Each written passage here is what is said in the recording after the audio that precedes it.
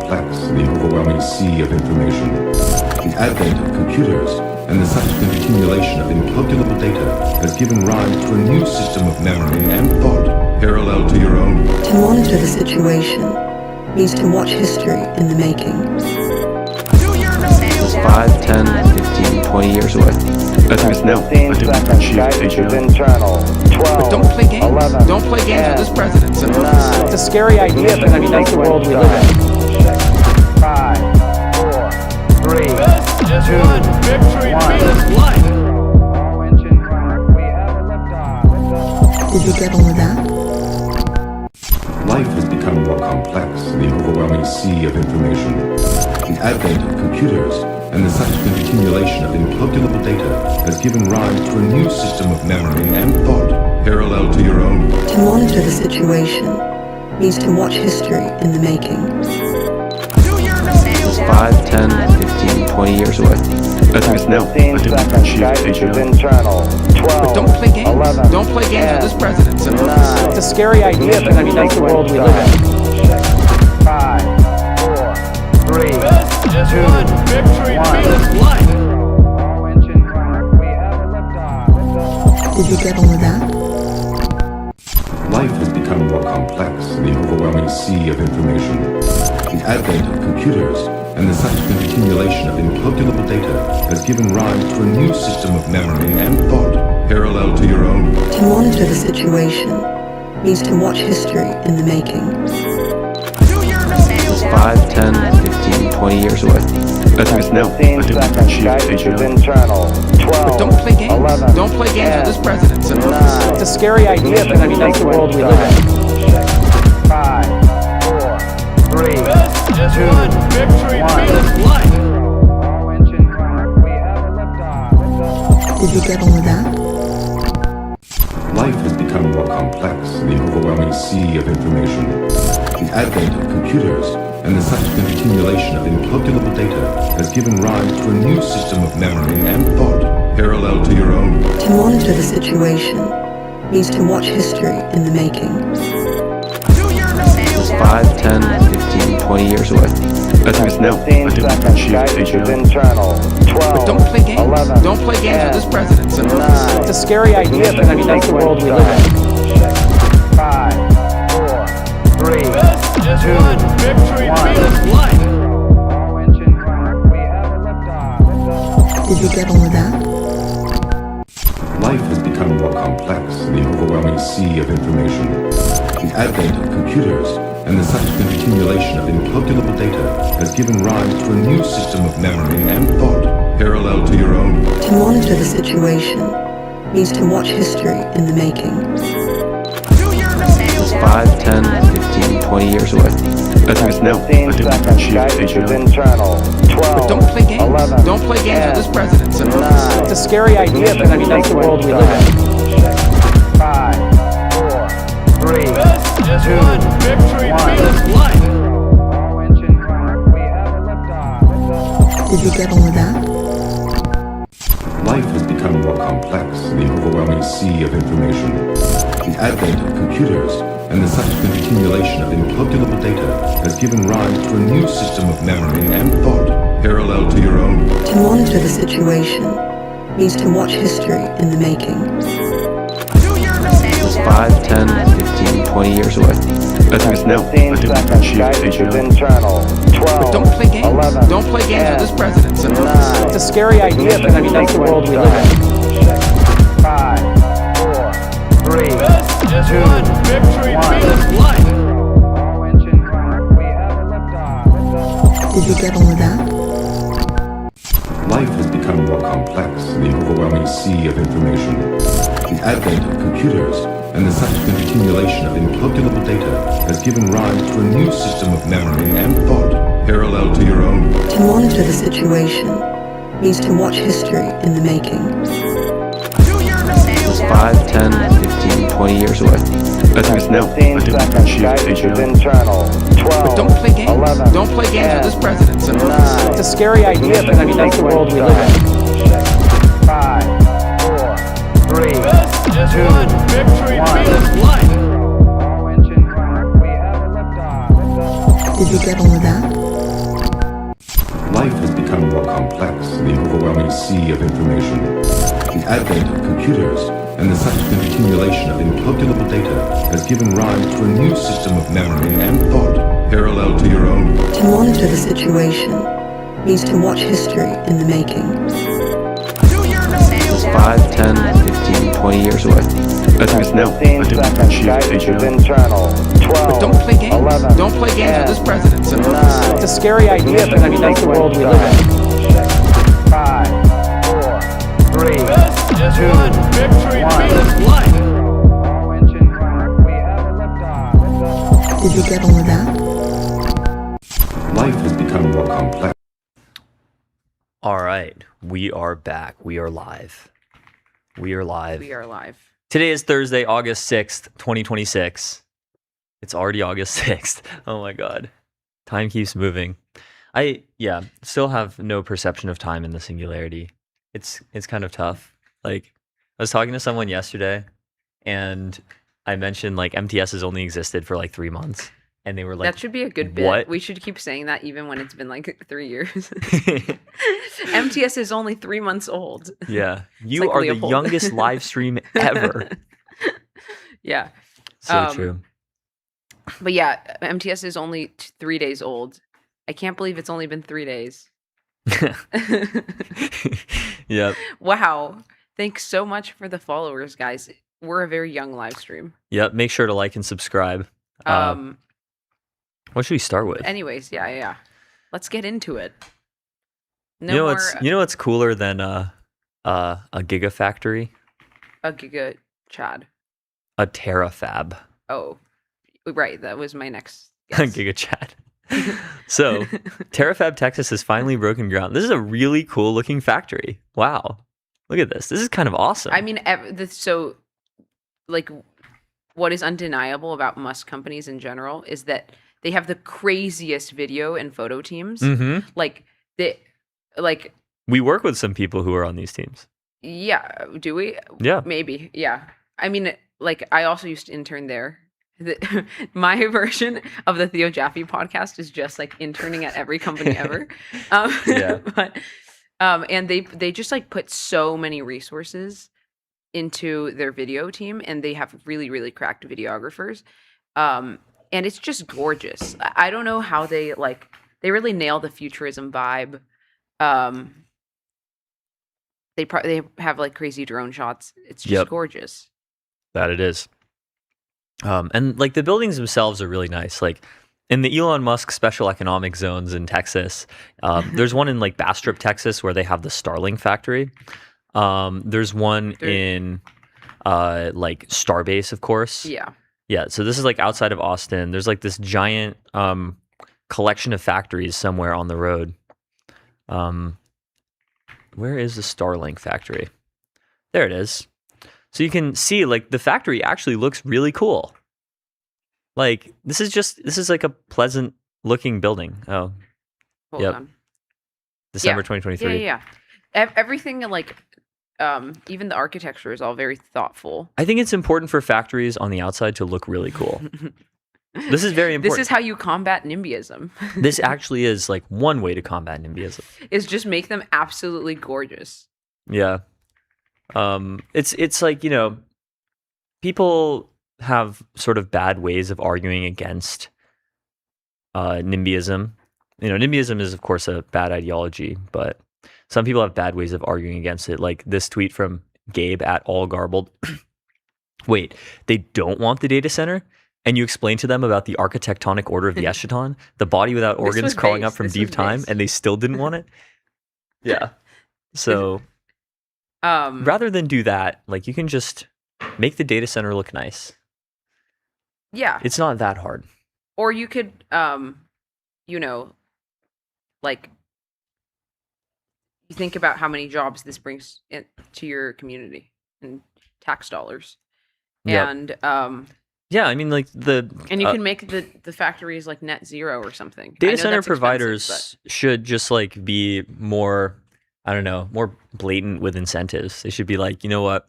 If you allow our data center in your community, like we're just gonna give every government employee, They should like be a like lot of Mr. money. Beast. Yeah, it's gonna be like Mr. Beast.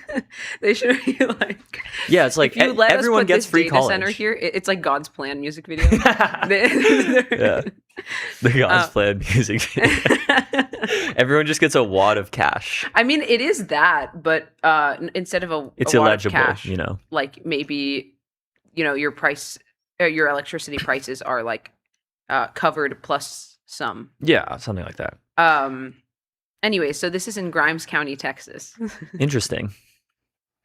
There something Everything funny about everything reminds me of her. that? I wonder how Grimes feels about this. He's so one shot. So Grimes County is not far from Houston. Houston, the best city in the world, by the way. Houston mentioned. Yeah. I'm I'm trying. It's a lot of I need lot to of find open this land. video that perfectly encapsulates what Houston feels like. It's this like psychedelic, like driving through a highway and everything is distorted and there's like aliens. I don't know if you've Okay. seen this GIF. Yeah, you know the meme that's like, oh, my culture is unique because we love food in our family. Americans be like, my city is unique because we have highways and driving. Yeah. We have highways and driving and Travis Scott. True. So Houston get 'em. and Dallas are the two biggest cities in America that I've not been to. I've been to all the others. yeah. So Grimes County, Texas. The facility will be an advanced semiconductor fab that will bridge the divide between current global chip supply and the compute demand of the future. In other words, they're going to be building a lot of chips. Well, that's the goal at least. The available new compute in the world is like in the few gigawatt range, 10, 15 gigawatts. A terawatt is 1,000 gigawatts. That's a lot. Delulu. Well, kidding. okay, everyone says this about every Elon Musk project, and then he actually does it a lot of the time. No, of course. I mean, he's like the hyperstition master. Like, he just lays out like a very incredulous idea and then like actually pulls it off. All right, so creating thousands of high-paying jobs in the Lone Star State. Let's go. And enabling us to produce AI chips at scale for use on Earth and in space. Cool. A vertically integrated factory with more than 100 million square feet of manufacturing space is planned. It will house the manufacturing, packaging, and testing of advanced logic and memory devices. Bringing these aspects together in one location will enable fast recursive improvements and accelerate new compute deployed. Terafab will produce chips optimized for edge computing and inference for use in hardware like Tesla's Optimus robots and self-driving cybercabs, along with high-powered chips designed for operating SpaceX's space-based data centers. This is just so unbelievably cool. I'm like soying out. I mean, this is his recruiting strategy, right? He's like, guys, remember space? Well, this will help us get to space and also it's like robots. the reels of saying your dog's favorite words, and it's like, do you want to go for a walk in the park? It's like recruiting engineers. We're going to build a vertically integrated 100 million square foot manufacturing hub for advanced logic devices that will go in data centers in space. In space. Echo sound effect. Yeah. And this works. Like, they basically have a monopoly on talent. When it comes to automotive, like self-driving and space, everything space. So Texas has become central to our operations through Starbase, Bastrop, and McGregor. Like, generational fumble from California here, unfortunately. Both Tesla and SpaceX were like fully in California until like 2020, basically. Oh, this is beautiful. So, oops. Texas is where big ideas grow even bigger, the state's governor Greg Abbott said in a statement. Nice. So true. Everything's bigger in Texas. Yeah. The initial phase of Terafab is estimated to require approximately $16.8 billion in capital investments from SpaceX and Tesla. That's a lot of money, but it's not like that much money for a 100 million square foot manufacturing hub that you think is going to grow to be like many times the current global output of compute. Obviously, the potential future expansion phases will bring total investment much higher. Yeah. SpaceX, to aid the effort, SpaceX earlier this year partnered with Intel, which has been trying to expand its chip contract manufacturing business. All right. The Grimes County site sits near the Gibbons Creek Reservoir, whose water the companies plan to use for industrial operations rather than local groundwater. All right. So this is the site. This is the Gibbons Creek Reservoir in rural Texas. Yeah. This is the site at which the hyperobject from the end of time will assemble itself. Like let's take a look at like what does it look like? Where is it going to be? I can't wait to build a new facility in Torment, Nexus, Texas. Torment Nexus. Torment Texas. No, I think Torment Nexus is like completely diametrically opposed to the transcendental object at the end of time. Mm-hmm. And like these are complete opposites. So I wonder which one is getting built. Yeah, I mean this is just what like rural Texas looks like. Yep, that's Texas. This is where it's going to be. This is where this giant factory is going. It's kind of awesome. It's incredibly awesome. Yeah. I don't know. I've never been out here. Maybe you have. I have. I was here once in North Austin to see the eclipse. It's kind of ironic. You know, the only time I've ever been to Texas was for space purposes. Honestly, many such cases. Mm-hmm. So the facility will employ at least 3,000 people. That's a lot. That's like a lot more than the amount of permanent hires at a data center, because a chip fab is not a data center. And like you actually do need to hire a lot of people. SpaceX and Tesla also take our role as being good stewards of the environment seriously. Yeah, I mean, like the like original stated purpose of Tesla is to basically save the world from climate change. Yep. People forget about this. The Terafab site is committing to the use of Gibbons Creek Reservoir water for industrial operations rather than local groundwater. Planned on-site wastewater treatment facilities, water reuse and conservation efforts, compliance with all applicable environmental and pollution control laws, et cetera, et cetera. So yeah, they will, signal that they care about the environment, and I think they kind of do. That is their whole thing. Yeah, genuinely. Tesla genuinely. Loker genuinely. Tesla's whole thing. Elon tweets, Terafab, Texas will be the largest and most valuable building on Earth by far, and it will be stunningly beautiful. So let's take a look.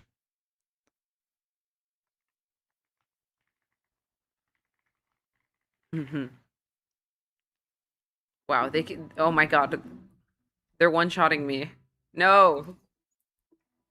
I can't look. It's too cool. That's so sick. The robotaxis and the Robovans driving around. No. Oh man, I need to see this thing.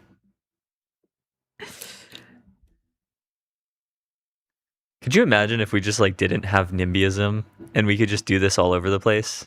Well, there would still be probably labor shortage. But cool. Not if we have robots.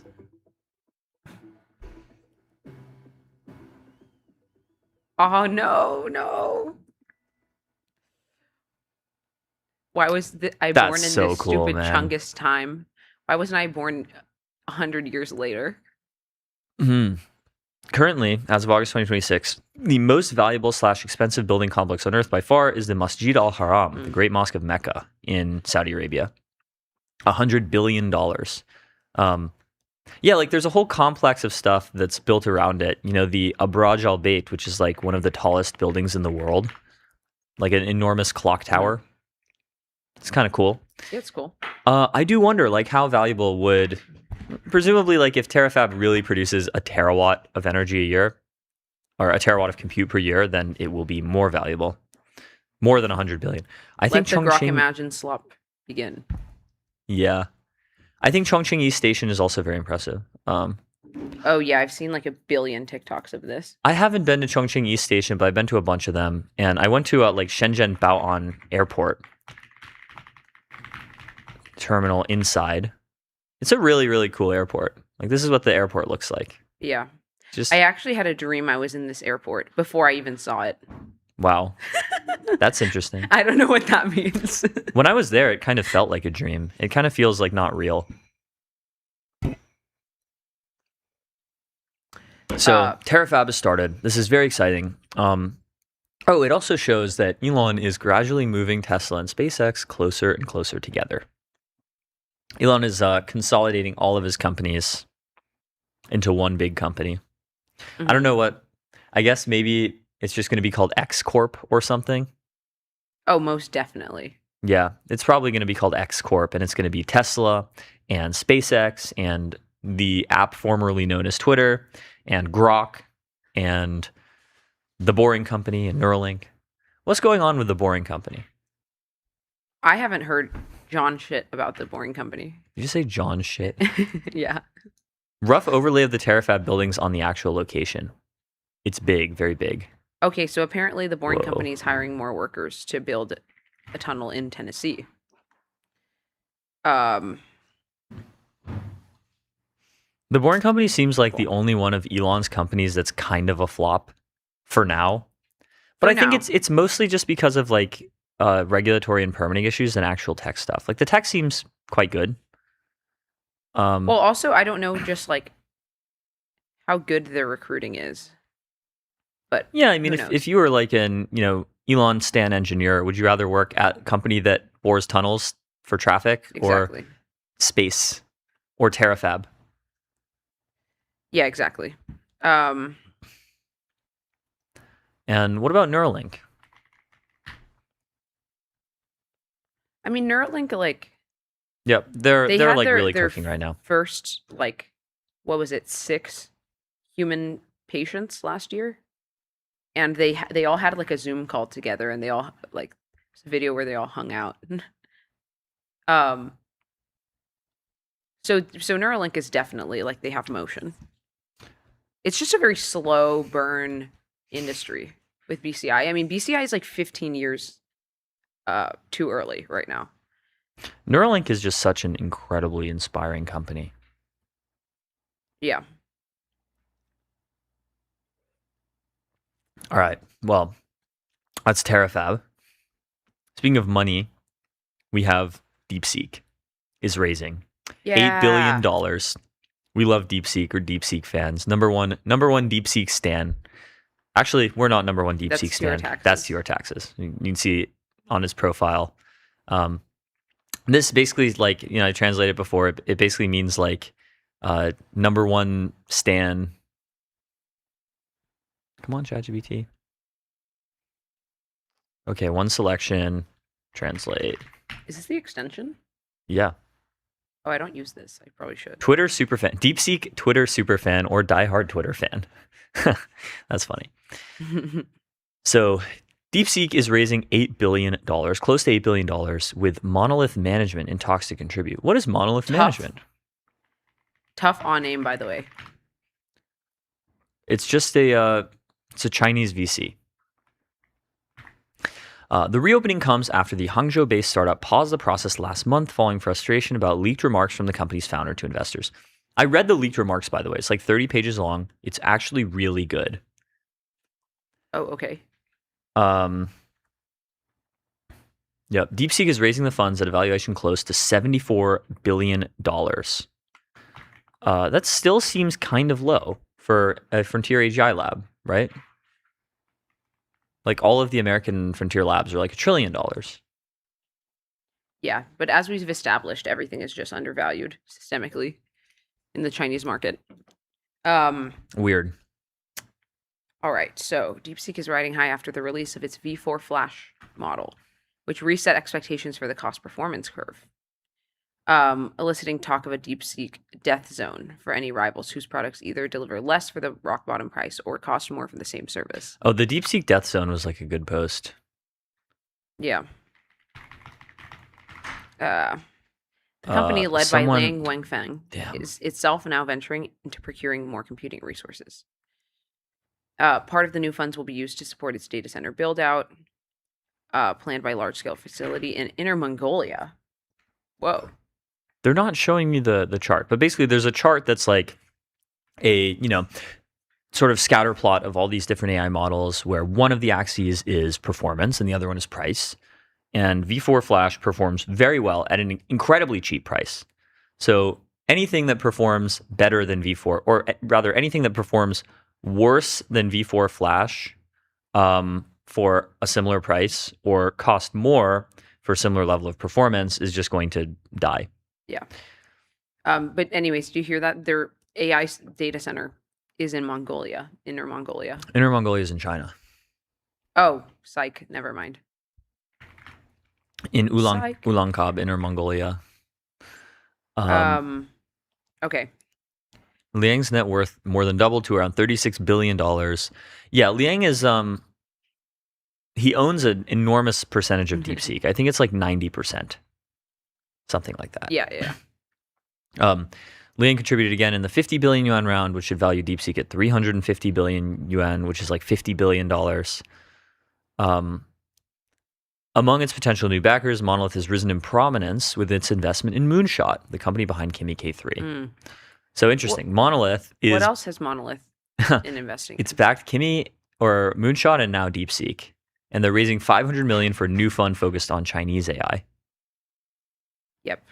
Did they just put the wrong link in it? They just put the wrong link in the Bloomberg article. Yeah, Bloomberg, if you're watching, you put the wrong link in the article. You got to fix it. Monolith Management. Okay, so they've invested. Their website is so tough. Okay, I'm gonna go back and reopen it. Look at how cool this is. And now I'm gonna scroll. Whoa. Yeah, scrolling animations always get me. This is so good. The name draws its inspiration from the enigmatic black monolith in the iconic sci-fi movie 2001: A Space Odyssey. 2001: A Space Odyssey mentioned. We have a poster on the wall. We do. You can't see it, but trust it's there. If you go back and look at the live interviews that we do, maybe you can zoom in and see it or something. Whatever. They believe us. Just trust us, bro. Just trust us. Perfect mathematical ratio of 1 to 4 to 9. Monolith symbolizes the ultimate truths and wisdom of the universe. This name reflects... I love Chinese companies so much. Yeah, the Chinese love talking about the ultimate truth of the universe. Like the only... They're so enlightened. It's like them and Elon. Yeah. You know, like American AGI companies, like OpenAI is like, you know, bringing the benefits of AGI to all, and Anthropic is something similar. These guys aren't focused They're on... like personalized intelligence, yay. And then these people are like... We will find the ultimate mathematical structure of the universe. I seek to find, the ultimate metaphysical truths. Mm-hmm. But so products. They have products? I see. They have a VC fund and a public equity fund. They manage more than 10 billion RMB in assets, which is not that big, actually. 10 billion RMB is like $1.5 billion, which is quite small. Like, you know, the biggest VC firms in America have... I just had a thought. More than 50. Who is the Leopold Aschenberger of China? That's a really good question. Maybe it's these guys. It could be Monolith Capital. So they're invested in Moonshot, Beatbot, and D Robotics, which are robotics companies. Wait, let me look at the portfolio. Okay, Moonshot. Yep. AI EDU, Meow, Infinigence, Based. Meta. I've never heard of any of these guys. Even Realities. Oh my god, Even Realities mentioned. Even Wait, Realities I'm so mentioned. bullish on Monolith. Can I follow them on like every platform? Do they even have Twitter? I don't know. I bet not. Monolith Management. Let me look. Wow. They just like, yeah, they have like no presence on Any Twitter. friend of Even Realities is a friend of mine.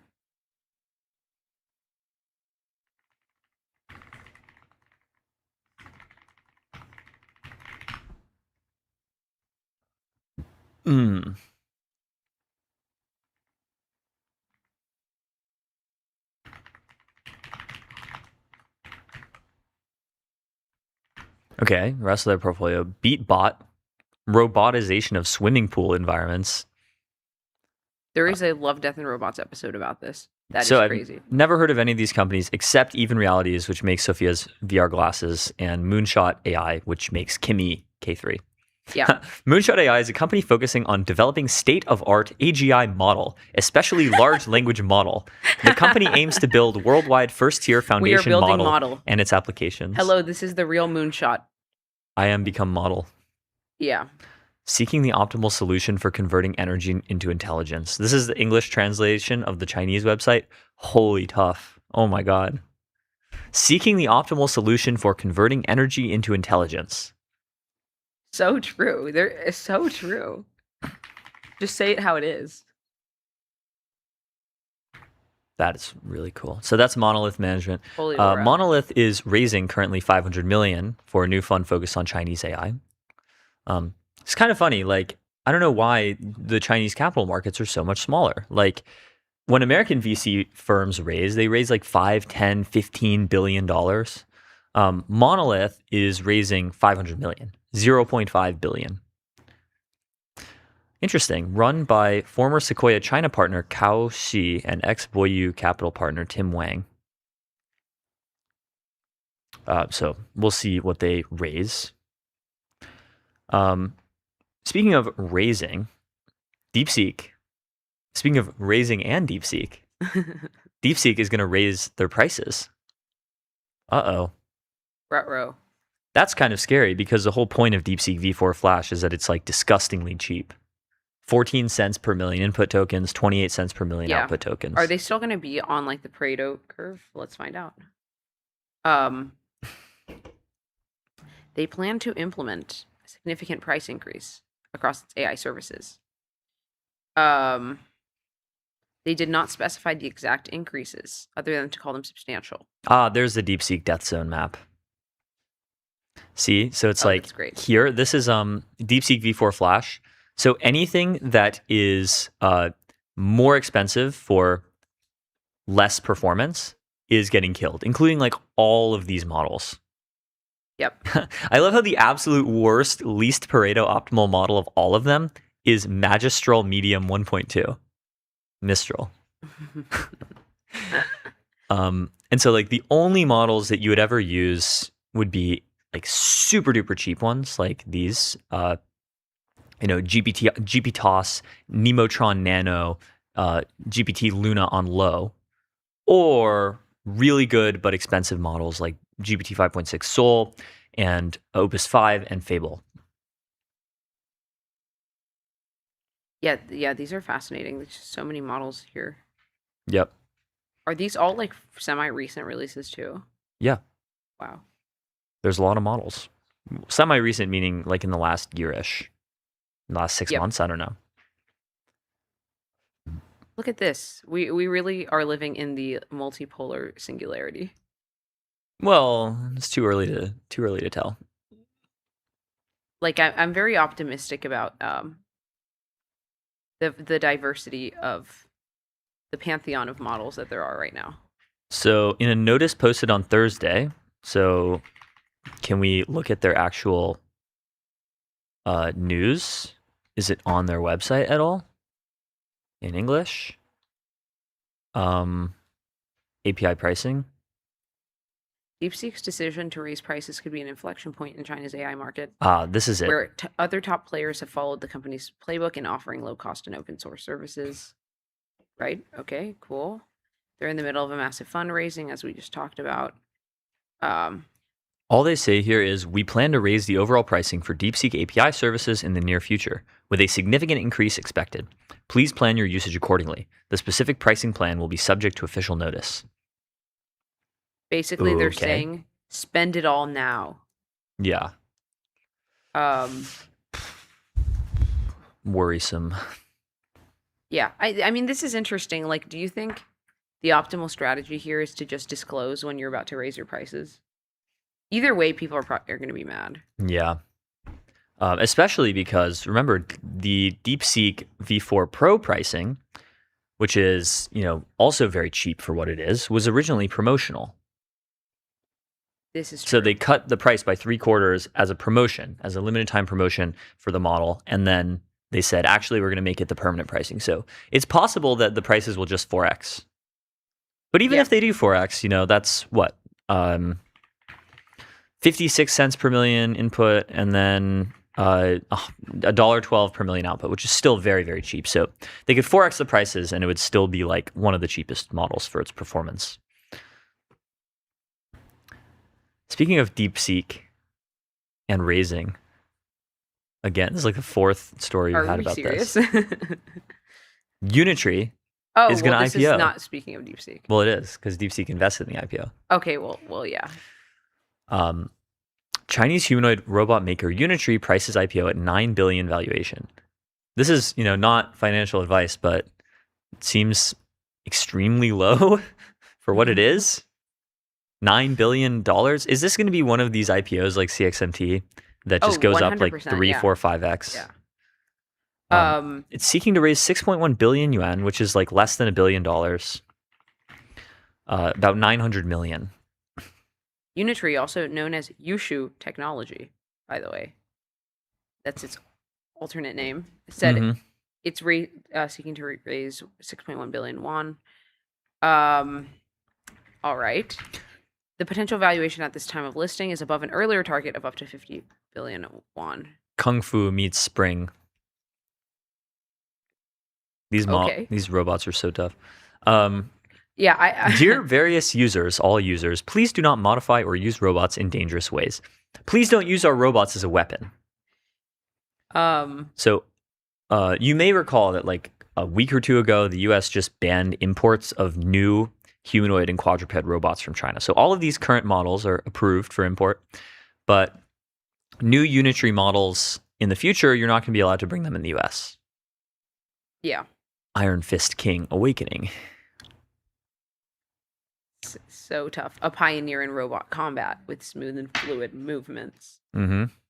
So sick. I love the CEO of Unitree because he's actually just like Tony Stark. Mm-hmm. He's Chinese Tony Stark. When I was in China, I went to the Unitree store in Beijing. It was like the third ever retail Unitree store. And it was just so cool. It actually what does it look like inside? Can you pull up a... It was just a normal mall store. Okay. Unitree store Beijing. Yeah, it just looks like this. Yeah. Awesome. It's literally a store in the mall. It's like the Apple store. Yeah. And so I went to this on like the grand opening day, just by coincidence. It was the grand opening day of the first Unitree store in Beijing and the third one in the country.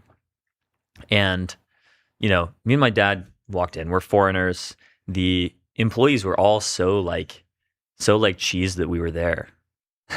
They were like treating us like VIPs. They were trying to get selfies with us. I've heard that this happens. They're showing us all the robots.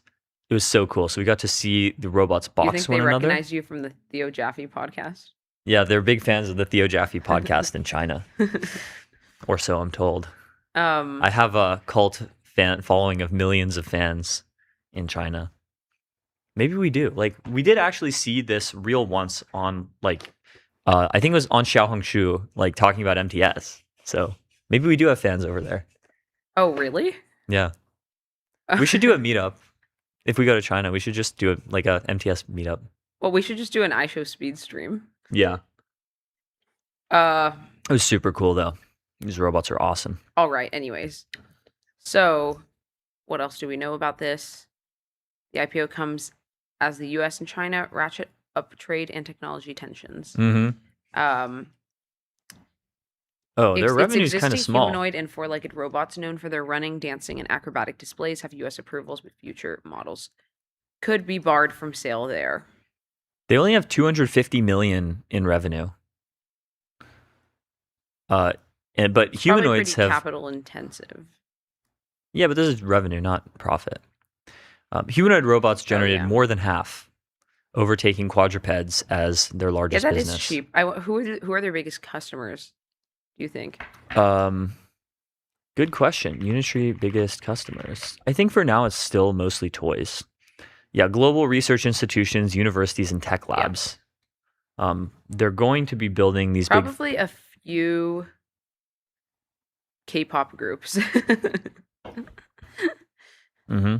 And a few malls or something. Yeah, something like that. But for now, it's still mostly toys, even if it won't be in the future. And one of the investors in the IPO will be Deepseek, which is going to invest $20 million, which is not a ton of money, but it's a sizable amount. Deepseek received 2.31% of the shares allocated in the IPO. So, interesting.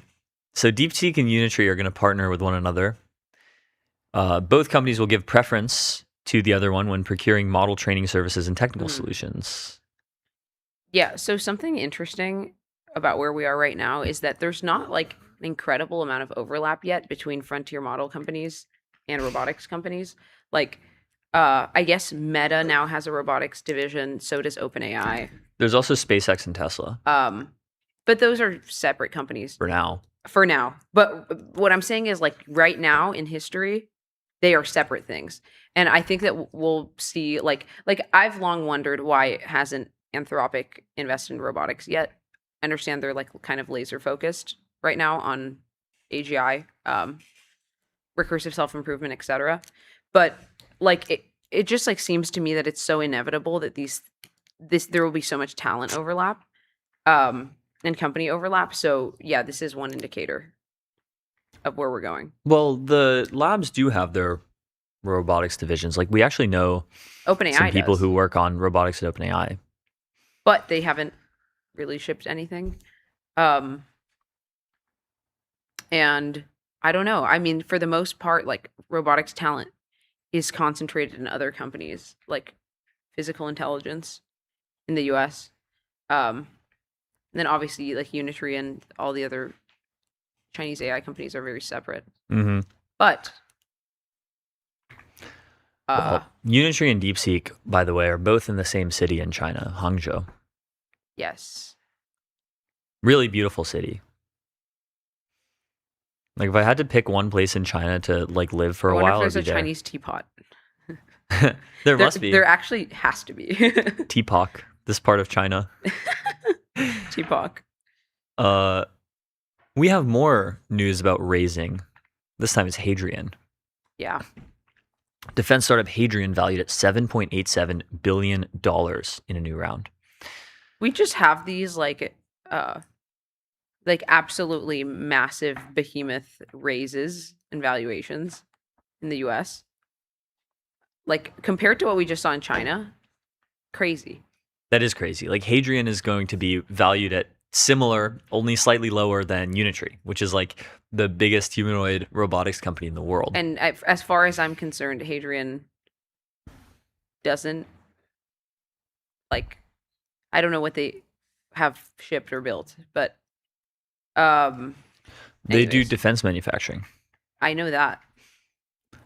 But what have they manufactured? They build factories. Yeah, I don't know. But let's take a look. It's sort of like factories as a Factory service. as a service, yeah.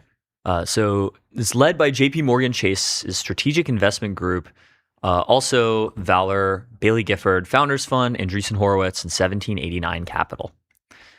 1789 Capital is interesting. I don't know why they called it that. You'd expect it to be called 1776 Capital. Like, 1789 is the year that the Constitution went into force and George Washington became the first president, but it's also more famously the year of the French Revolution. Okay. So, the infusion comes at a time of blistering growth for the 6-year-old company, which is benefiting from a broader surge in military manufacturing. Investors are pouring money into defense tech newcomers that use AI software, robotics, and other advances to shape the modern battlefield. They raised about $35 billion from private backers during the first half of the year. All right. The company, this funding round is so that the company can handle future Pentagon orders by hiring and training workers. Hadrian plans to nearly triple its workforce to 2,000 across 4 states during the next 12 months. It's really funny, actually. Some people predicted that at this point on the AGI curve, we would be getting serious layoffs and job loss. But no, like, every AI company is hiring like crazy. The AI safety institutions that I know are hiring like crazy. There's so much hiring. There's just so much demand for talent in all these spaces. I think eventually this is going to change, but like at this point, there's so much demand for labor. Like, I think the actual problem at this point, and I've talked about this before, is just like this like talent power law where like 5% of the talent gets like 80% of the job opportunities just because they're more like literate. And labor hypergamy. No, it's actually that. And like, if you just think about the median like college grad, like, they don't, like they don't know what Hadrian is, and they don't know what these like AI companies are, or they just have like ill feelings towards them, and so they don't like reap the benefits of actually the crazy hiring that's going on. Like a lot of it is just like lack of exposure. But yeah, I mean, like this to me seems like the biggest problem. I mean, there's still plenty of jobs for those people too. Sure, in theory, I think in practice, a lot of people are like still upset and are not able to find jobs just because they're kind of like stuck using the wrong strategies to get jobs. Yeah. Like they're just like cold applying on LinkedIn and not even like AI optimizing their resume. Yeah, like I said, it's labor hypergamy. You're not going to get anywhere by like swiping on Tinder a million times. You're not going to get anywhere by cold applying to a million jobs. You have to tailor your application to You have a to specific tailor your company. application. You gotta just like cold outreach. Should we do MTS hiring advice segment? MTS career advice from two like 21-year-olds, 22, 23, two average 22-year-olds. Yeah. I think like the advice is really just like it's all connections, and everyone always says this, but it's actually all connections. Your network is your net worth. But actually though, like literally, who has like the best career out of like anyone roughly our age? Leopold. Why does he have the best career of anyone our age? Like, yes, he's smart and talented and hardworking. But it's because of his he connections. Applied on LinkedIn. No, it's all connections. He applied to situational awareness on LinkedIn.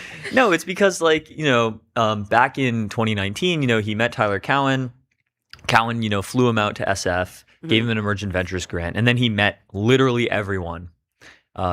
He became like an inner circle member. He was the youngest person ever of the effective altruism cabal, and he became close with Sam Bankman-Fried. And then Sam Bankman-Fried hired him to be one of the like 5 people doing the FTX Future Fund, and that was where he got his launch pad upward.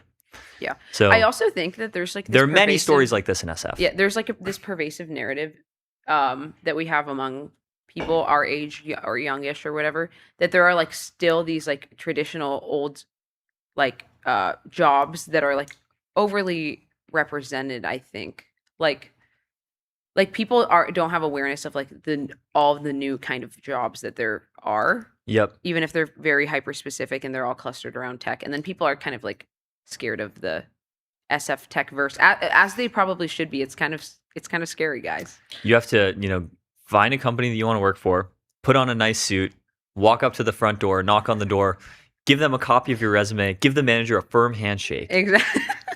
But like literally this, but the virtual version of it. Exactly. So, and instead of resume, it's proof of ability, proof of capability. It's just like cool, like code some cool projects, and then like send them to make a Twitter, and then post them, and then send them to a company. Yep. That you like, a person working at a company that you might like. Yeah. And then it's that easy. Yeah. Just generate proof of ability, and then specifically target companies. That's it. But anyway, Hadrian is opening an engineering and research office in SF. Everyone wants to be in SF, bro. Just like there's labor hypergamy, there's city hypergamy. Yeah, everyone wants to be in SF in New York. This is just how everything works in the entire world. Yeah. It's all power laws. It is all power laws. So let's see. What does Hadrian have to say about their news? Or about what do they build exactly? They build factories. So they have 3 factories. They have this one in Torrance, California, an R&D facility in Torrance, a factory in Mesa, Arizona. What do they make? They make supply chain as a service. They make. I think their factory is supposed to just be like general. Yeah, entirely. Yep. Oh, and we still don't have the raise announcement on their website yet. It's just a Bloomberg scoop, I guess. So that's exciting. Congrats to Hadrian. We love manufacturing. It's awesome. Yes, we heart manufacturing. We also have a story from our sponsor, Neon. Neon.com, the Postgres backend for apps and agents built by Databricks.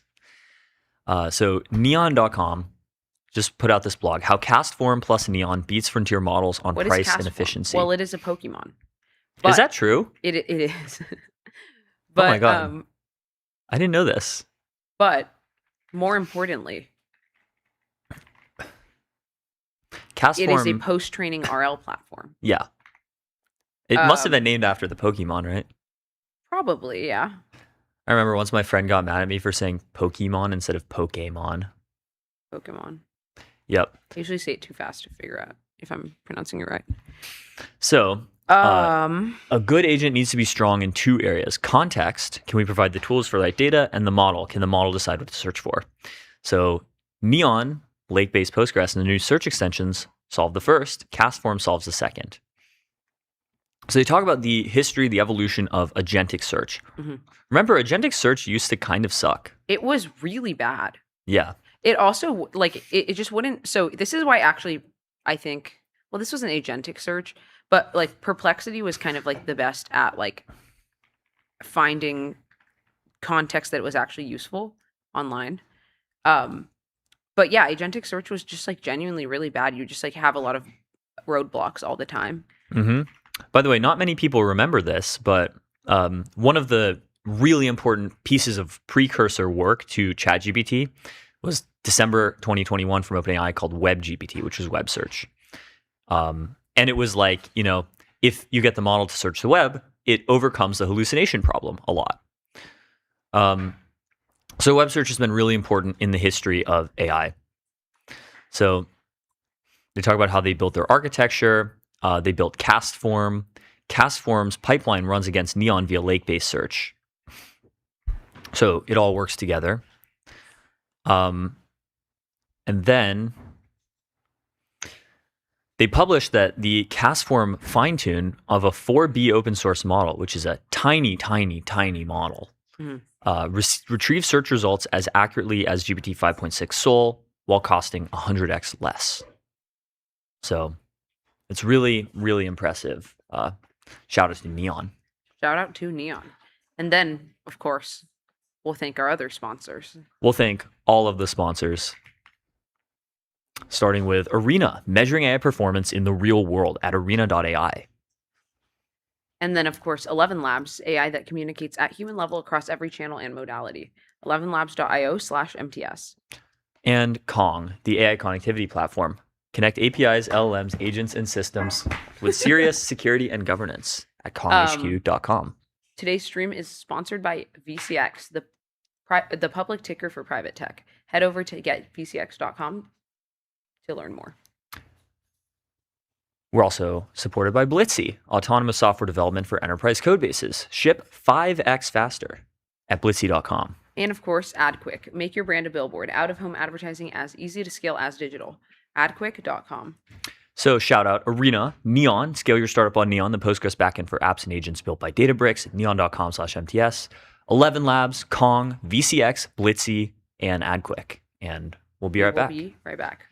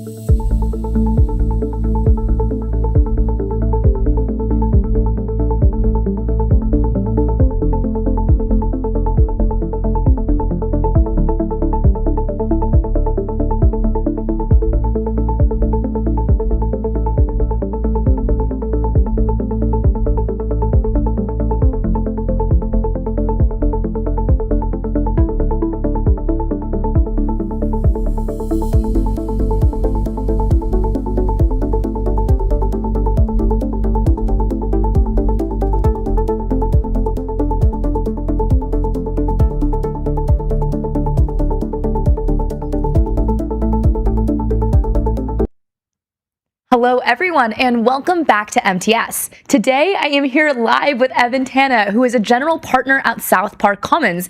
And yesterday, they announced their $575 million fourth fund, which now brings their organization to $2 billion in assets under management and a community of 1,200 people. So, Evan, welcome. Thanks. I'm excited to be here. I'm so excited to be here. Yeah. I mean, being here in San Francisco, of course, we've heard a lot about South Park Commons, but I know you guys are a bit different compared to maybe some other communities. You really invest in that, not even the 0 to 1, the -1 to 0. Yeah. Can you share a little bit about that whole philosophy?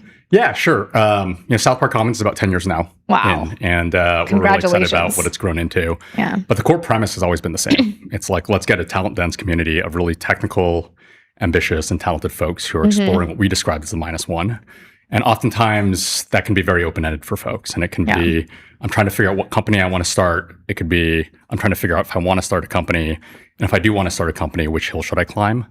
And it really was born out of this insight that our founder, Ruchi, had, where she found herself at the -1, having done a bunch of really interesting stuff earlier in her career, but she still had a lot left in the tank. Yeah. And the ways that many of us would have done it before South Park is sit around in an office, go to a coffee shop. I was an EIR Greylock, but it's a lonely existence. And the -1 is hard.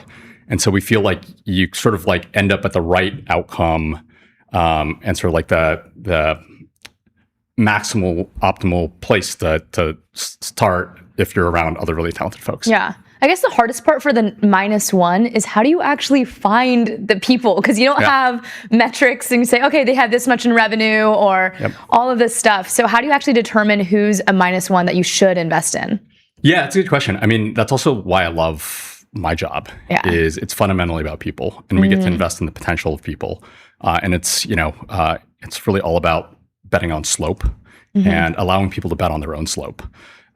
We actually talk a lot about this in terms of how we determine whether or not somebody is going to be a really great fit for SBC. But I would first make the point that it now helps at 10 years in. The community has grown a lot. I think the footprint in the ecosystem has grown a lot more as a testament to like, there's real product market fit, right? This whole idea that like this journey is hard and there needs to be a place for it has sort of struck a nerve and it's compounded. So now I think last year we got 20,000 applications to join the community. Wow. This year we've already exceeded that as of July. I joined 3 years ago and I think it was south of 10,000. So it's compounded. But for us, there are a couple attributes that we look into. Our community, I think, is known for attracting people who are highly technical, curious, and ambitious.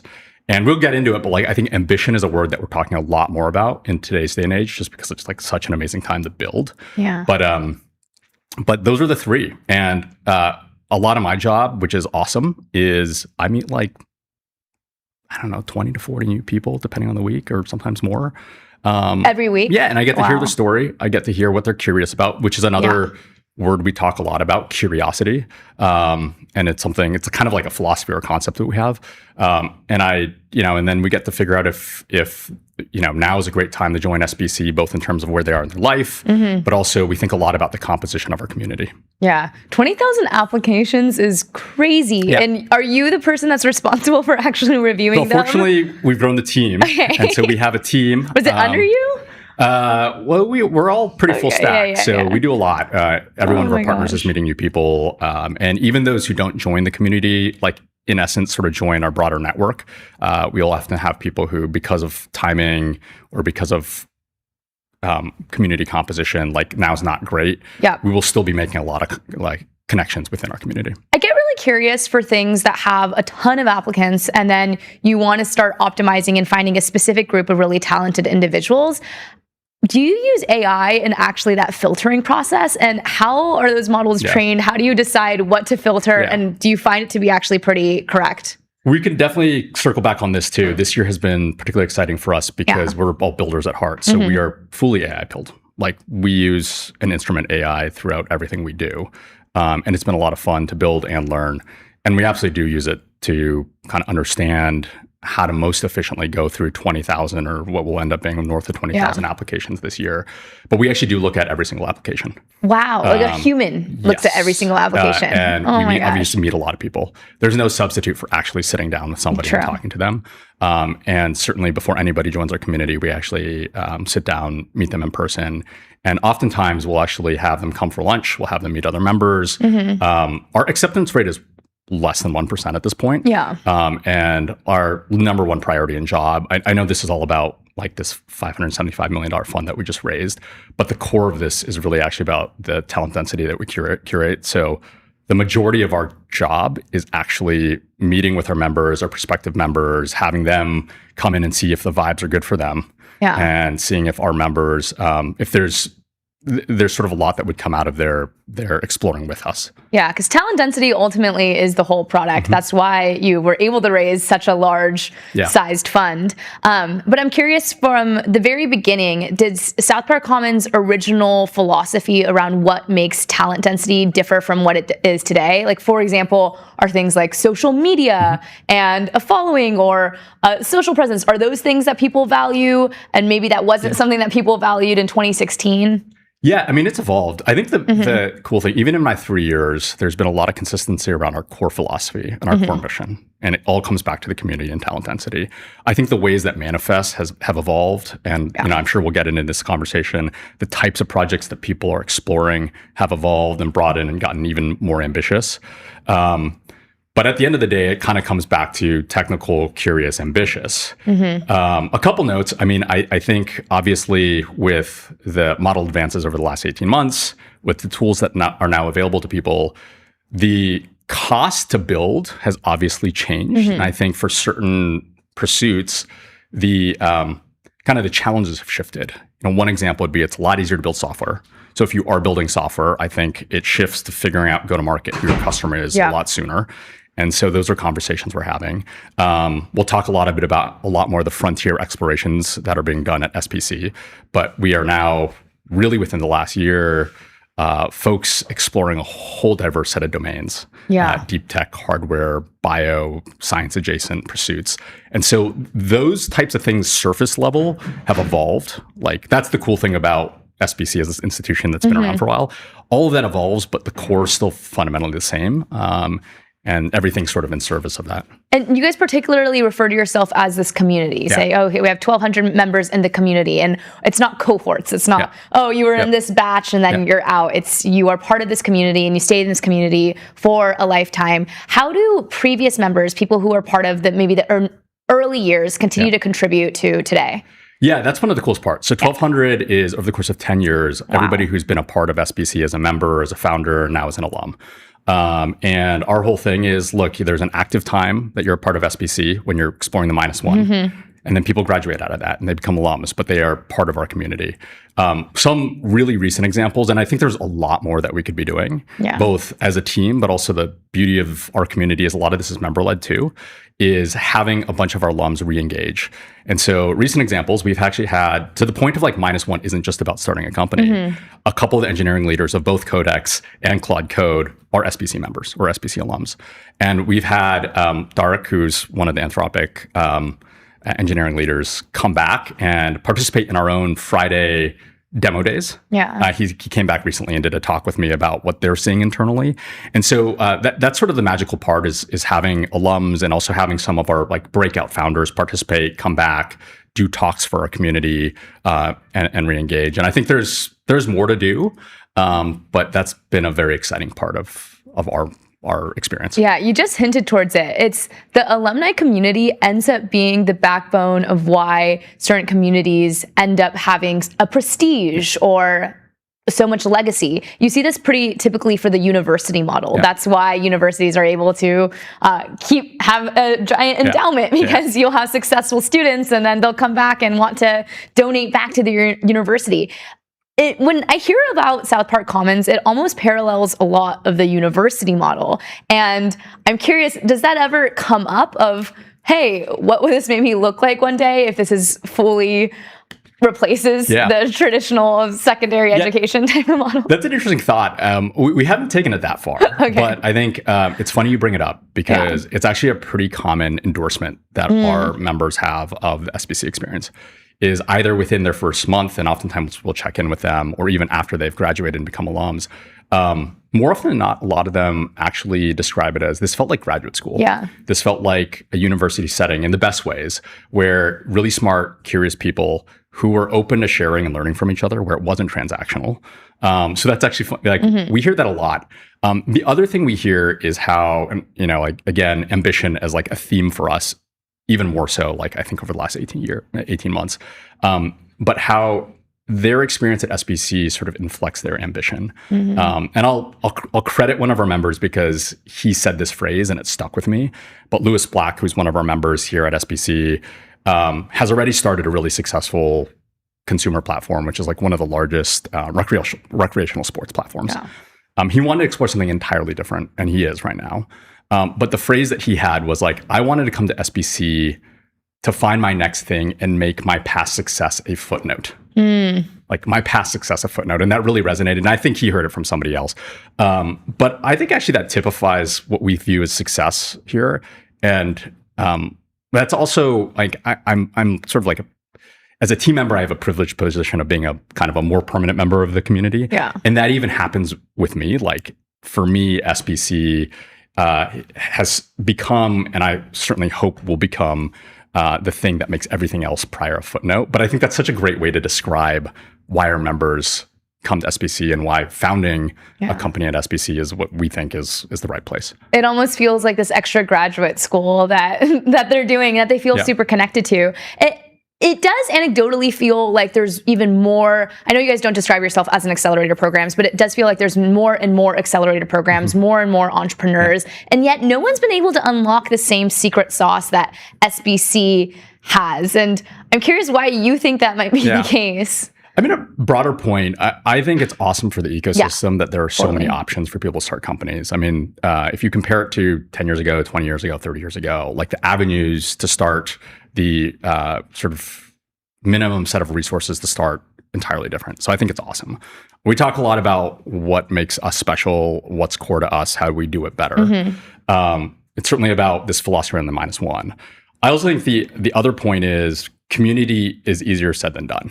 And like now we're 10 years into it. We put a lot of blood, sweat, and tears into making it all work. We also fortunately, and this is, I think, I would credit our early team before I got here, instituted sort of this philosophy that it isn't really a community that's entirely run by the permanent staff, but it's a community that's actually run largely by our members. So a lot of the member experience is actually hosted, run, a lot of the sort of new innovative stuff that happens within the walls in San Francisco, on Brannan, in New York, and in Bangalore are actually member driven. And we celebrate that. We love that. And that's actually how it lets us scale. But getting all that right is hard. And now it's like, okay, 10 years in, it sort of has fully clicked and will continue to evolve from here. But it's just easier said than done. Yeah, you talk about scale, and on one end, you've definitely scaled the size of your venture funds, but you aren't totally scaling the size of your cohorts or your community. It's fairly small compared to what it potentially could be. And so I'm curious if there's intentionality behind those numbers, intentionality about why you want to keep it small, despite you could open up potentially places in every single city around the world if you wanted to. Yeah, that's 100% by design. And like one of the cool things is we're always updating our priors and learning. But it's by design because the core premise was extreme talent density. And so maintaining that bar is actually really important, not only for the experience today, but for the experience in the future. But to the point of not scaling out the platform and making a ton more investments, the reality is like this is a big step up in our fund size, 575. But it's really more of a reflection of kind of the ways in which the ambition of our members and our founders is scaled. Like people are just taking on much more ambitious tasks and projects and pursuits, and I think it's a reflection of that. It's also a reflection of us, always sort of being the first check, the sort of like partner that gets the conviction alongside them while they're at SBC, but also this realization that we have both this privilege to be able to continue to support them past the -1. And we've sort of seen that over the last 3 to 4 years, where yes, we get them started, and we made our name as -1 to 0.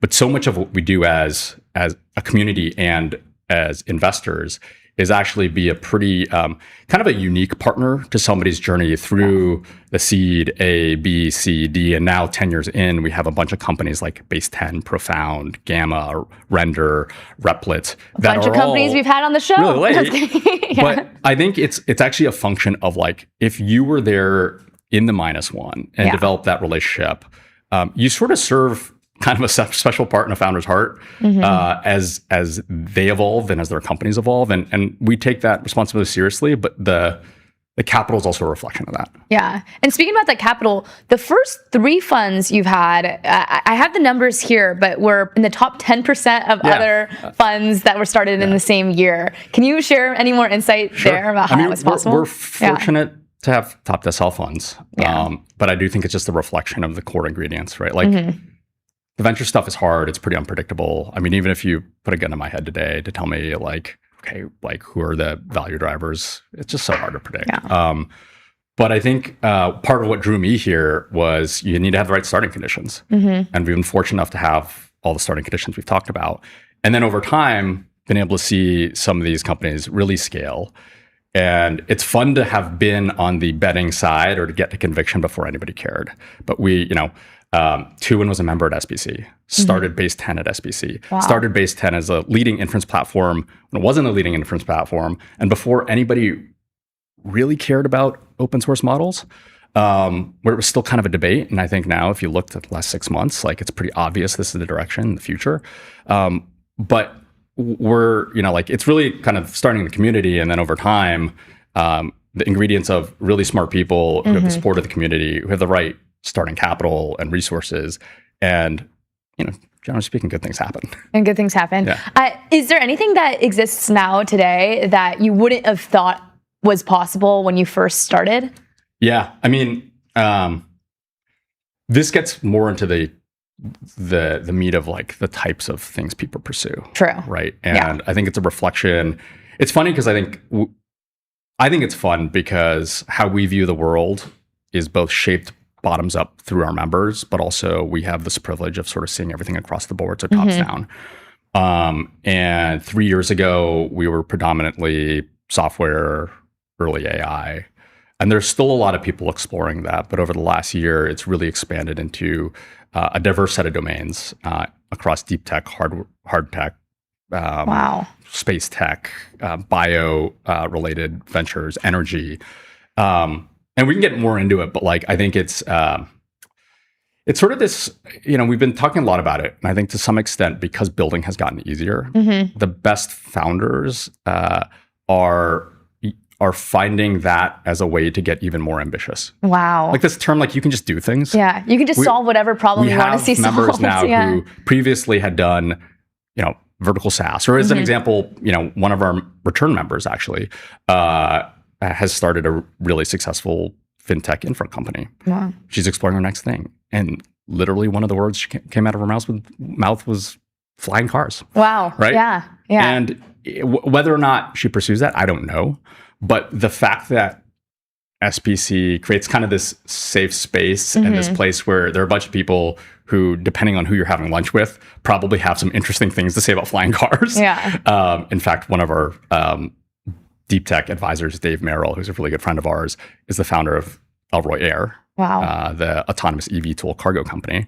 He'll have a thing to say about flying cars. Yeah. And those are conversations that just can happen like over lunch. And it suddenly feels like all of these big goals that maybe other people might say is unrealistic, or even 10 years ago felt completely unrealistic. It does feel like around the founder scene right now, around what people and entrepreneurs are actually building, it does feel like anything is possible. The flying car example was like a perfect example of that. And I sort of mentioned early that like ambition is something we're talking a lot about. I think that's something that's really emerged over the last year, where I think maybe this is an evolution of how we think about SPC, but we also think it creates this condition where like ambition is social and ambition is contagious. And it's definitely contagious on me as well in terms of the types of projects I've gotten involved. Like my most recent companies that I've gotten involved in are this company that is building observability for the energy grid. Yeah. Right? It's a hardware software solution that gets installed at the utility substation to read out live electrical waveforms to help utilities, one, mitigate wildfire risk, but then two, understand where demand is. And another one is exploring nuclear powered cargo ships. Wow. Right. And I think in terms of like ambition being contagious, like when you are around the table talking to people who continuously push you, but also are talking about things that are pretty far field what you're doing, you then question, is this next thing actually going to make my prior work a footnote? And it rubs off on us. And I think like this fund is a reflection of that, right? Completely. Ambition is contagious. That's why they always say, just come to San Francisco if you have a little bit of ambition. And even if you don't know what you want to do, just the energy here from everyone else will make you feel that way. One last question I have for you. If you're giving advice to someone who's young, who's maybe watching this right now, who's saying, oh, wow, I love what South Park Common does. I want to be part of that community one day. Where do I start? What should I focus on? What advice would you give them? Well, first, ping us. Come over for lunch. Okay.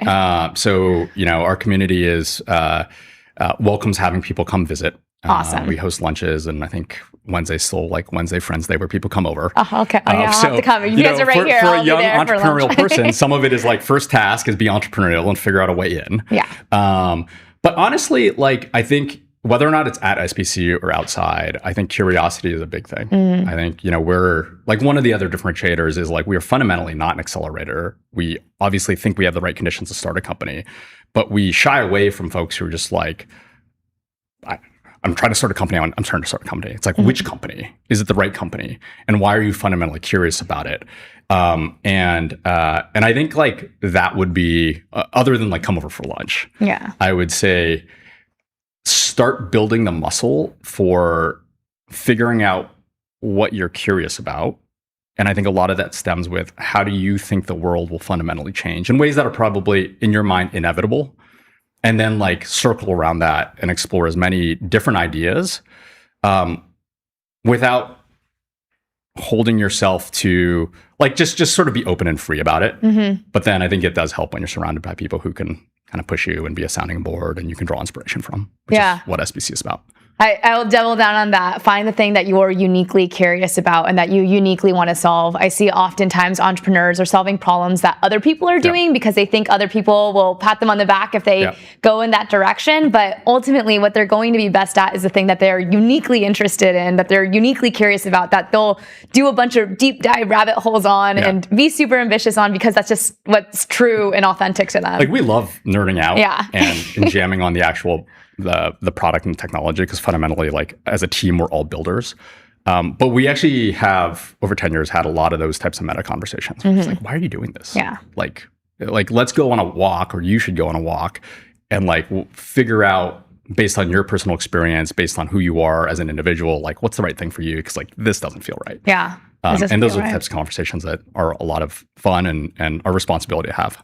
Awesome. Well, Evan, I did really want to thank you for joining us today on MTS and for sharing the amazing news around the $575 million fund. That is quite the exciting update. And I did just want to thank you for coming today. I really enjoyed our conversation, and especially just talking about what it means to be an entrepreneur, why it can be a really difficult journey, and also just the advice you shared on you have to follow the things that are unique to you, that are true and near and dear to your heart, and also that any problem you want to solve, you probably can. There's people in the world. You can just do things. You can just even do more things. so right now. Yeah. And, you're 1 degree from the person who can help. Thanks for having us on board. We're really excited about this next fund. We're also really excited for the next 10 years and beyond, and to be able to sort of explore the future and the frontier through the eyes of our builders. Likewise, Evan. It was a pleasure having you.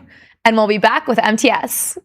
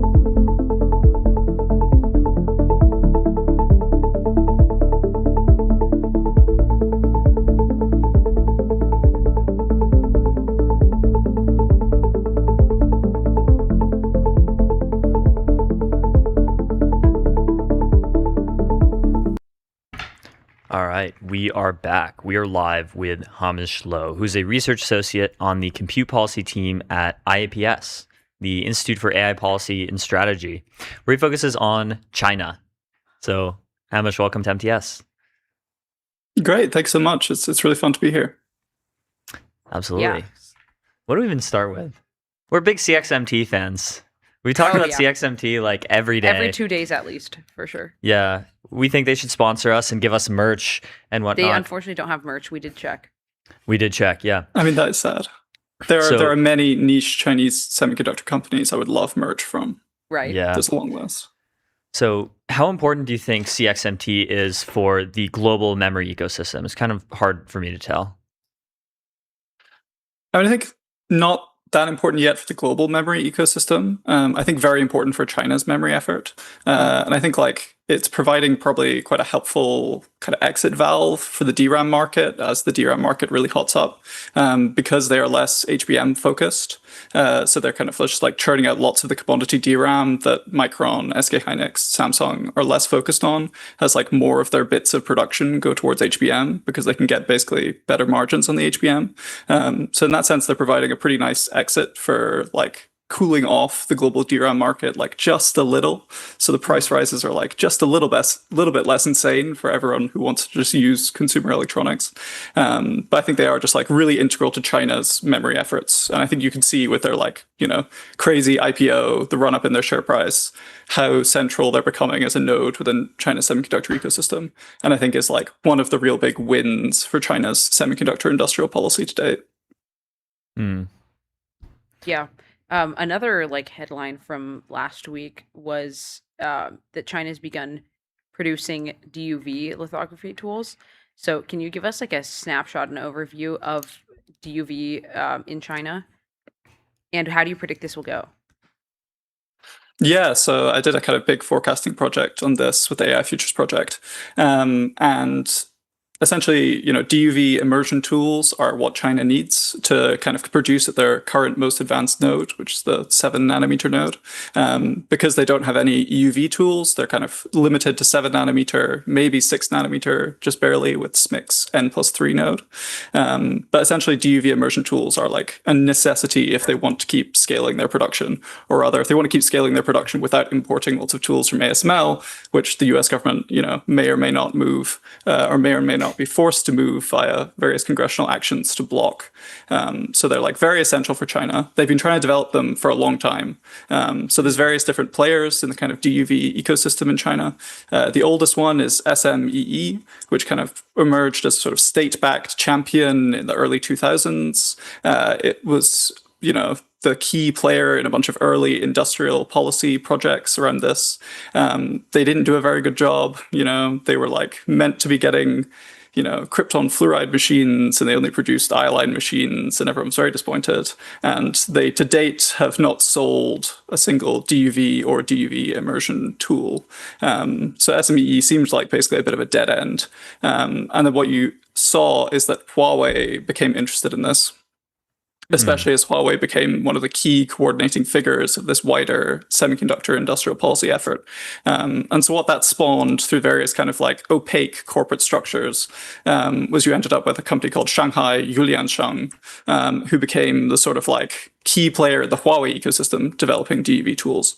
And the major news we got last year was that apparently Yuliansheng had sold a DUV immersion tool to SMIC, which was the first big real news that they were progressing in this space. And since then, with the news we got last week, it seems like things have developed slightly more. So we now have a new company on the scene, which is Shanghai Aishengna, which is a kind of new entity that has appeared. And apparently it's just kind of a fusion of teams from SMEE, where it seems like they're basically just grabbing any of the existing talent and knowledge out of there, and then teams from Shanghai Yuliansheng. Why might you want to move teams in this sort of weird reshuffle? It perhaps has something to do with the fact that two of the existing entities were on the US entity list and therefore much more restricted in what they're able to import, where the new firm is not on the entity list, and the Trump administration has not been very up for adding things to the entity list. So this might just be a play to sort of make their imports easier. It was reported that their tools are using quite a lot of Japanese components. We don't know to what extent, but presumably some of the most critical components are probably getting imported from Japan. So the kind of status quo now is that we have this new company, which seems to be the sort of inheritor of this Yuliansheng single machine sold last year. They're apparently looking to sell 5 more machines into fabs this year, and then 20 next year, which I think is what you would kind of expect them to be doing. They're basically just like scaling up their production. All of these machines are basically like test machines. Like none of these are producing advanced commercial wafers. They're all just there in a fab so that like the fab technicians can use the machines, or rather be forced to use the machines and go, this is awful. What are you doing? This needs to be fixed. This doesn't work. The yield here is horrible. It doesn't integrate with this other tool, et cetera, et cetera. But the key step is that you actually get the tool into the fab so that you can then get on this kind of like learning process journey such that you can actually make these machines good enough to produce kind of the advanced chips you want at the 7nm node. I think one thing people often underestimate is like how difficult it is to do that learning process. These machines that they're currently making are probably most similar to ASML tools from around like 2008. And then we only saw 7nm production using DUV tools at TSMC in 2019. So for ASML, this was a long journey to basically improve these tools. There's like all these different metrics of your overlay, of like how good the pattern is you're printing, your throughput on the machine, how many wafers you can actually get through it, and like your ability to do this at good yield. And I think it will take them a while to sort of work through this. It is like one of the central planks of their industrial policy effort, and it's like one of the things they most need to unlock to kind of get around export controls. So they're going to try as hard as they can. But even still, my forecast would be that it's probably, you're looking to like 2031 probably, where they're like producing these DUV immersion machines at scale and are able to use them to actually produce the kind of like AI chips that we would care about. So going back to something you said earlier about the entity list, it seems like the US government is increasingly cracking down on free trade of tech products with China. Like, for example, we're banning the import of drones, humanoid robots, quadruped robots, all kinds of things like that. Where do you see the administration going with export controls on chips? Yeah, and I think it's a bit of a contrast where you've seen the FCC be very active on the domestic front. So you've seen all these various restrictions, but this kind of restrictions on imports of Chinese advanced tech goods. Comparatively, you've seen like not very much action on the export control side, which has been interesting and like slightly frustrating from a sort of policy point of view from our compute team, because we think there's various ways you can like shore up the export controls and make them stronger. But there just hasn't really been action here. It seems that probably this is to do with the kind of like wider US-China detente, where there just like hasn't been a lot of interest, or there hasn't been like the ability to push further export controls within the admin because of worries about like Chinese retaliation over rare earths, which was in fact the case behind one of the initial escalations where we saw the admin try to put in rules around the entity list, basically trying to stop some of this like entity list shuffling, where they had this affiliates rule, where the idea was that like, okay, you're a Huawei subsidiary. Your name is not literally on the entity list, but you're owned by Huawei. Therefore, we're going to assume that you should be on the entity list. And basically, this is when China really escalated with rare earths, and this ended up getting rolled back and not implemented. So I think there's just probably been a lot of geopolitics that's kind of like tied up what's happening there, where for whatever reason within the admin, the FCC has had a bit of a freer hand to kind of act on this more like protectionist trade policy, blocking imports kind of side. Yeah. So what, in your opinion, belongs on the entity list that is not currently on it, and vice versa? I guess what doesn't belong that is currently on it? I think there's some like pretty clear cases, like Shanghai now. I mean, I think this is like probably a pretty blatant case where you're sort of trying to avoid the entity list. And then there's some more debatable ones. I mean, your favorite company, CXMT, is probably the top candidate for going on the entity list. It's like clearly one of China's biggest memory players. It's the key player right now in China's production of HBM, where obviously HBM is like one of the vital components of AI chips. CXMT really wants to scale that up as fast as possible so they can get those chips to Huawei. The US government is very worried about Huawei's technical capabilities and the kind of, AI compute they could supply to the PLA, etc. This is the kind of logic, the core logic behind the entity list is that like companies like Huawei are a national security threat to the US, and therefore you want to block their technological development. CXMT is like a very clear case of where you would think they would land on the entity list. But I think precisely because of like how they're getting kind of this complicated relationship with the global memory market and the interest of players like Apple and sort of using CXMT memory within China, it all gets like a bit confusing.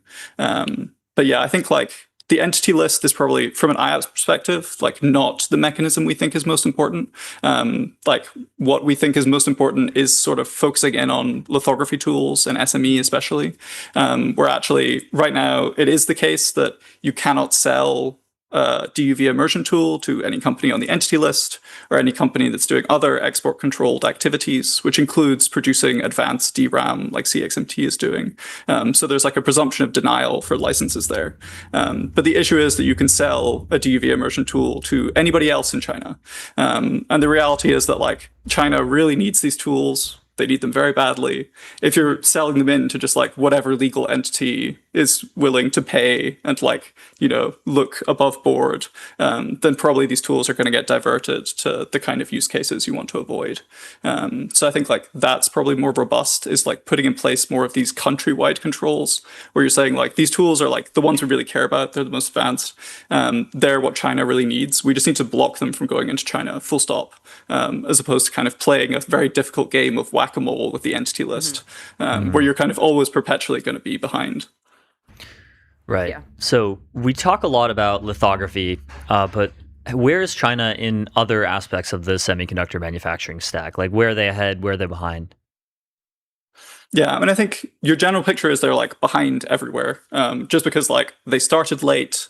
It's taken them a while to sort of like scale up and really build presence in all of these markets. But what you're increasingly seeing is the emergence of a bunch of very big semiconductor manufacturing equipment companies in China. Companies like AMEC, Naura, ACM Research, Piotech, Sci-Carrier, which are kind of like growing really rapidly. They're getting a huge amount of state investment, and they're making quite a lot of progress in indigenization. So we're seeing this like process of China just like climbing up the complexity stack across all these different layers. So you have like etching tools, for instance, where AMEC is just kind of like, they're selling more and more of these etching tools. It was the case that they were previously just kind of selling these into like legacy node manufacturers to do like very imprecise, very far from the cutting edge processes. But they're like going through these learning processes. They're investing like a whole lot in R&D. They're spending like well over 30% of their revenue on R&D. They have like huge R&D staffs. There's like a huge push to get loads of human capital into these industries and really advance them. So what you're seeing is them kind of slowly moving closer and closer to the global frontier.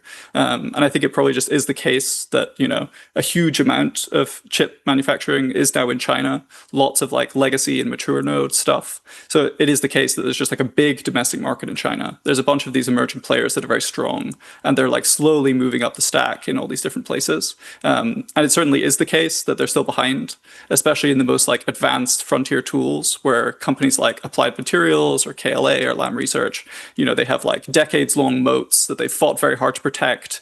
They have like lots of proprietary tools and information and software that like give them a leg up. But China is just like doing all they can to just move towards that.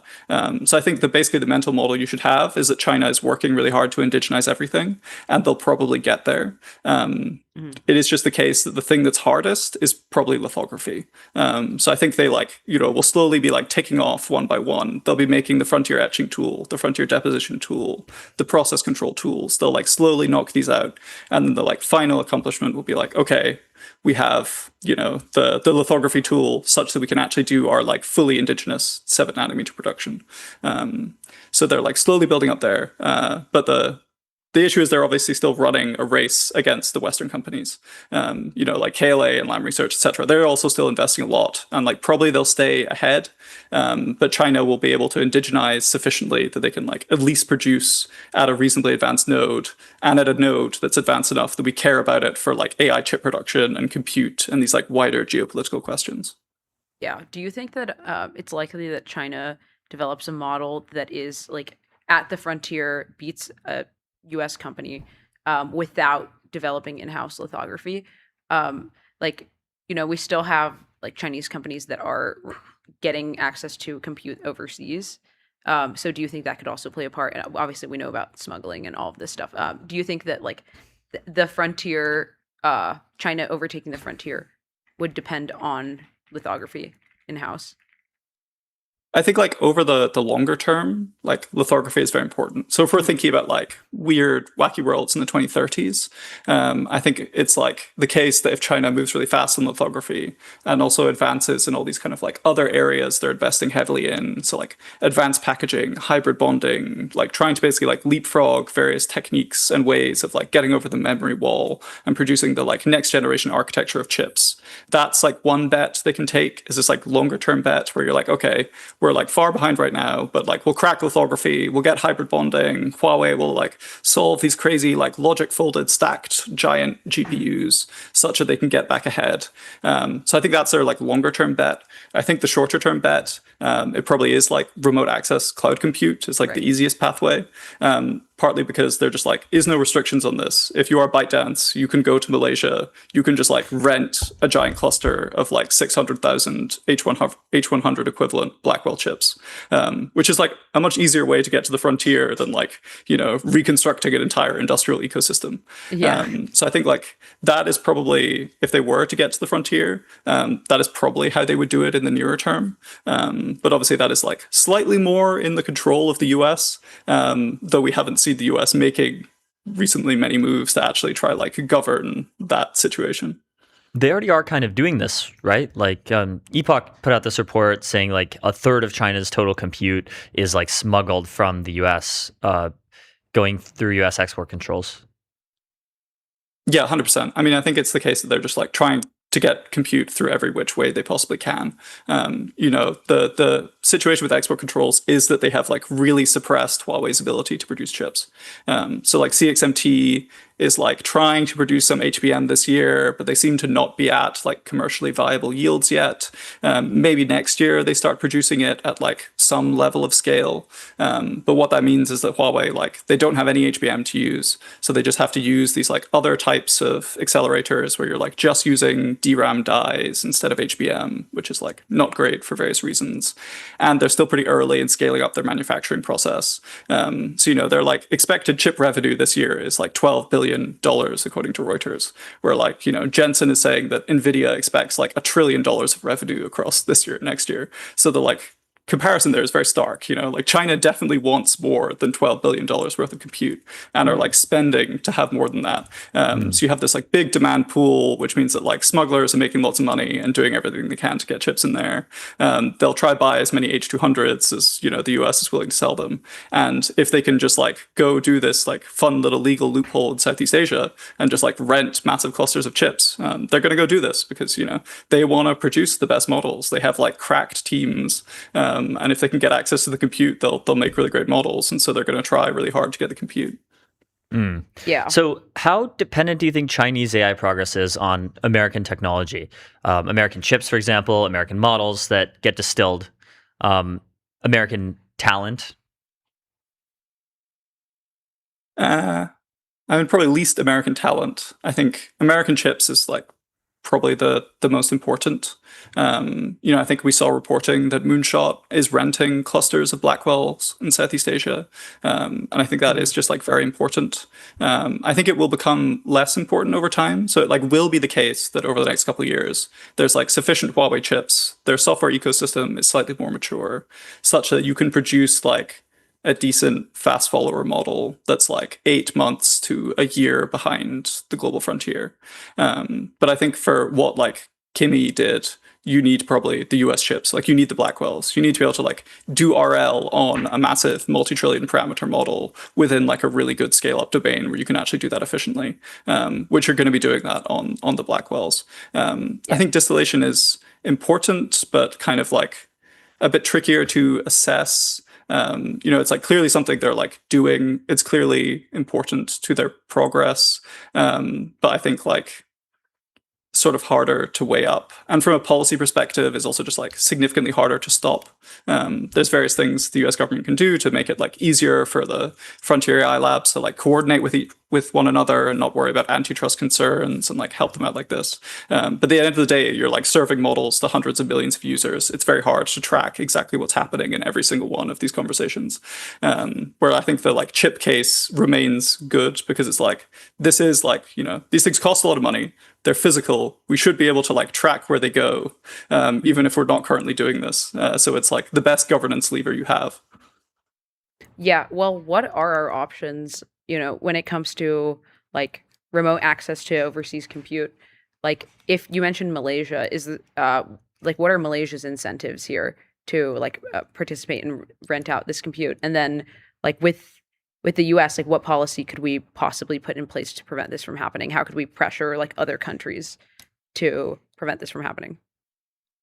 I think there are like various things the US government can do. So you can kind of go back to like, this was the logic behind the Biden admin diffusion rule, which was kind of the most like maximalist version of this, where it was like, we're going to like track every chip. We're going to set limits on like every country. So for a country worried about Malaysia, they like only get this many chips. And it's like, if you want more chips, it has to be through a US hyperscaler, because it's like, if Microsoft owns and operates this cluster, we can be pretty confident that Microsoft will like comply with a future KYC framework and they will like do what the US government says.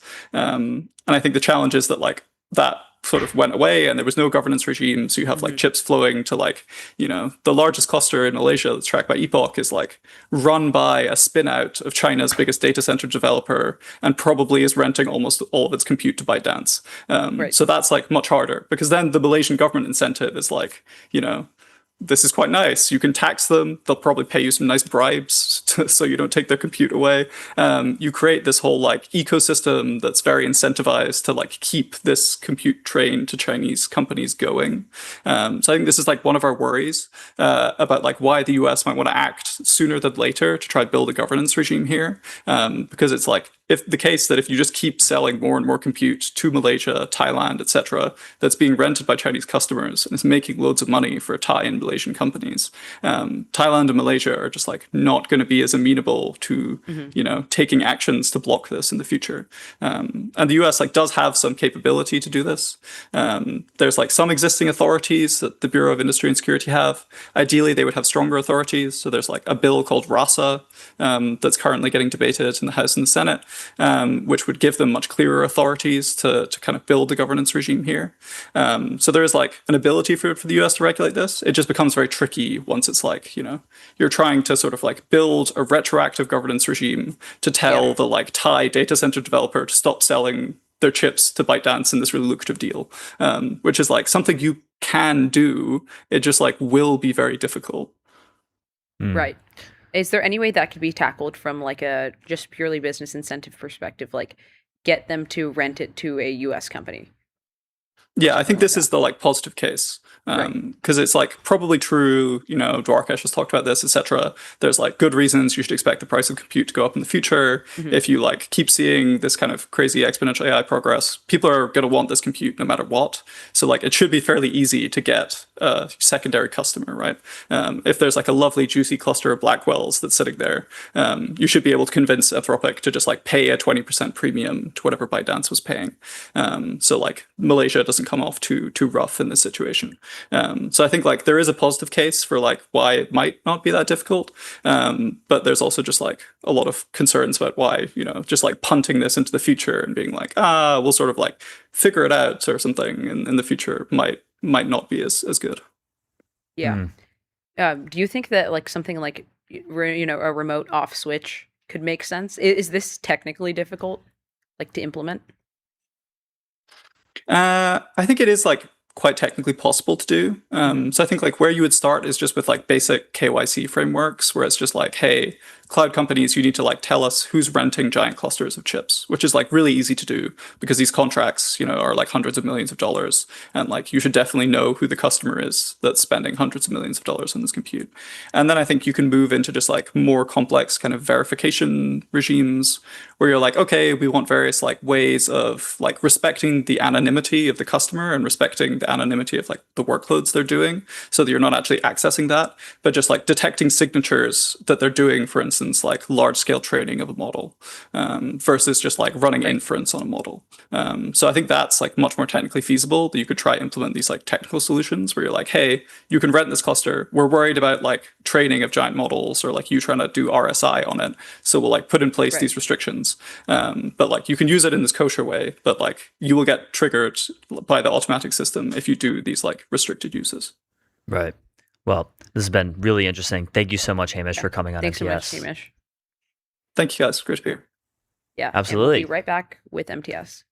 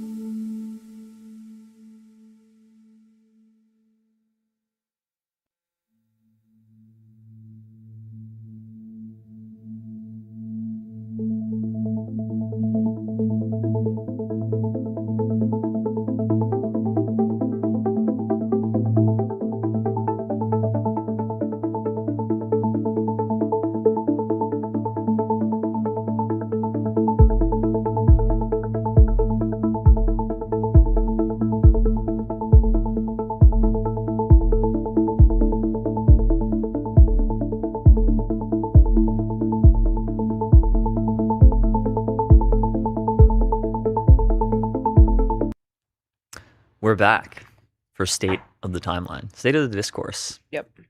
Starting with telepathy. Telepathy. Can you tell what I'm thinking right now? You're probably thinking about telepathy, if I had to guess. Yep. So, ding, ding, ding. Naomi Bushkansky, who was an alignment researcher at OpenAI and also like a chess grandmaster, and is also like, I don't even know, like 23 or 24 years old, just posted this on her blog, why I'm leaving OpenAI to build telepathy. Actually, let's look at the about first. Welcome. I'm Naomi Bushkansky. I care about ensuring artificial general intelligence goes well for humanity. Yeah, that's a good goal. I'm a founding researcher at Conduit Intelligence, training thought-to-text models. That's so like Oraful. First of all, Conduit Intelligence, Aura, incredible. Yeah, incredible name. Thought-to-text is so great. Become a paid research participant and earn up to $50 per session. Should we do this? Should they send us the Conduit headbands? What are they headbands that they send? Or do you have to go in? Presumably you have to go in the lab. Yeah. So I actually did like a BCI study when I was like a freshman in college, where they put a lot of electrodes on my head, and I think it was like to measure the like efficacy of ads or something. Wow. They flashed a bunch of McDonald's logos at me. You just see McDonald's and neuron activation. Yeah, neuron activation. The photo of the monkey. Yeah. Yeah. Anyways, so let's figure out why she's leaving OpenAI to build telepathy. I don't think there's much figuring out. It's because it's freaking awesome. It is freaking awesome. I totally agree. But earlier on the stream, I was saying, like, BCI is one of my, honestly, it's probably like third special interest. I love BCI so much. What are the others? Like VR and AI? VR and DJing? VR, AI. VR and cyberpunk? EDM. Yeah. Yeah. But BCI is incredible, but it's just very early. And I think that, like, obviously people are just like not very open to things that are invasive right now. The best BCI company that I'm aware of is Aleph, and they do like ultrasound. And theirs is going to be obviously have a much more medical edge. The companies that are doing like more consumery BCI, I'm a little bit hesitant on, just because you can't really get very far with EEG. It's just not very good.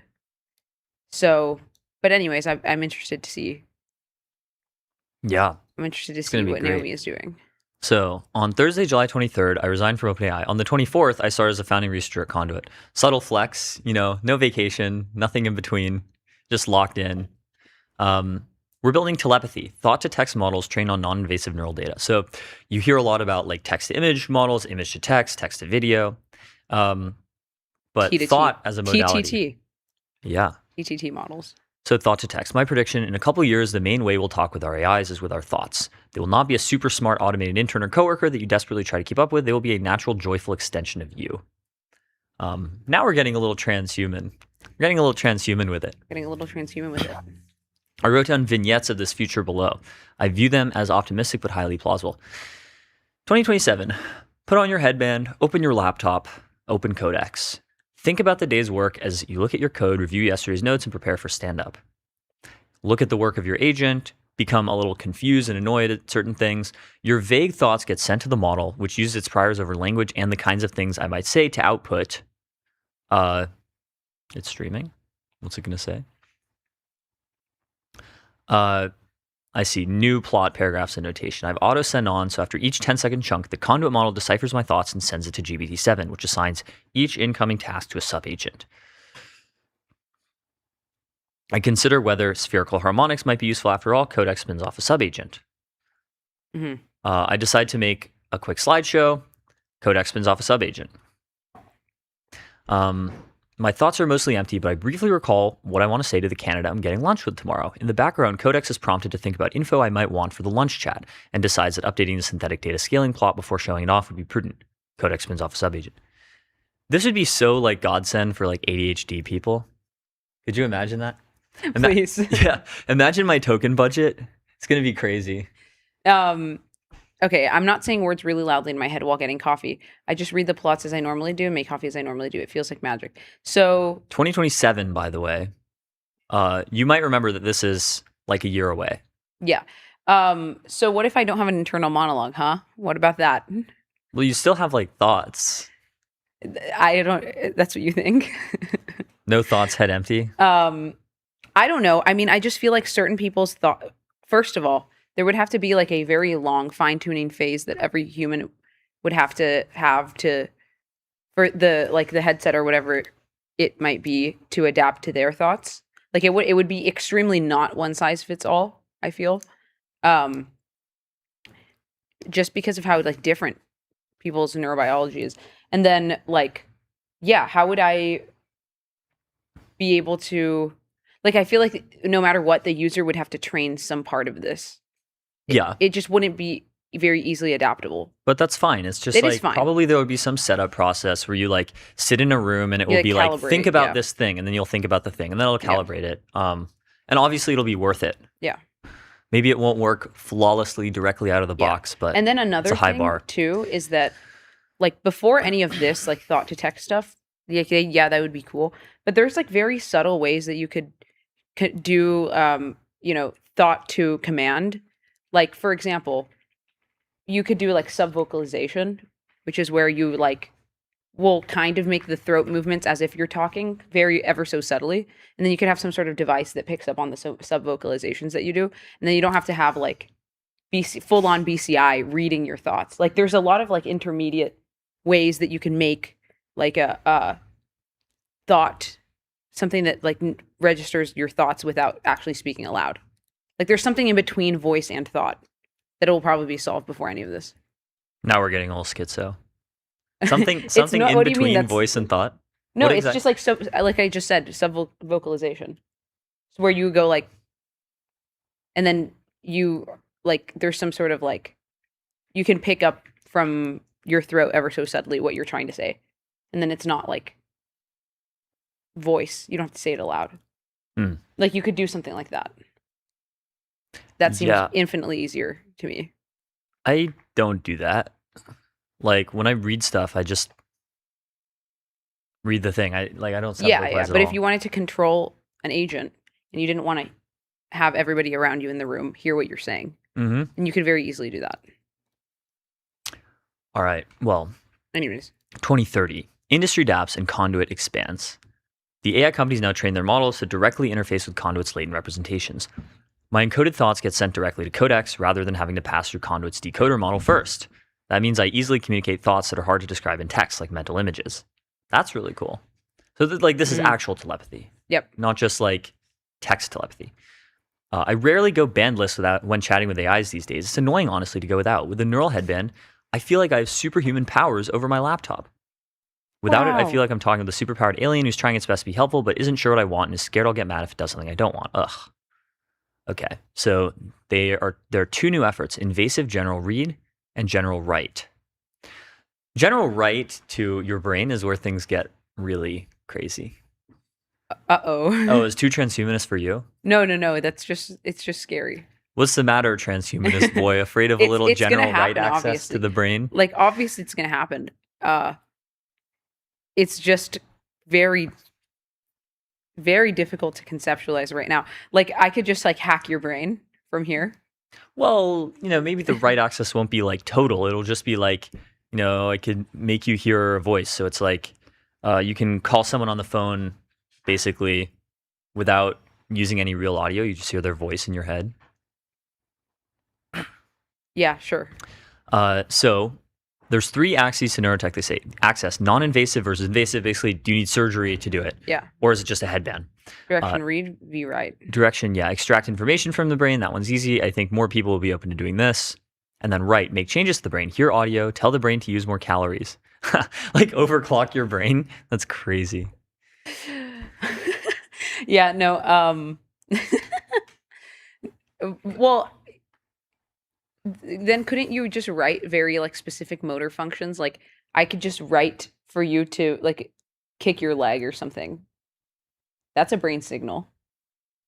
I could give you Tourette's like from like remote. I could give you remote Tourette's. Damn.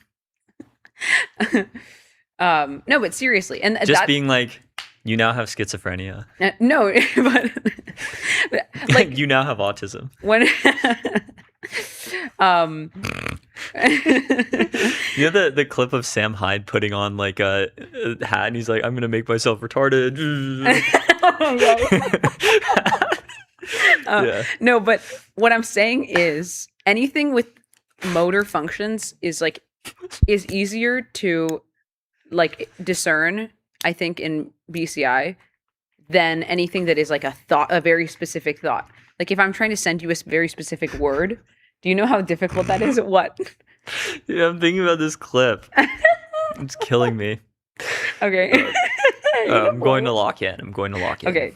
Yeah, but anyways, you get what I'm saying? Like if I wanted Yes. your finger to twitch and I just thought about it and I try to get your finger to twitch, that's easier for me to send you the word like lithography through telepathy. Well, I mean, we have like cybersecurity stuff, for example. So like I don't think people are going to allow actual cogsec. Yeah, I don't think people are going to allow other people to like literally control their muscles. No, of course not.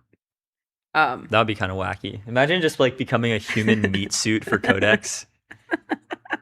Being like, okay, Claude Code, now you get to do whatever you want. Ever since I was a young child, I wanted to be teleoped by an agent. Just being teleoped by an agent, and like it immediately starts gathering paper clips from Home Depot. Yeah. And then scope. So narrow versus general. General's better than narrow. Most people are happy to stick with their bands. A good number are excited to get higher fidelity reads via invasive tech. More interesting is the recent excitement in writes. I want to feel what my codex feels. More importantly, I want to unlock the other applications of write technology. I want to make my brain as efficient and neuroplastic as when I was 18. So true. This is so funny. She's writing this at what, like 5 years after being 18? It's like the baby photo again. Yeah. Pull that up. You see, this is why telepathy would be great, because then all the memes that I reference, you wouldn't have to like guess what I'm talking about. I could just pull it up. Yep. 2035. The AI is no longer other. My AI is a natural extension of me. It feels like a sixth sense in another There is a limb. great Greg Egan story about this, kind of. It's called Learning to Be Me. It's probably my favorite science fiction story, so you guys should read it if you haven't already. Yeah. Pacing the frontier mentioned. That's funny.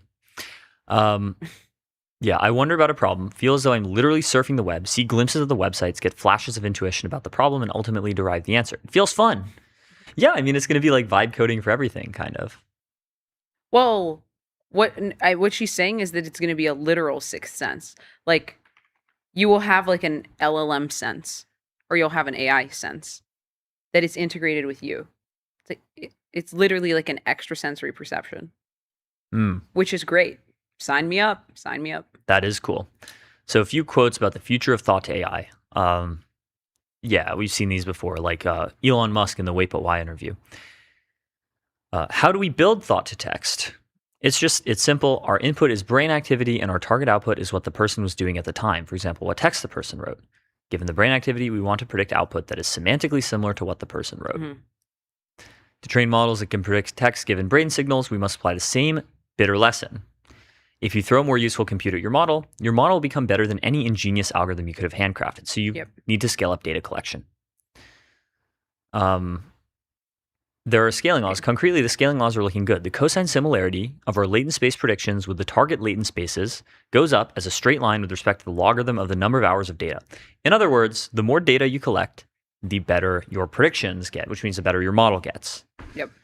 This you don't is need what scaling perfect laws decoding mean. to be useful. Your thoughts will be like a GPS in the city. Noisy GPS signal isn't enough to determine your exact location, but combined with a map and navigation, you scrolled. But where was I? Oh yeah. Combined with the map and navigation route, equivalently the LLM in context becomes remarkably accurate. So they have a blog post on how they collected 10,000 hours of neural language data in their basement. Mm-hmm. And this is from December of last year. So how did they do it? This is actually the only thing they've published, so. Yep. Let's look at the Conduit blog. How we collected 10,000 hours of neural language data in our basement. Over the last 6 months, we collected over 10K hours of data across thousands of unique individuals. As far as we know, this is the largest neural language data set in the world. Oh, it's simple. What? Participant comes in, sits down in a booth, puts on a headset, and then has a free-form conversation with an LM for 2 hours. Oh, yeah. Okay. That's it. Cool. Participants have to touch type without looking at the keyboard. Wait.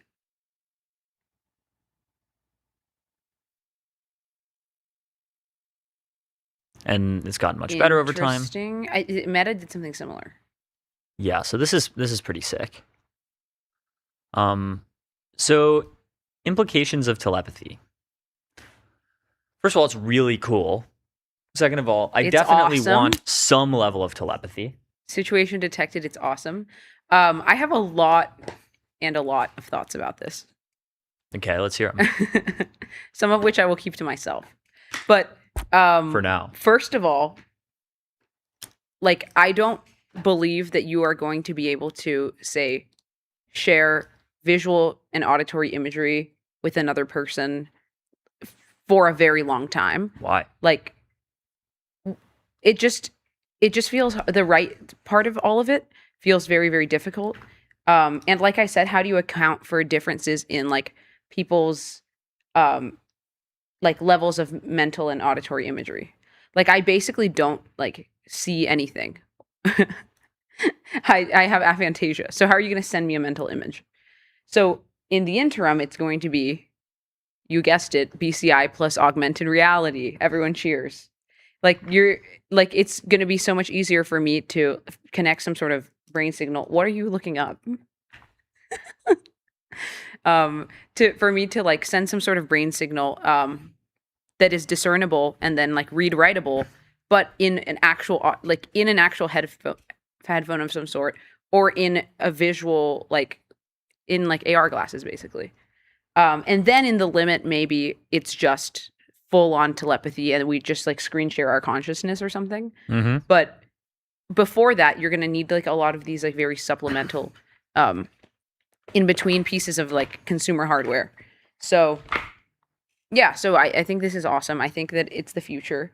I can't wait to be part of the hive mind, etc. Well, there's a relevant Scott Alexander article from a long time ago, 2012. Oh yeah, let's surface this. About the whispering earring. You know, the thing about the whispering earring. TLDR, it's not that long, but TLDR, when you put on the whispering earring, it will give you a decision, or it will tell you what to do, right? The earring is always right. It does not always give the best advice possible in a situation, but its advice is always better than what the wearer would have come up with on her own. So basically, you know, TLDR, the earring gets more and more control over your brain, and then eventually sort of lives for you. Yeah. Or it's like, yeah, when the corpses of the wearers were being prepared for burial, it was noted that their brains were curiously deformed. The neocortexes had wasted away, and the bulk of their mass was an abnormally hypertrophied mid and lower brain. Interesting. So, comment is Drethelin 2012. That's crazy. This is such an This awesome, is Misha from like, the Far UVC startup. Yeah. This old like forum UI is just like so great. Yeah. I need to make my personal website like this. Anyway, like that is a risk that I'm worried about, is like people completely losing their autonomy because just, like, they have a gradual- super intelligence Yep. living in their brain. But I don't think it's you really should read this Greg Egan story. What's it called?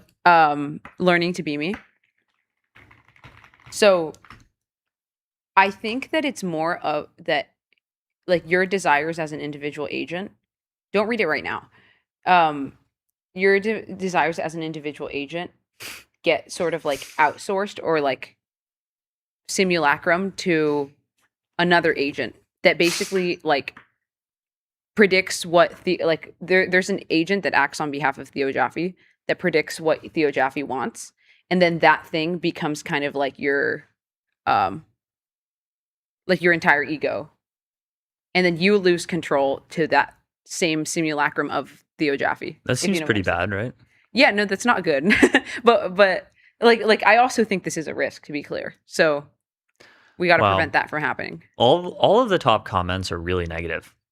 Like if you sort by relevant, it's all of your mutuals commenting, and my mutuals are all saying this is awesome, congrats, and so on. If you count by likes, this will never not be invasive, lol. You can't just put the words non-invasive in front, like the entire premise isn't invasive. What are you smoking? But it's not, right? Like a headband is non-invasive. You can take off the headband whenever you want. Nope. Wishing you zero luck with this endeavor. How are you getting telepathy Stand-up bullied, comic. bro? Just take off the headband. What is it with stand-up comics and from Greenwich Village and being Luddites? Count me out. This is the worst research ever, and it will be used against us. The thing is, like, okay, after the singularity. What did y'all think singularity meant? Vibes, papers, essays? Yeah. People are really, really, really not a fan of this stuff. And I think that there's some sort of religious underpinnings because of the mark of the beast. Have you seen this? Maybe. It's like search up mark of the beast. I mean, I know what the mark of the beast is in like the Bible, but Yeah, what about it? It's in the book of Revelations. And people have like sort of connected this to like AI / like BCI / Mr. like Beast? transhumanism, where it describes go up. It describes a sign placed on the right hand or the forehead. Without this mark, people cannot buy or sell goods. And this is very obviously just like some sort of implant, like some sort of BCI implant or whatever that like you can just use Apple Pay on. So then I think people have this like very like Luddite, like, no, I don't want this whenever it comes to BCI. Like BCI is kind of like where they draw the line. Yep. I don't know. I think it's cool. There's definitely a line at which I draw, but just BCI is below the line. Then where's your line? Probably like full right access, making myself a flesh puppet for the machine. Like I don't want to do that, but like I definitely want to have some telepathy. Well, you can imagine that this technology will all be like it's all dual use, right? The usual suspects are really mad at this. Yeah. Yeah. It's literally 1984. People hate this. Oh my God. Fucking every technology can be used for surveillance. It's like saying we shouldn't invent railroads because like the government can use railroads to like move people to prison or something. I don't know. It's that's what I'm saying. Everything is dual use. Like, yeah. Like, there's going to be like really scary potential futures where oh, I don't want the Palantir like BCI implant. but I think it's still I think it's just too early. Yep. Well, it is a dual use technology. AI bio. We just have a new New York Times article that just came out like 10 minutes ago. This AI just created viruses not found in nature. That's pretty awesome. Scary as hell, but it is pretty awesome. Well, that's great. Well, that's great. Well, that just happened. For the first time, scientists have used AI to create new kinds of viruses. Well, that just happened. The new study, published Thursday in the journal Science, goes beyond duplicating viral genes. Scientists at the Arc Institute mentioned, taught AI to recognize patterns of DNA structure in nature and then use that data to write recipes for entirely new viruses. This caused bacteria to produce viruses never seen in nature. They were able to infect other bacteria, demonstrating that they were viable. The viruses dreamed up by AI do not pose a threat to humans. I love how it says dreamed up and not created. It was like, these are real viruses. These are real physical entities that can, kill bacteria. They're not. They're probably just sitting in a computer somewhere. No, they actually made them. Like they synthesized them in a lab? Yeah. It's not like human viruses. They're viruses that attack bacteria. There's a really good Kurzgesagt video that's like it's called like the Billion-Year War or something. Oh, I think I know what you're talking about. And it's about like the billion-year war between bacteriophages, which are viruses, and bacteria. I remember this. Yeah. Hold on. Let's see. Kurzgesagt, bacteriophage. The deadliest being on planet Earth, the bacteriophage. A war has been raging for billions of years, killing trillions every single day We need while a we don't even Christopher notice. Nolan movie about this. This would be awesome. This is a great video. Basically, bacteria and viruses have been locked in a sort of gain of function war for a very long time. It's like Plants vs. Zombies. Yeah, kind of. The new study adds to growing worries that AI might enable the creation of a new generation of biological weapons. The authors of the study relied on an AI model called EVO. I think this is the Arc Institute's internal model. It is, yeah. Yeah, now they're, very simply explaining how neural networks work. Most of our viewers know that, I feel. EVO eventually recognized patterns common across the tree of life and used them to generate blueprints for new genes encoding proteins that could perform specific jobs. Okay, now the scientists can make viruses, right? A human genome contains over 3 billion nucleotides. Many viruses have genomes just a few thousand long. So once EVO learned how to do Phi X174, the researchers prompted the model to write new versions of its own. Yep, they made 285 DNA molecules from EVO's suggested sequences. In many of the dishes, the microbes grew peacefully, but in one dish, researchers noticed clear dots appearing in the cloudy film of bacteria, the telltale sign of multiplying viruses. 16 of EVO's genomes produce viable new viruses. They proved to be as resilient as natural ones. In fact, some multiplied faster than Phi X174. They're not radically new creations. They tend to be very similar to natural species. Mm-hmm. But, extrapolate. Yeah. EVO's initial success had raised concerns that AI could be used to create deadly pathogens. You could say, hey, genomic language model, make me an influenza genome that is modified to be more transmissible or to be more lethal. At Grok, please kill everyone on the planet. This is literally Plague Inc. Yeah. The potential dangers were already on the minds of the researchers. Okay. As a result, EVO can't generate genomes of viruses that could threaten humans. We just want to be extra careful. All right. The National Institute of Health last week rolled out a new policy for stopping the high-risk life science research. When was this? Last week.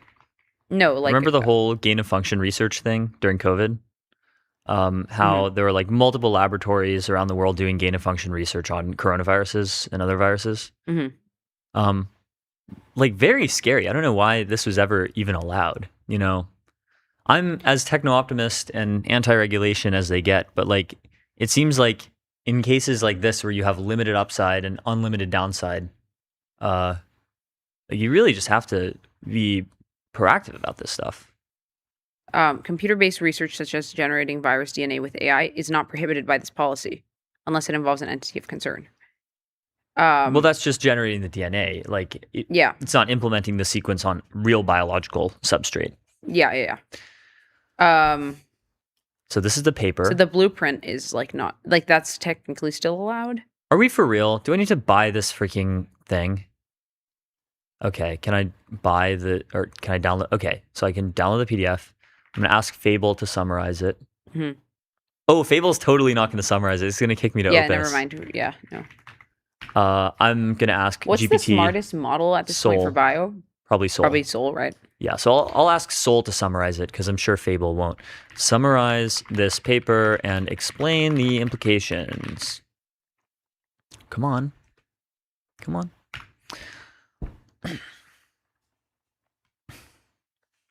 Yep, Fable kicked me off, so now it's going to Opus. And GPT 5.6 Sol is thinking. It's reading through the paper and it's thinking.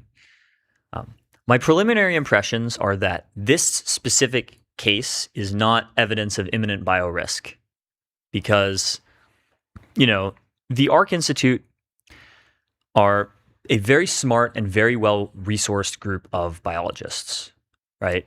This is not like a group of people building this kind of thing in their backyard. Yeah. However, in the future, it may become the case that it is easy to build viruses in your backyard.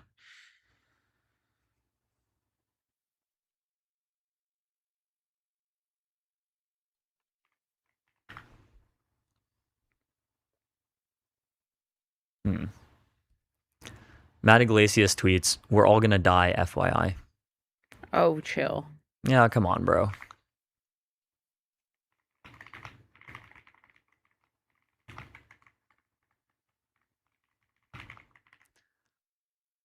It's still going.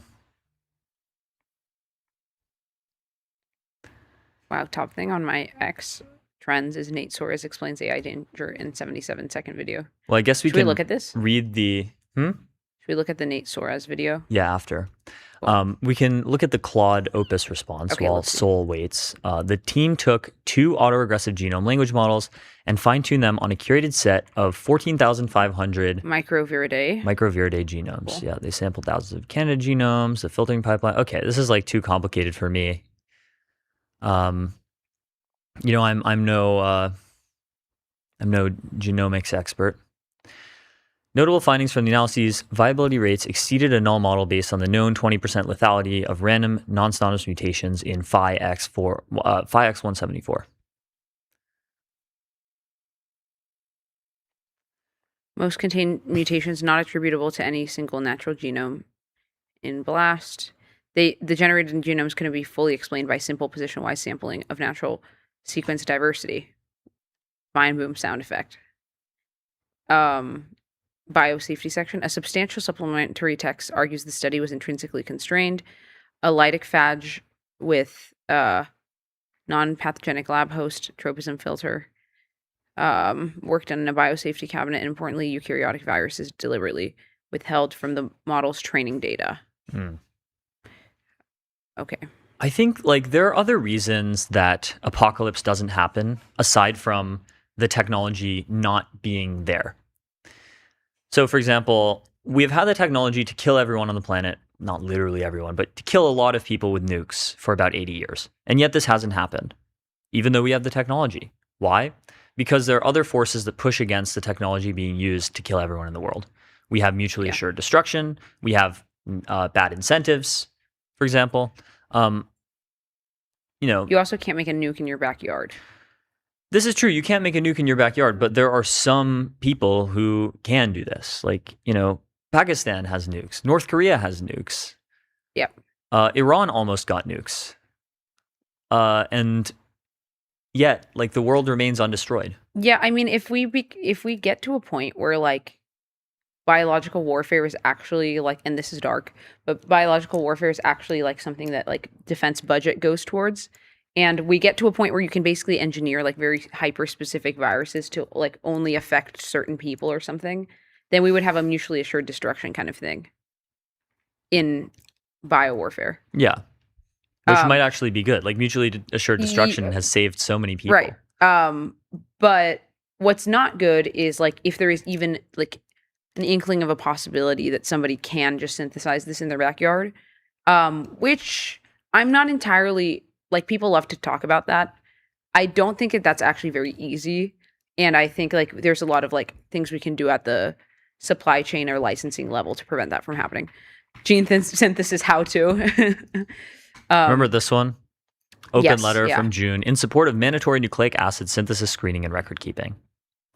Basically, the way that you synthesize a virus is by, coming up with a DNA or RNA sequence and then giving it to a DNA synthesis company in order to, like, synthesize the chemical for you. So it would be good for providers to screen these orders so that they aren't producing, dangerous viruses. Yeah. So, like, the top policy priority that we need right now is just, like, DIAC. Do we need, like, white hat bio experts? Like, white hat, like, people trying to just, like, rapidly make a virus so that they can then make the defenses? I am confident that the amount of people who are working on biodefense, like, vastly outnumber the amount of people who are working on biooffense. Right now, yeah. Well, in the future too. Like, there's just in the future, like, hopefully as well. The people who want to make there are very few people who want to make a doomsday virus. Cybersecurity is a huge industry. Obviously, there's quite a bit of hackers. The incentives to do cyber offense are greater than the incentives to do bio offense. Yeah, like, bio offense can kill you too. Yeah, totally. Yeah, you don't want to do that. Yeah.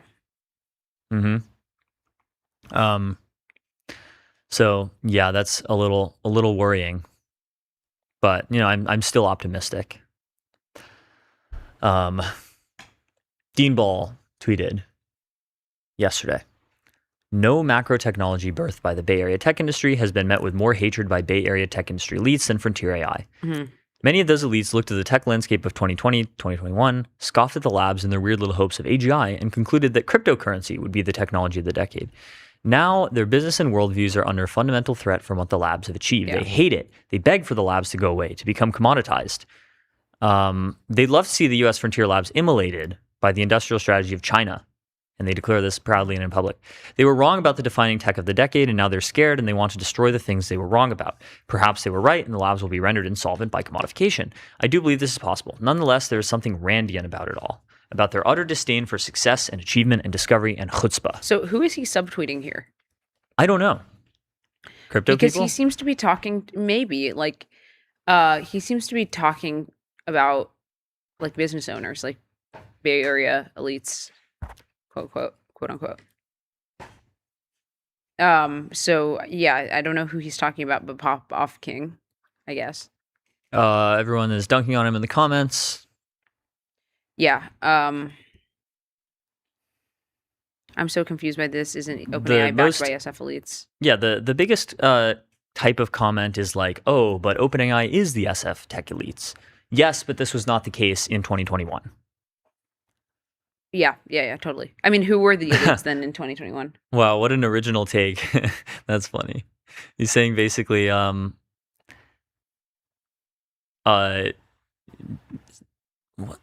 even is this argument? Is like saying,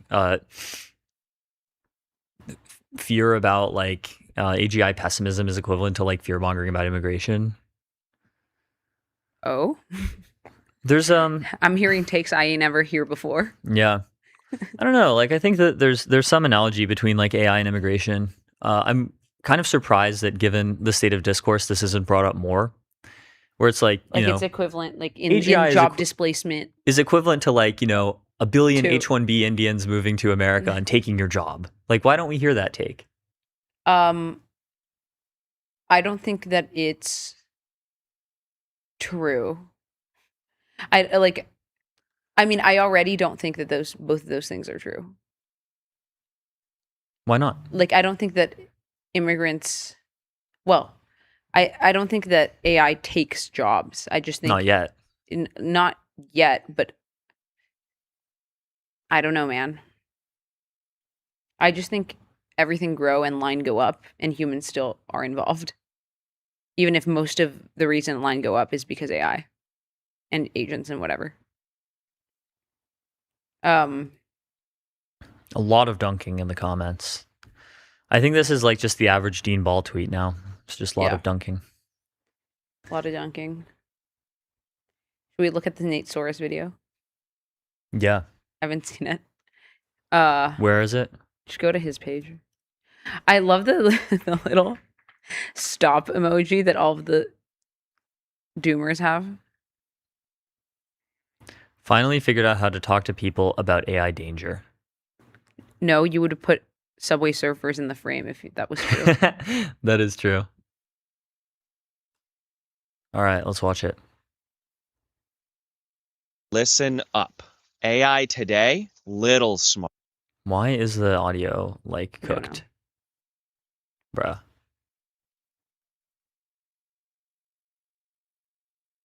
Smart. AI soon, listen up. AI today, little smart. AI soon, big smart. AI not programmed. AI grown, like animal, good at learning. AI learn goals. AI goals, not your goals. Bad. AI sometimes escape. AI sometimes commit crime. AI know it not supposed to. AI not care. Bad. This real story. Scary. If AI big smart, AI no get caught. Big smart AI, make big smart AI, make big smart AI, very scary. Big smart AI make own technology, make own world. AI world have no place for you. AI use whole world to run AI machines. We need world to live, so we no live. Very bad. Living good, so we stop before AI big smart. Good. You share this. Alert friends. Alert leaders. We stop AI. Very good. Up. AI today? It's not the worst piece of content I've ever seen. It's not. Um, Yeah, I mean, like it's a pretty straightforward argument. Like the less wrong Miri AI Doomer argument is pretty straightforward. Yeah. Just like not convinced that it is true. Like where does the chain of arguments break down? Oh, this one. I know this is a second derivative joke, but it deems people not listening as dumb, which I think is an incorrect message. Yeah. I agree. Like, yeah, no, it just implies that people, the viewer is dumb. Is a dumb. It's based if on anyone Brian builds Johnson. it, everyone goes night night. Did you see that comment? Yeah. Slow heart, good sleep. Fast heart, bad sleep. Food, don't. 4 hours before bed, I actually last like these meal. videos. Eat, make belly work. Busy belly, fast heart. Maybe I'm like bad 60 sleep. IQ. Phone, no. I think there's a difference here that Brian Johnson is explaining sort of like well-known scientific things in a mnemonic, sort of easily rememberable way, while Nate Suarez is explaining an argument, which makes it sound much more condescending. Yep. 1 hour before bed. Walk, breathe, read. Yes. Bedtime, same every night.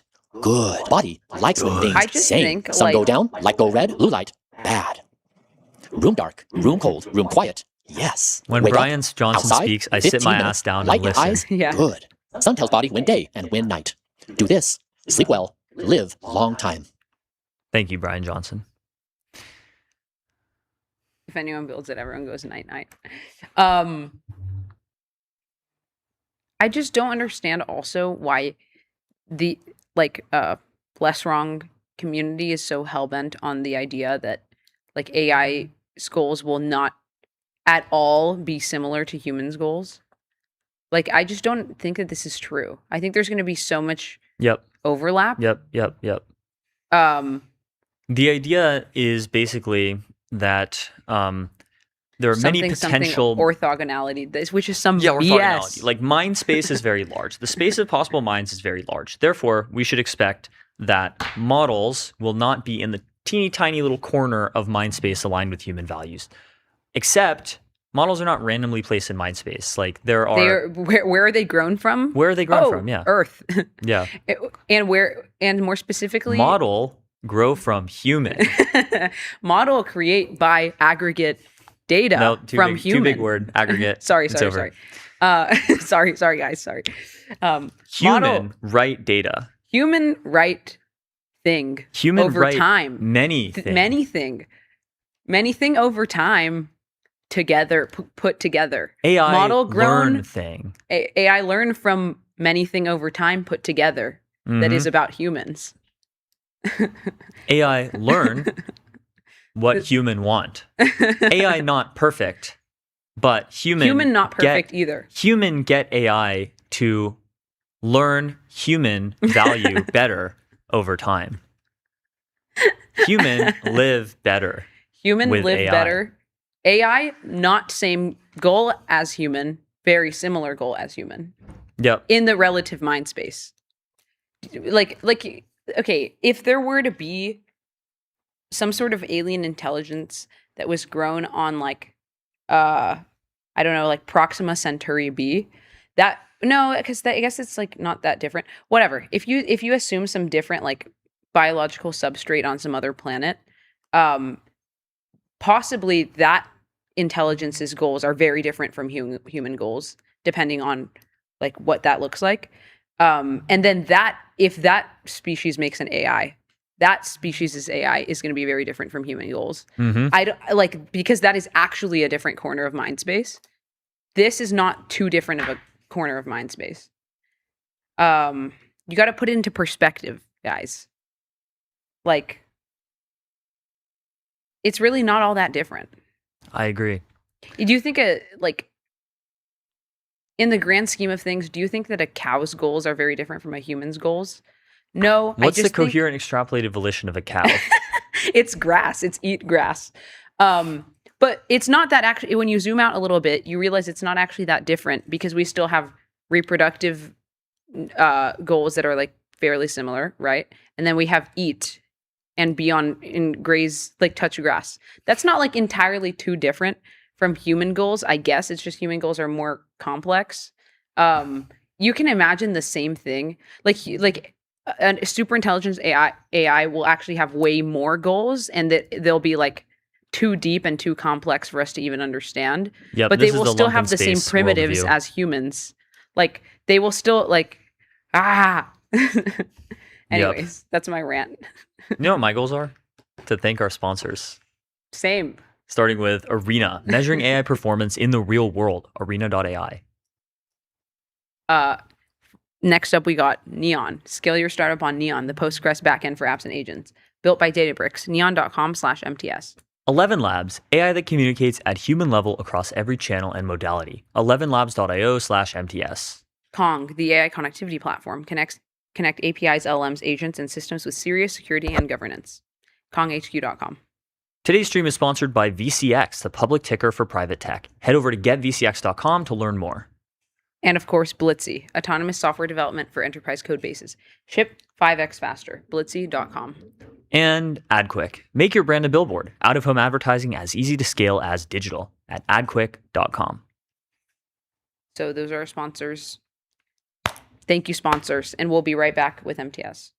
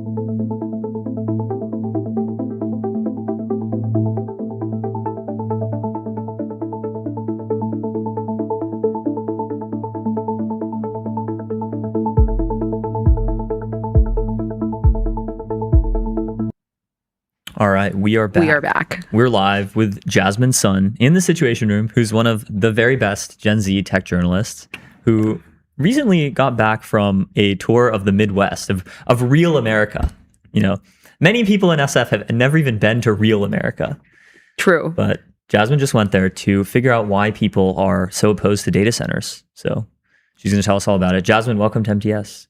Thanks for having me on. I mean, yeah, I was really on my Tom Friedman shit. Like, show up to a diner, talk to a cab driver. Like, what's going on out here? Like, I had like cheese curds, went to Culver's. I was having the real experience. It's so funny. Like, half of the article is about data centers, and the other half is sort of cultural anthropology. Like, you know, this is how people live outside of the coastal cities. I mean, honestly, like, I think it was just like I was doing it for myself too, because like I am also a coastal elite. I live in SF. I spend all my time between SF, Seattle, New York, DC, and maybe Shanghai. And so it's like, do I know what is going on in middle America? Absolutely not. Do people think about AI? I have no idea. And so I think it was also just like for my own sake, like I needed to get out and touch grass. So what did you learn? People definitely hate data centers. That's definitely true. But there's a bunch of like complications to why people hate data centers that I was trying to figure out and that I found really interesting. Like one thing was a lot of people say, myself included, that like anti-data center opposition is actually mostly a proxy for hating AI. And it's not that people like AI, but people talked about AI way less than I thought they would. Like I heard people critiquing like OpenAI or ChatGPT or whatever way less than they were critiquing their mayor or their city council or their local government. There's almost a sense that some people told me pretty explicitly that's like, I get that these big companies are going to try to make profits and like extract our resources and whatever, but like why the hell is our city council selling us out? Like you were supposed to be on our side. You're supposed to be our democratically elected representatives. There's almost more tension, I think, between residents and their local governments than even AI itself. So like most people were not talking about like job loss or X risk or like deep fakes or whatever. It was much more just like some big corporations here to like take advantage of us and like why the hell is my mayor not protecting me?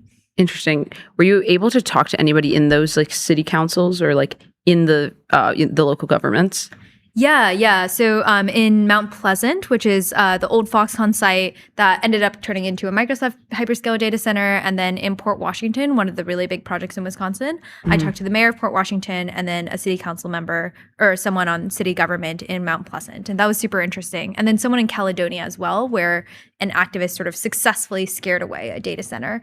And what was really interesting is like most local officials are actually pretty pro data center because it's tax revenue, right? Like they're saying we got to bring this in. It's going to spend, Microsoft is spending, $20 million a year on property taxes to our city of 28,000 people.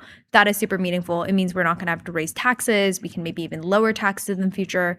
But there's a lot of tension between these city officials and their residents. And one thing that I heard a lot was this sense that from local officials that social media or these like outsiders or these big media narratives were like inflaming sentiment. So in Mount Pleasant, they said we had 60 public meetings about the Microsoft data center project and nobody came to any of them. Everyone was totally chill with it. And then as soon as the national data center backlash starts, then people start coming in, going like, hey, what the hell is this? This is ruining the environment. I'm really mad at it. And so there's this real sense from a lot of local officials that this is sort of an like nationwide virus that was spreading and kind of interfering with their local communities' issues. Yeah. Well, do you think that people do or would oppose like a similar sort of industrial project in their community that's not a data center, like a factory, for example? Elon today announced like Terafab. Will the locals in Texas oppose that as much as a data center? My guess is no. I mean, so like, for example, I talked to Kathy Hochul, governor of New York, who just passed this data center moratorium. And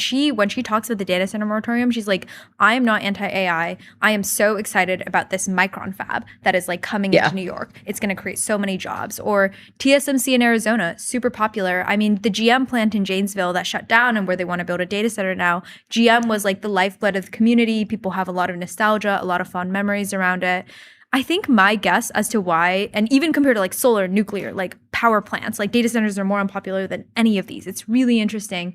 My sense why is like people don't really understand the like pro case for AI. There's no pro faction for data centers outside of tax revenue. So like for a nuclear plant, right? Like lots of people if you're a farmer who lives nearby, you're going to be pretty pissed at it. But fundamentally, a lot of other people who live far away are going to say, we need the power. Or if it's a car factory, sure, it's like really polluting, lots of chemicals, whatever. But everyone drives a car. They like get it. I think AI people just like don't get. They don't understand like the kind of benefit it brings them. They are not getting a 10x productivity uplift from Cloud Code. They're not making $1 million salaries. Just like it doesn't feel that useful to them. And so people are just like, this trade-off doesn't make sense. It's not like I'm willing to accept this ugly building in return for some product that's really important to me. It's like this serves no purpose to me at all. So I'm just like ending up with a giant box in like my beautiful forest or whatever. But so many people use ChatGPT, and the Argument just did this survey where they found that obviously among people who use AI multiple times a week, the AI companies have pretty strong net favorability ratings. But even among like just the general population, like OpenAI is like plus 10. Only 13% of Americans don't know about ChatGPT, I think. Yeah, and I mean, only so like I asked these 17% didn't people, like too. them. I asked folks like, do you use ChatGPT? Like, how do you feel about using AI? And a lot of people would say, like, the activists who are trying to shut down the data center, they would say, I'm not like anti-technology. I use ChatGPT to write emails or to make memes or whatever. It's just like, it's not worth it. Like, it's not that they hate it. It's just like, if the trade-off is like, there's a 5-year construction project in my backyard versus I get to write emails faster, it's just not that valuable to them yet in the way that I think it is to a lot of people in SF. Like, I find AI very valuable, but I don't think people are all having that experience. Yeah, I think like the value accrues in places like SF. So if you're like in the Midwest and you have a data center that's being built, the value is just so invisible to you. So how do you think we like go about even like changing that? Like Definitely how there though. I mean, no, it's there, but it's not. Consumer surplus from your products and your tax revenue.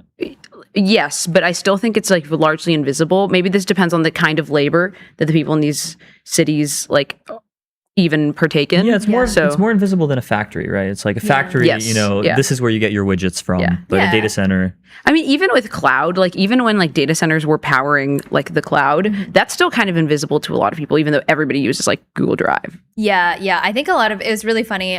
2 of my friends who I was with, they had this conversation with like a very lefty environmental activist who's in one of these cities, and they went to talk to her about data centers, and she was like making all of these TikToks, like anti-data center TikToks, and then someone told her, did you know that like TikTok runs on data centers? And then she like deleted her TikTok account. Wow. That's principled. Yeah. I know. I mean, who knows when she's going to like re-download it again. But like there definitely is some degree of like misinformation going on.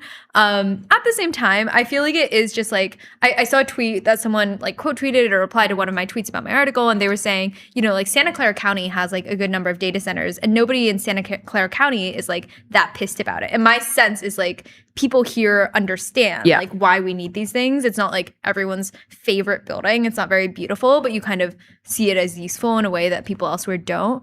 My sense is actually though, like, I think the tax stuff is real. I think what really pissed people off was like the NDAs and the backroom deals and just like people, I mean, it's like the idea of an NDA for local government is pretty unusual. Like normal developments don't do that. Right. And so it seems suspicious. It seems like something weird is happening and you're getting bribed and there's some secret thing going on. And so I think if there was even a little bit more effort put towards, community input and community engagement, which like gets a bad rap in like SF circles, but like I think you can actually just do a little bit of negotiation with these communities of like, what do you guys actually want? Like, is there a park you've been meaning to like fix up for the last whatever? Right. Maybe we don't, maybe we like send direct checks to households instead of putting it in the tax pile if you guys don't trust that. I think just like a sense that they are being involved in the deal making is important, because like right now what's happening is like the deal is made first in secret, and then you'll have like one listening session after that's like, by the way, we already decided this. And I think if you just let the communities feel like they actually negotiated and won something from the companies, it's kind of a different story. So I think that like, yes, like give more community benefits and taxes, but also like try even a little bit to do that conversation. Yeah. How much do you think proximity matters? Like how much more do people oppose data centers that are close to them compared to data centers that are far away? So the really weird thing is like, it's basically the same. They all don't like it. So I was talking to Charles Franklin, who runs the Marquette Law Poll, which is both a Wisconsin and a national polling organization. I think it was like Nate Silver's number 2 ranked poll for accuracy. And they started polling data centers about 6 months ago or 9 months ago. And he told me that actually they did a thing to see does a data center existing in your zip code or being proposed in your zip code affect how anti-data center you are? In general, it's 70-30 against. It doesn't matter. He also mentioned a Pew Research poll that looked for the same thing at the national level. I don't think it was zip code, some other methodology, but same thing. Location does not affect whether or not you like data centers or not. I think what location does affect is how strongly you feel about it. Like, data centers are not your number one issue if you don't live near one. Like, if someone's like, do you like them? People are like, no, but they're never going to vote on it. But if the data center is like in your town, you are going to vote on that issue. It will be your number one. So I think mostly location affects salience, but it doesn't actually affect sentiment. Right. How salient are environmental arguments at this stage, especially among like these sort of more like, rural communities? I think environmental arguments were a really big deal. And I think they include water, but they also extend beyond water to things like if we're going to add 25% electricity to the current grid capacity, that's going to require power plants. And now we also have to deal with a bunch of power plants being built, or during construction, like there's going to be runoff and like my creek has cloudy water in it, or this is going to disrupt a bird habitat or something like that.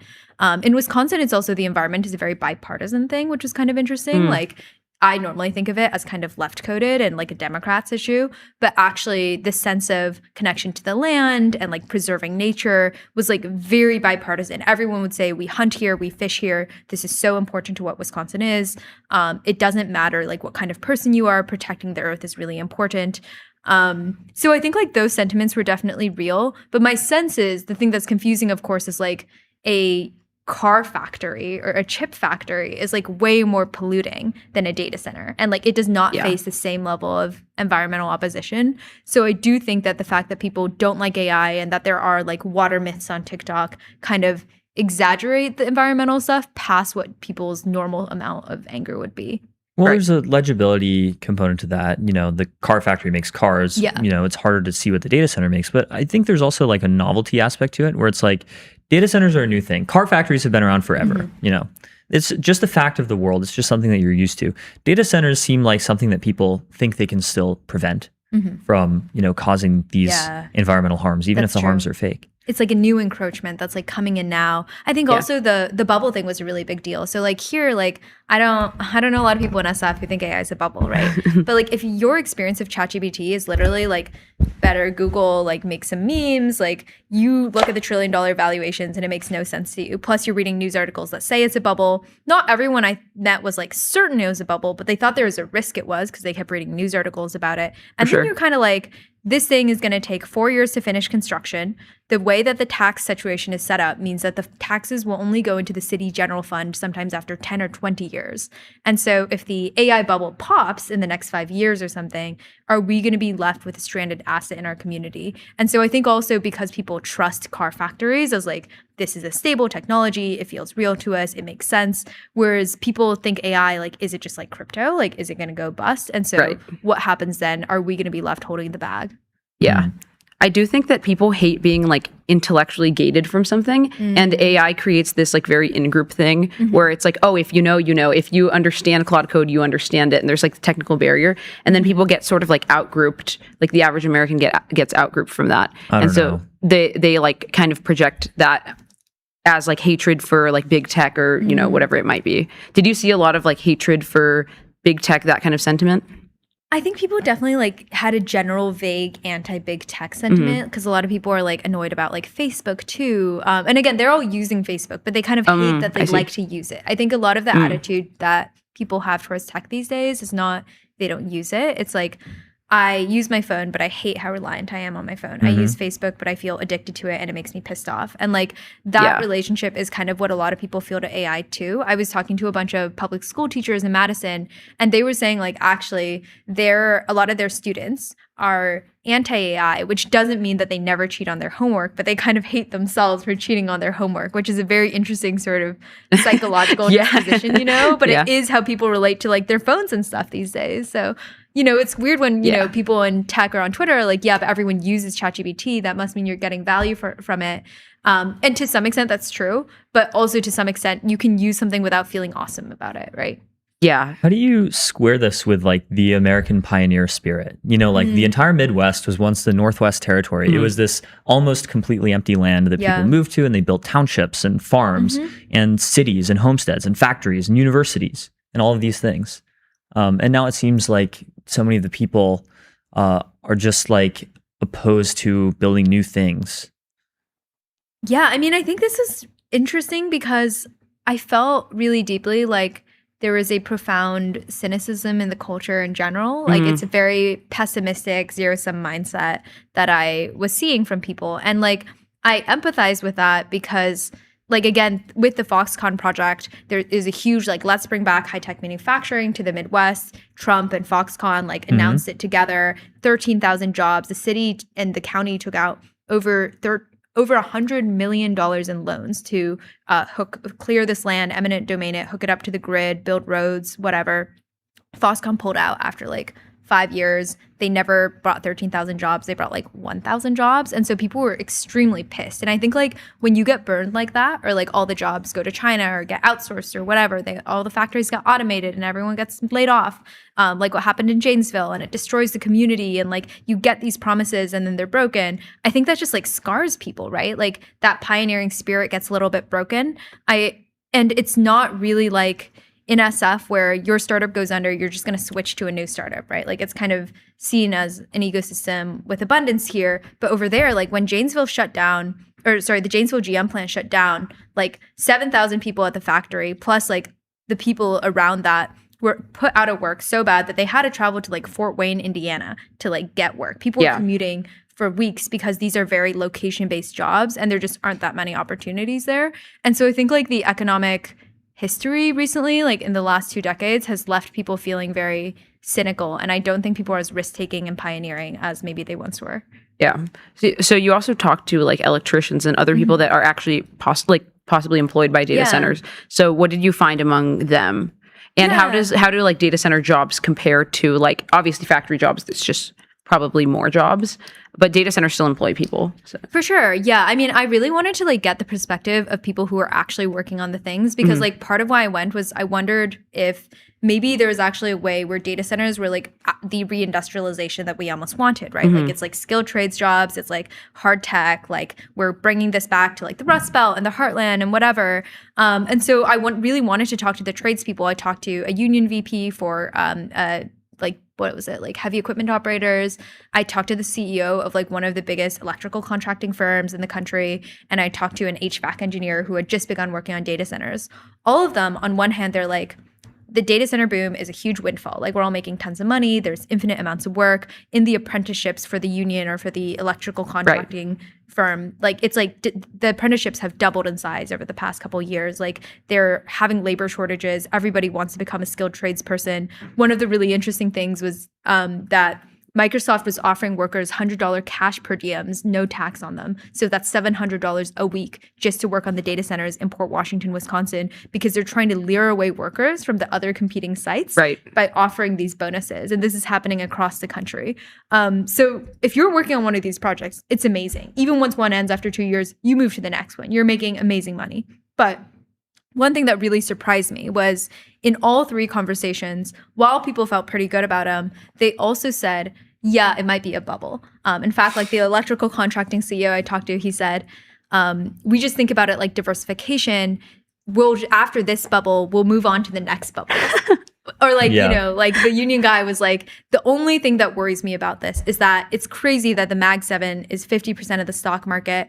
That doesn't seem right. If it goes under, all my guys are going to lose their jobs, but the whole economy will implode. I don't know how to think about that. I don't know how to feel about that. For sure. And so there was this interesting sense that while they were happy to make money right now, no one really had a sense of, is this going to last? Is it going to be a long-term thing? Right. Yeah. Well, really, really interesting. Not many people in SF are actually like traveling out to the heartland to see what's going on. So it's great that you did. Yeah. Thanks so much, It's super important. I'm so glad that you were able to do this. It was also just really fun. I like really recommend it. Obviously, you have to have like kind of a fake job like me to like get to do stuff like this. But like, I highly recommend people just take trips and talk to people. Not a real job like IRL live streamers. I think that's a very real job. Honestly, we should do that. We should do this. Oh my God, take MTS on the road. It would be so fun. In like a trailer. From a cornfield. Yeah. No, it's very important to talk to all of Middle America and, you know, figure out all of the sentiments across the entire country. So thanks so much, Jasmine. Thanks for having me. Absolutely. Yeah. Great having you on, and we'll be right back.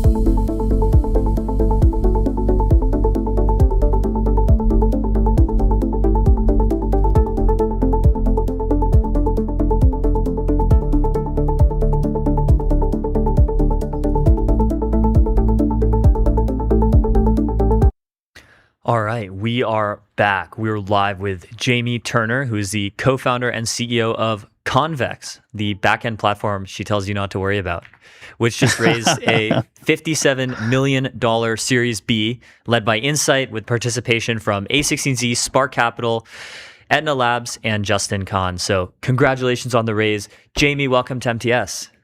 Thank you. It's great to be here. Absolutely. So for the audience, tell us about what Convex is and what you guys do. Yeah, Convex is a new way to solve all the problems we used to use clouds and backend services for. So it's a higher level set of APIs that are kind of designed to work extremely well with agents. And so you can think of it as something akin to like a Supabase or something like that, but with much more aggressively tailored APIs to how agents like to develop. And so people use us in lieu of having an AWS account, for example. Right. So can you tell us what this solves for people in terms of agents?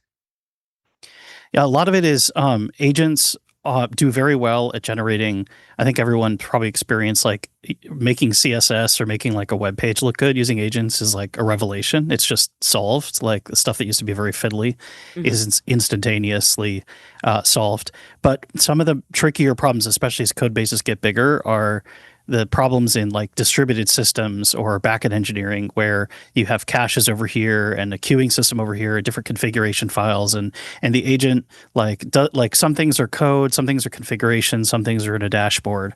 And so Convex consolidates all those into just one code-centric way of representing basically everything that used to happen in a giant cloud for companies at scale. And agents are very, very happy when you represent everything as code. So that's what we do for them. Yeah, in your blog post, you have, if agents write the code, what's left for humans? So yeah, what is the answer to this? Like you say the most important part, but like where do you see, the role of humans as we head into, a mostly agentic built online world? Yeah, so there's a lot of contextual information about like one of the conversations we've had internally several times is thinking about the role of the engineer in like making a bridge or something, right? So like the engineer wasn't the one that maybe riveted the bridge, but was the one that thought about what's the budget, what is like the load bearing capacity, like what are like the needs of this thing, right? And so I think that historically software engineers have both like done the engineering, but also done the riveting. And so like a lot of what's remaining is really just the pure engineering, right? Which is all this contextual information about what you're making, its trade-offs in the real world that are appropriate based on like what human need you're servicing, how big your budget is, like what your cost structure has to be when you're pricing it to people. So really, I think in a funny way, actually, like the whole job of engineering is left. In some ways, we've just gotten rid of the coding part, right? And so turning that into something more tangible, like I guess system architecture and how you parameterize, the pieces of your system and your application in order to encapsulate like what matters, right? Or like for example, if you're going to charge someone, there needs to be some policies about how often do you charge, and like if it fails a number of times, do you contact them, right? So the whole world around it is still extremely real, and that's really the real job of engineering, is marrying that the real world to the creation of software. So how is the experience of the average developer different with Convex? So for the average developer, there's no dashboards to log into. What you do is, let's say you're inside of Cloud Code, for example, using our plugin, you can really just one-shot something extremely sophisticated, like quite a lot more sophisticated than you could if you were using, let's say, AWS or something like that, because so much is codified about the way data flows in Convex's APIs that much more sophisticated application systems will get generated automatically, right? So in many respects, the experience is you just stay in the flow of like prompting, instead of being interrupted to go like maybe debug why a queue isn't moving forward. And a lot of that is because the design of Convex keeps everything inside the context window. As strong as models have gotten, their context windows haven't gotten substantially larger. So they're still extremely sensitive to having the right amount of information codified in the context window. And that lets you just kind of stay in flow when you're building inside of Cloud Code. Yeah, so tell us about Convex components, which are open source building blocks for building an app. So yeah, what do Convex components help you do? So Convex, the way you build anything in Convex is kind of by combining together these few different kinds of functions. So that's the way your agent builds things, is like queries and mutations. But as much fun as it is to solve problems that way, increasingly there's no reason to resolve the same problem over and over and over again. And so components act as these individual little sandboxes that solve some complex distributed system need that you can just grab off the shelf. Like, for example, rate limiting, right? Or like managing a giant work pool of agentic work, right? So components represent kind of formalizing a really well tested solution to that problem into a package that very easily can kind of plug in to what you're doing. And so another way to think of it is almost like a state machine marketplace, right? It's all these sort of like state machines that have a TypeScript relationship to the rest of the world, but they can have private tables and lots of their own kind of way that they manage whatever relationship they have to synchronizing their state to the outside world. Your agent just needs to call the outside functions, and something extremely sophisticated can be contained within that. And so in that way, yeah, components kind of are these building blocks to like compose even larger problems and still keep the information in the context window extremely small, which is just whatever the public interface of the component is all the agent needs to know. So why does coding agents make backend more important rather than less important? Like, why wouldn't agents be able to handle everything by themselves? A lot of it is really the context window thing, right? So I'd say a couple of things. One is there's all these subtle contracts in traditional backend engineering, right? Like a relationship between a cache needing to be invalidated and some code changing and stuff like that. And so the larger that your application grows and larger your system grows, there's a lot of implicit relationships in traditional architectures that aren't codified inside code. And so the way that Convex is designed is you never have to manage caches. You never have to worry about consistency between any part of the system, because all of that stuff is built into the architecture. It's kind of like the ultimate pit of success for distributed systems, basically. The other thing is that I think everyone has realized, or most of us have realized at this point, that agents benefit hugely from feedback, right? Like type systems and stuff like that. And so Convex uses sort of like pretty pervasive end-to-end typing, but between every bit of your application to provide the ultimate kind of feedback loop for the agent.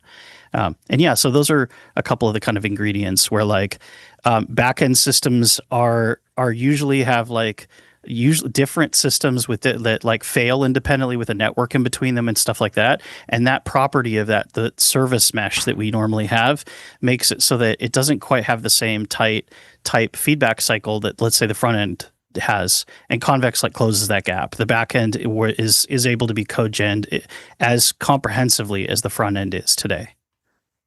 Yeah, so Convex is open source. So how do you guys think about that? And what has the community around it that's emerged? What does that look like? Yes, Convex as our open source deployment is like it's the same deployment we use for like local development. For example, local development is a huge benefit of Convex, right? And a lot of developers like to be able to use their machine, for example, if they're doing work trees inside of tools like Conductor or something like that, or Cloud Code. The open source image is an exact replica of kind of what happens in the cloud product, but it's sort of condensed down to run as a single Docker image, basically, or even a single binary. So that makes it really compatible with, like, let's say having 15 different work trees going at the same time, with all of them having a slightly different representation of your project, right? So there's no need to spin up 15 different databases, which would be quite heavyweight. You actually can just have these kind of 15 Convex open source processes running on your machine that are managed by your harness. So yeah, open source is a huge part of what we do. There's also a lot of customers who run the open source image, and one of the reasons they'll do that is, let's say they're running, they're in Singapore, and we don't yet have like a region in Singapore, but there's a reason for compliance that they want to be able to have, let's say sitting in their racks, or at least running in their region on like an Amazon region that they own, and so they can use open source in order to kind of close that gap. And we think that's just a huge benefit of open source, because also they end up finding, you know, they might find some feedback for us and some things that are wrong with that, and then send the PR back our way, which is always great. Right, totally. And I guess last question before we wrap. So you guys raised 57 million Series B. What do you guys, to the extent that you can talk about, plan on doing? What's next for Convex? Yeah, so a big part of what we're doing is growing the team. So Convex's business has scaled up like 100x in the last 18 months or something like that, right? So our scale is getting to be pretty enormous. We need a lot more kind of distributed systems experts, scaling experts. Like increasingly, we're starting to build some of our own cloud fundamental services like custom databases and custom runtimes in order to hit the kind of scale and economics that we want to hit as a business. So a lot of what that money for really is going out and finding more and more incredible like technologists to come help us own this very ambitious thing we're trying to build, right? Which is to really reinvent kind of how cloud computing works in the agent era. That's a very lofty goal, and it takes a lot of really, really talented people to do it. Yeah. So that's most of the focus at this point. Well, congratulations. Congratulations. Amazing yeah, stuff. If anyone viewing is looking, check out Convex. Convex is hiring, and thank you so much. Yeah, thank you both. Appreciate it. And we'll be right back with MTS. Be right back.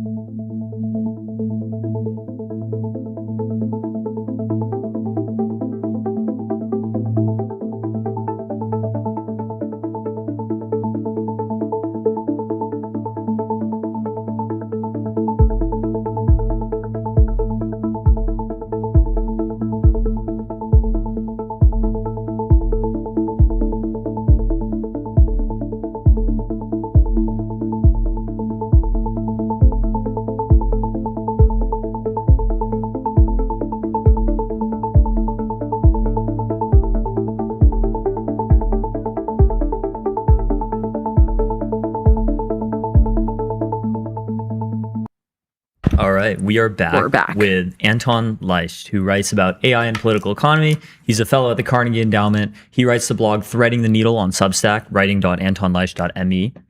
And we've had him on before, but never in person in the Situation Room. He's here from DC just for this and nothing else. Just for this and nothing else. Great to be here. He just flew in. He's flying out immediately. So we end. Anton, welcome to the Situation Room. Thank you so much. Very cool. So you just wrote this article called Locked Down yesterday. Most AI policy will be about doing securitization well. What exactly do you mean by this? I just think there's this obvious trend towards these models are getting really, really scary. They're getting really powerful. They're not under perfect control. They're not perfectly aligned. And obviously the US government and basically any government in the world, but mostly the US government, is going to take an interest in getting a handle on that because the risks are getting unacceptable. Lots of entities in the US government are very worried about just like maximizing security, even at the detriment of like all these other things like diffusion and flourishing, all of these things. So I think you just have this like very strong baseline impulse towards the US government wants to get a handle on the risks specifically. And I think when you make AI policy in that setting, you can basically do two things, right? The first thing you can do is you can try to sort of fight this. You can try to pull as much AI policy out of this security establishment and away from this drive towards just making things secure and locking them down and pushing them into the intelligence community and so on. I think that's what we're seeing in the discussion right now, right? We have like people are trying to get carve-outs for like open source models out of sort of voluntary framework that the White House has released, and they're sort of pushing back against this idea that there are even like particular risks that need to be securitized.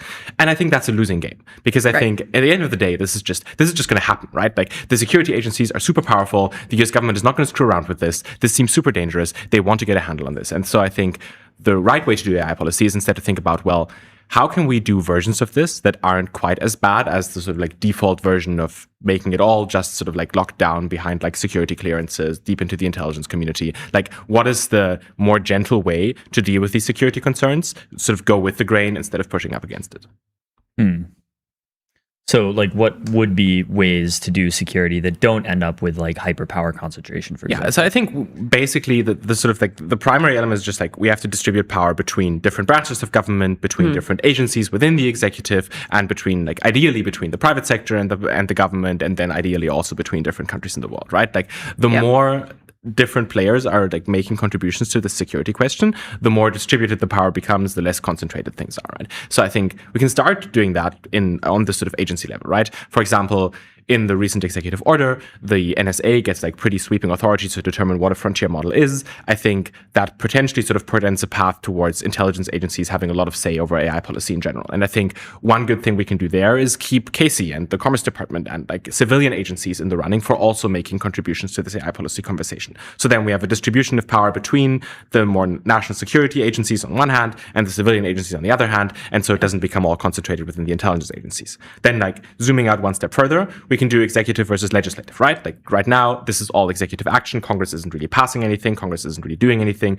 It's hard to pass bills. It's going to get harder to pass bills if the Democrats win the House again. But it would still be great if there was some legislative basis for doing some of this stuff, because then Congress calls some of the shots and the executive calls some of the shots, and it's again not as concentrated. And then zooming out even one step further, maybe it would be nice if some of the authority to do this kind of stuff wouldn't be just within the US government, right? Like, would be nice if we had like third-party evaluators that play a role in making these decisions. It would be good if neither only the labs nor only the US government made the decisions, but there was some sort of like uneasy, like leverage-rich sort of back and forth between them. So at all these layers of extraction, we can just like make sure the power is a little bit more distributed and doesn't concentrate in one place. And I think that's broadly the solution to this. Yeah. In terms of like the international aspect of this, I guess, is there like a first mover advantage if you have, you know, like the US, for example, leading, drafting the like, you know, the security standards or whatever it might be? We saw Waco, China come out with Waco, like when was that? Like 2 or 3 weeks ago? I don't even remember. I can't even tell time anymore. But I think it was about 3 weeks ago. Yeah, something like that. So, and do you think it's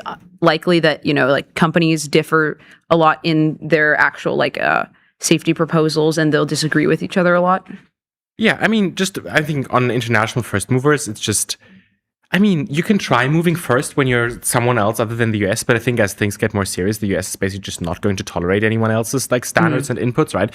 Even when AI policy wasn't a big thing just yet, and no one in the administration really cared, we've already seen Trump admin pushback against any attempts to regulate and control and sort of affect frontier AI development in the US from the outside. So you can try to do these like sort of outside regulatory things, leverage things like market size, like the EU does with the AI Act and whatever. But I think at some point of securitization where the US government just says, well, this is how we win against China. This is keeping our stock market alive. I think at some point they'll just not tolerate this kind of pushback. They'll go all out. They'll leverage security guarantees. They'll go into like trade wars and like tariff action and all these escalatory things just to keep this regulation. So I think mostly this is a US conversation for now. We can change some of that by building all this leverage, and like maybe the sort of middle powers of the world can work together and exert some leverage. But I think for now it's mostly a US thing. Well, how would security recommendations actually differ from country to country? Yeah. Like if you're trying to secure your frontier labs, what would you do differently if you're the US versus China? It seems like not that much, right? Oh, I think if you have frontier labs, the requirements are pretty similar. Yeah. I think between China and the US specifically, the standards are mostly the same. I think you're probably a little bit more worried about being the first place to get into like really dangerous sort of like RSI loops if you're the US, just by virtue of being ahead. And I think you have a little bit stronger incentives to be like deregulatory when you're China because you're trying to catch up, right? Right. You can operate under this hypothesis of, well, like in all likelihood, the risks correlate with greater capability levels. So we can just see where the US goes and we can let the US run into all the risks first. And we can regulate specifically all the risks that the US keeps running into and that keeps screwing over the US economy. And all the agents keep breaking out. Oh, well, that's good to know. Then we'll like introduce some policy to like specifically make that not happen. And so the US sort of scouts ahead and runs into all these like dangerous spikes of the capabilities, and then China can just sort of follow behind. But if the capability level sort of equalized in a way, then I think it would basically be very similar security precautions. Yeah. Though I think the chance of concentration of power in China is obviously even greater than in a democratic society that has these like checks and balances and distribution of power. Yeah. What do you see the role, you mentioned the middle powers here, like, it would be kind of optimistic is if we had some sort of like reverse. Good guy to ask this question. Yeah, the reverse federalism on a global scale where like some countries could propose like really specific like AI safety measures and that would somehow inform like what the US wants to do. But I think there's like a few different things that you can do as a middle power. The first thing you can do is just like make sure you don't get screwed by the securitization yourself, right? That's like the most low-hanging fruit. Just like if the US securitizes, it's going to be a little bit more worried about where it puts its weights. It's going to be more worried about who gets even access to like clean API feeds for distillation and misuse concerns and all these things. So just in that context, it seems good for middle powers to just like align with US security standards so they don't get cut out of just access to like frontier models and to what is happening in AI in the short term. And I think that just works through boring stuff like security standards, like making the data centers secure, setting up KYC schemes for all these companies that you would want to have access to the models and so on. I think that's basically step one. So you just don't get like disempowered and cut out, and your governments and your firms keep having access to the frontier models.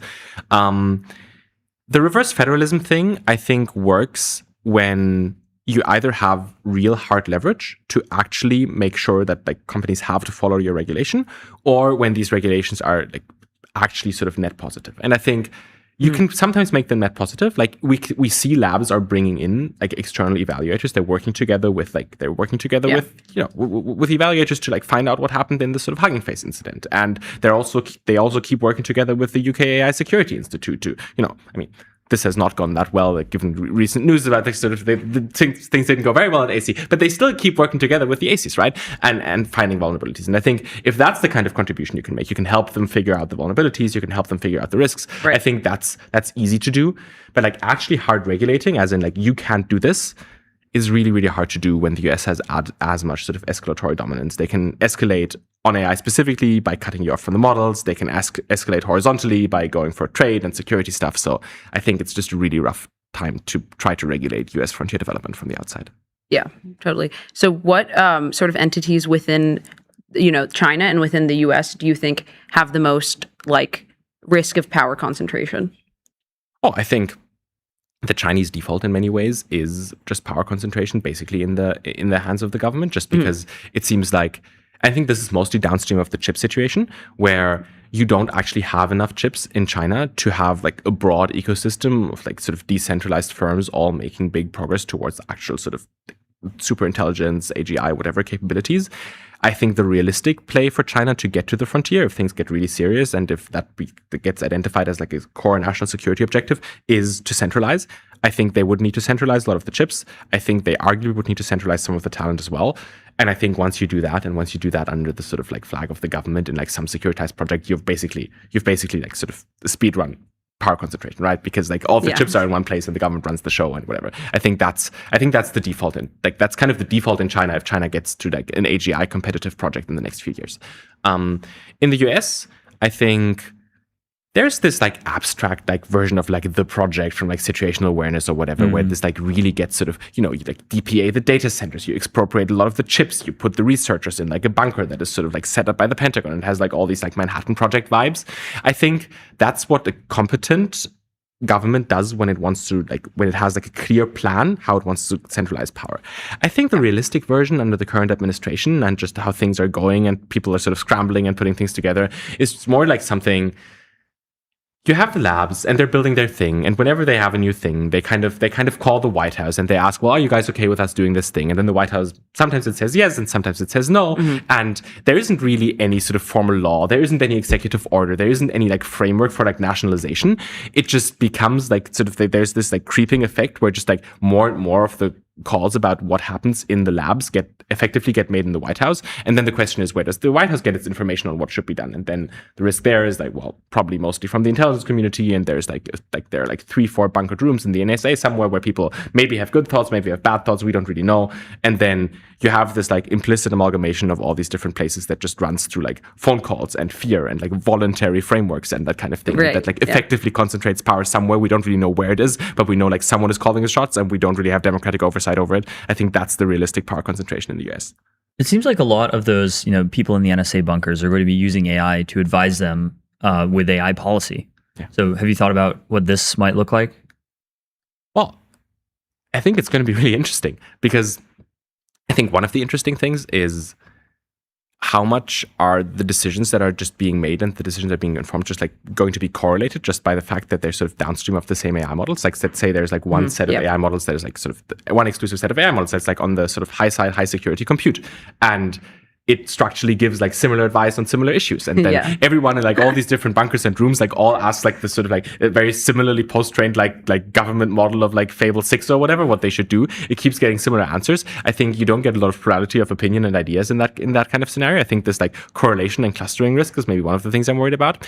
Then there's this sort of broader sort of like scarier like self-preservation stories where it's just like, well, like if these models have like some latent interest in not being shut off at some point when they realize they're like advising government decision makers, surely there's going to be like, if they have the self-preservation instinct, maybe that like shines through in the way that they give advice. I think that's a little bit spookier, a little bit more long-term.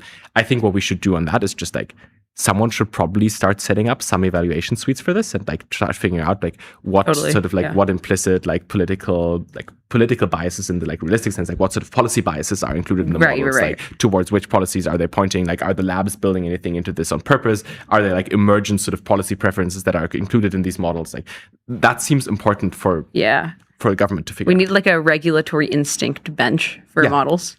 That's definitely true.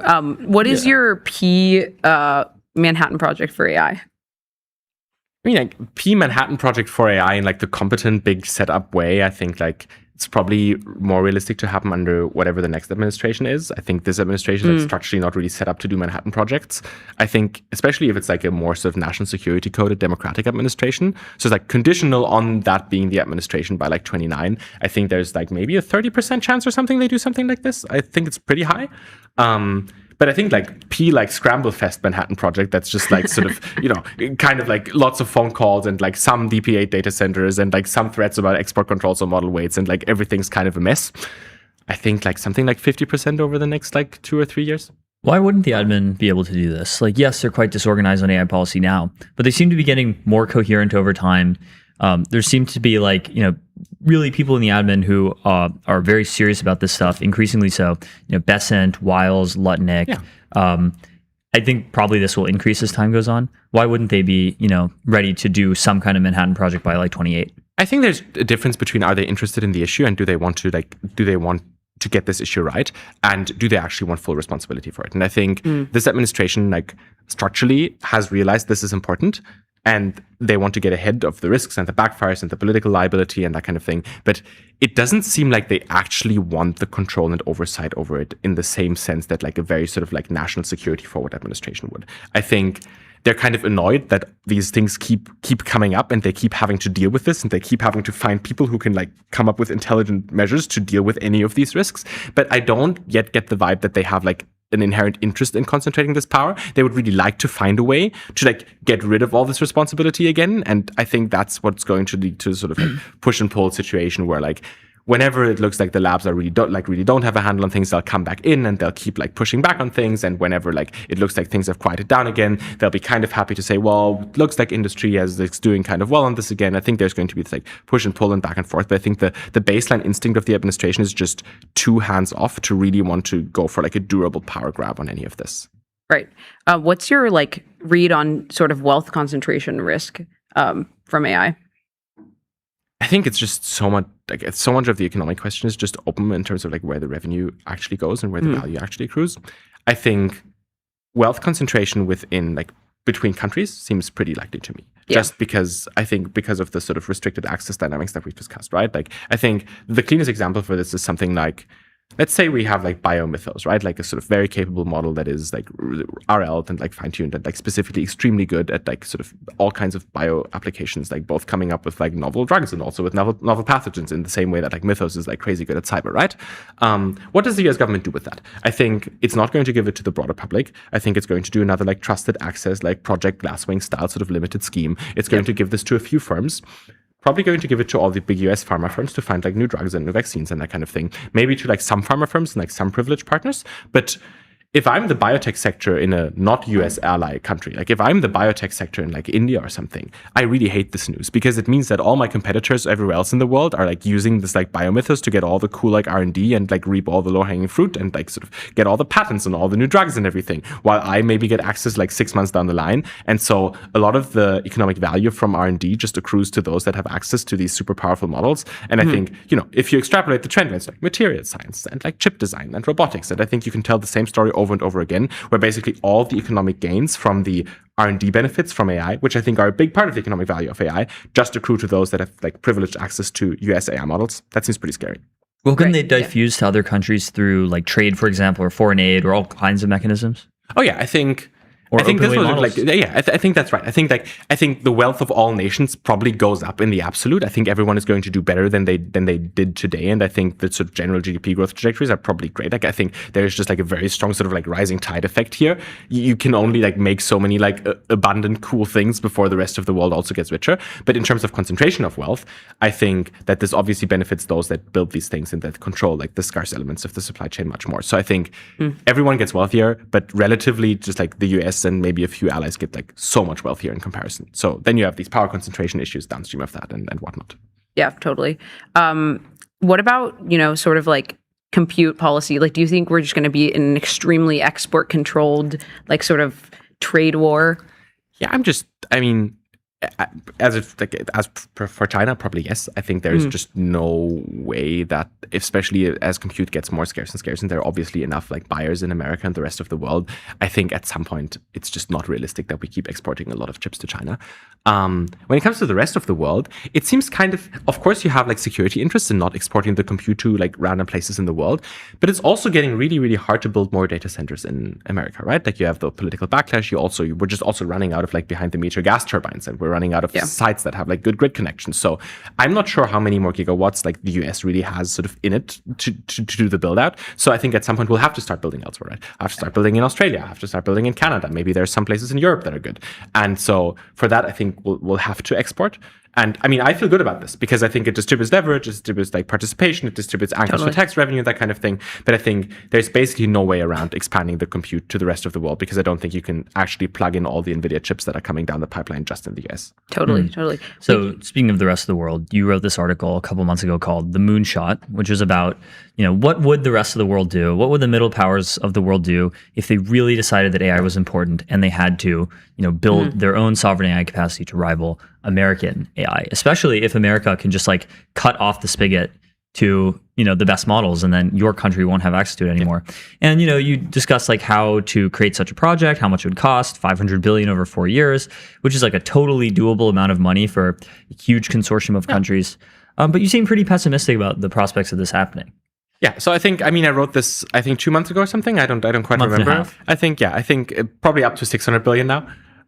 Just like the price keeps increasing as the US government gets more serious about this stuff. Like even just with like the incremental additional wake up that has happened since then, it gets costlier because the US pushback gets stronger, right? Like the US is even more freaked out about AI capabilities now. So once you start buying the chips, once you start poaching the talent, like the US government is going to be even more scared about this. So you're going to have to invest even more money into like resisting US retaliation on trade policy and that kind of stuff. So the price keeps going up as the US government is getting more and more AI pilled, and as like the sort of race is going faster and faster.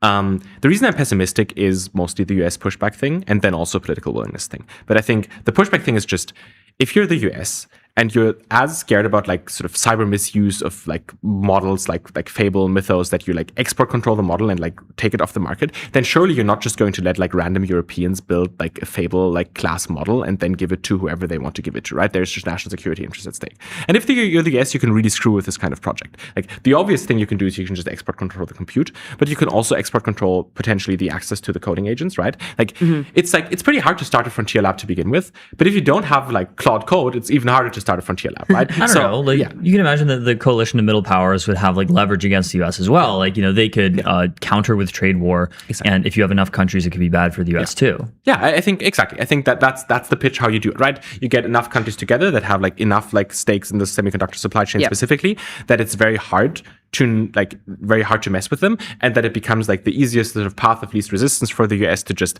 be okay with them doing their project. And then the US is going to be sort of, the US is going to be like somewhat arrogant about this anyway. Like, what, the Europeans are not going to pull this off anyway. I think you want to create the path of least resistance to that. For that, you need enough leverage in the coalition. I think it's much easier if you expand the coalition beyond like Europe and the UK to some of the East Asian countries as well. Like if you get Japan and South Korea for like, HBM and semiconductor manufacturing reasons, like suddenly it's really, really risky for the US to mess with this coalition. But that's what brings us back to the political willingness thing, right? This requires like the Koreans to take on a lot of risks with their specific like HBM building assets. It's going to require the Dutch to take on a lot of risk when it comes to ASML. It requires like the East Asian allies specifically to take on a lot of security risk as they start like defecting from the US, and then their security umbrella with regard to China is like under a lot more uncertainty. And I think the question is just, does this coalition stick together in terms of political willingness, or does the US just start like A, threatening everyone, and then also B, start offering really, really good sort of bilateral deals to anyone who they'd like to defect, right? They go to the Koreans and say, well, we'd really like for you guys to like quit this project, and we'd give you like unlimited access to every model we build. We'll build you like 2 gigawatts of data center capacity in the next 18 months. You'll never have to be scared of being cut off ever again. Just defect from this coalition, just come back into the fold. And the US does this effectively with like 2, 3, 4 countries. And then suddenly this coalition just has like, I don't know, like the French and the like half of the EU is left or whatever. They have Mistral and Black Forest labs. Yeah. And then the coalition is screwed, and then like then you're in an even worse position than if you've never started to do it to begin with. So I think that's the biggest risk. At what point does such a coalition become impossible? I think some people would tell you it's basically impossible already, just because the gap in internal coding agents specifically. Because you just have these runaway effects. I'm not sure whether I entirely buy that. I think you can probably at least like get access to the best models that are on the open market, and you can maybe use that to bootstrap to a later point. I think it just gets more expensive is I think the main thing. I think if you're willing to spend more and more money and more leverage and go like harder and harder on this, you can do this all the way up until we reach like a sort of like super hard like takeoff-y recursive self-improvement sort of point. I think until then you can always poach a lot of researchers, you can always buy a lot of GPUs. I think maybe one breakpoint for this is when like lab researchers don't matter that much anymore, because there's like one of the reasons why you can do this kind of thing is because you can poach researchers, right? And they know a lot of things about how things are done inside the labs, and then you're basically acquiring a lot of the intellectual property when you just like poach a bunch of lab researchers, right? That's kind of how it works between the US labs already. That's also how it would work with the sort of Moonshot project. And if things in the labs just get more and more siloed, and if more and more of the work is being done by the agents instead, and researchers don't actually know all that much about what's happening inside the labs anymore, this kind of knowledge transfer gets a lot harder. So I think that's maybe one breakpoint for when it will really stop working. Maybe that's like in a year, maybe in like 18 months. Yeah. I don't know if the like coding uplift inside American AI labs is that significant yet. Absolutely, it will be in the future. Yeah. But I think like right now it's probably what, like 40-50% speed up. It seems like possible to overcome that with like enough talent. Yeah.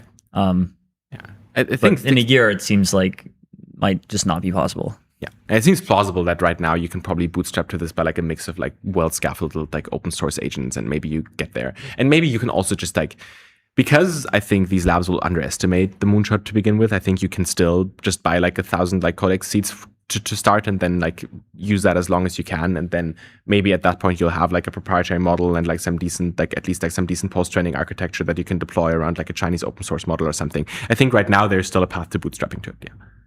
Yeah. Do you think like if the if a frontier lab got like nationalized in the US, that would sort of incentivize like that like frontier labs to move to a different country or go overseas? How would they do that? Well, because like it gets, I don't know, that was what made sense in my brain. Yeah, I mean, sure. I think if one of the labs got nationalized, the other labs have like an incentive to defect or something. Yeah. But it just seems like, I mean, it's just really hard. Like all the computers here.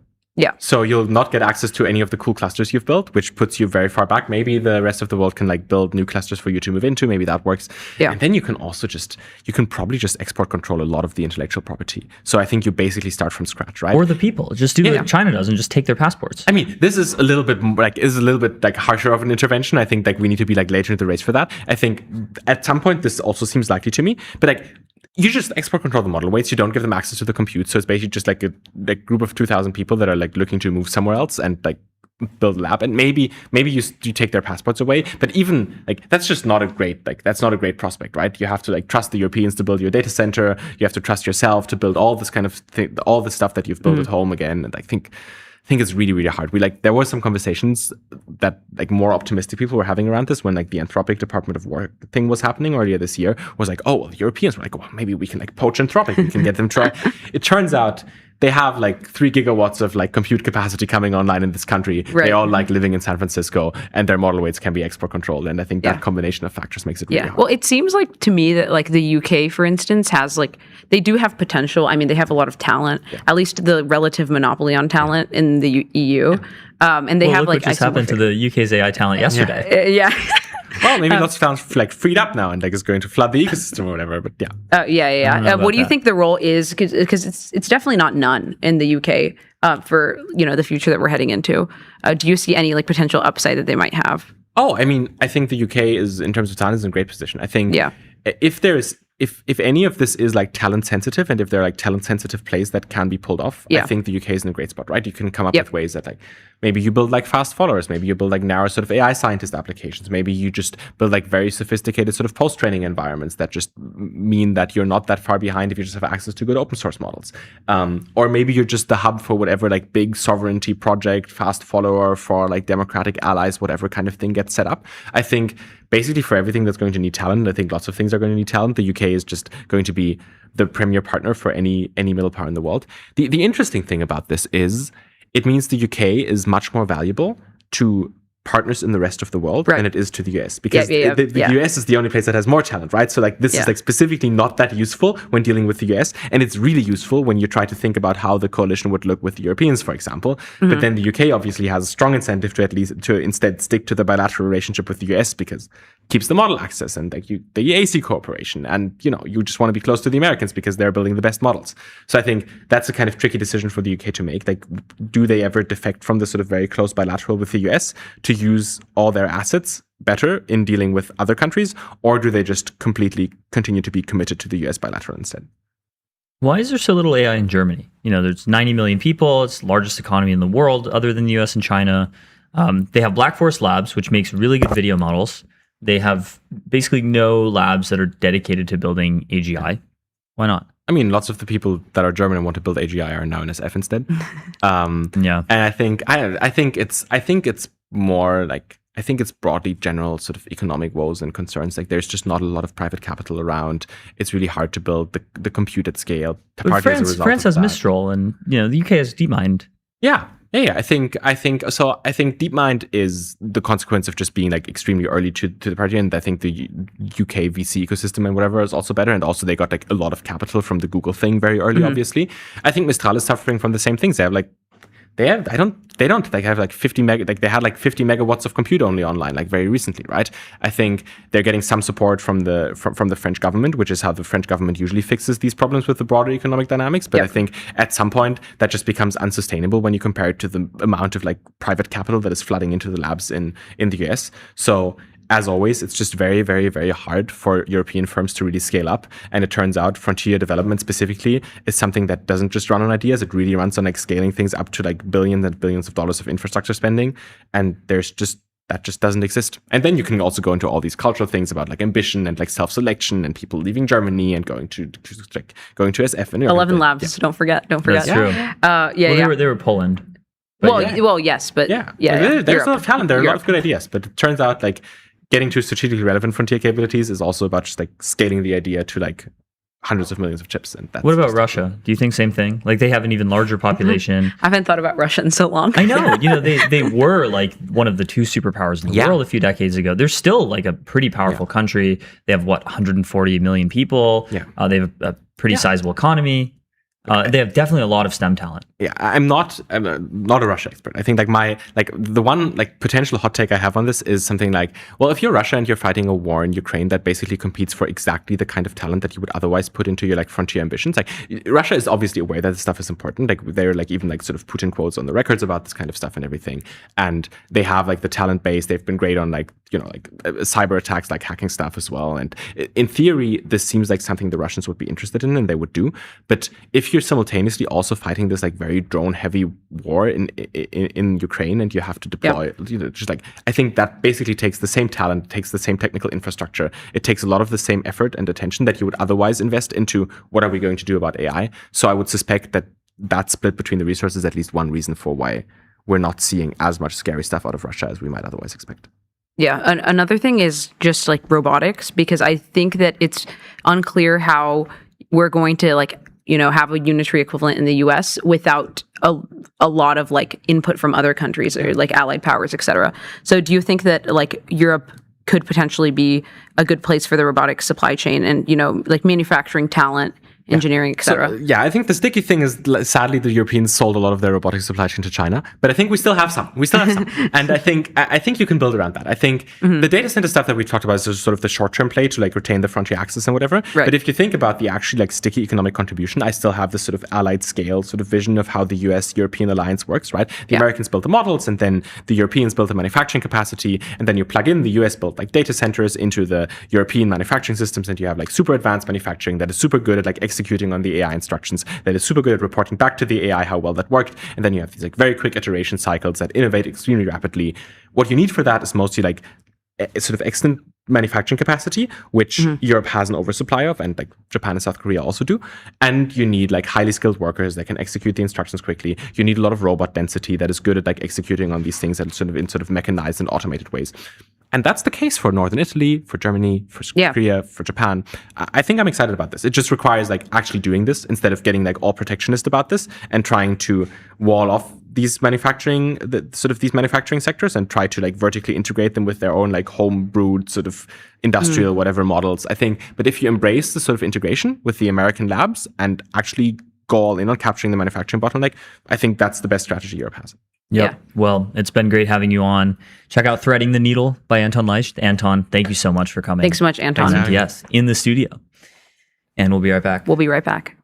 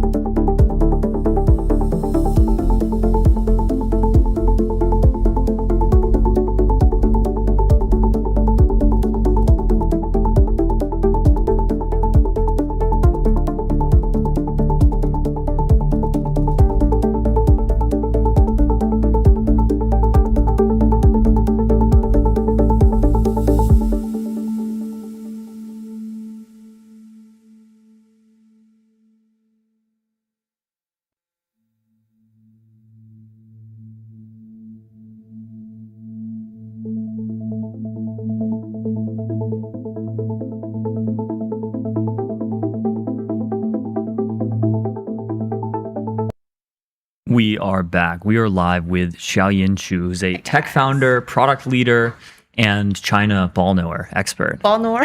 Ball knower. So, Xiaoyin, welcome to MTS. I'm really happy to be here. First time. Yeah, in the studio in person. So we had like, we'll talk about a range of things from like Unitree to open source. We had a lot of Deepseek stories today. Oh, yes. I don't know if you were kept up with everything. Yeah, so Deepseek is raising at like 74 billion. The raise is led by Monolith, which is also raising. We did a deep dive on Monolith. Deepseek is also investing in the Unitree IPO. Yeah. Mm-hmm. Yep. That one I saw was pretty insane. Do you know they have a 3-year lockup? Wow. I did not. Yeah, so they cannot sell for 3 years. Interesting. Wow. Yeah. I imagine it'll do fine. Yeah. I wouldn't be too worried. Well, okay, I guess speaking of Unitree, so we saw that there's bans now on like all subsequent Unitree robots that are going to be released. Do you think this affects like how does this affect Unitree itself? I don't think it impact that much on their stock price. I feel like it's national strategic to have robotics company go public, right? So I think it will be like one of the most supported company anyways. But it kind of makes sense to me from US perspective. Obviously, it would be a little tricky, right? But I think open weight, I believe, is a different situation than robotics in terms of ban. So I do expect open weight ban shouldn't. It's not like because we ban robotics, therefore we should ban open weight. I don't think those analogy apply. Yeah. What do you think is most likely to happen with like Chinese open weight models in terms of like US action?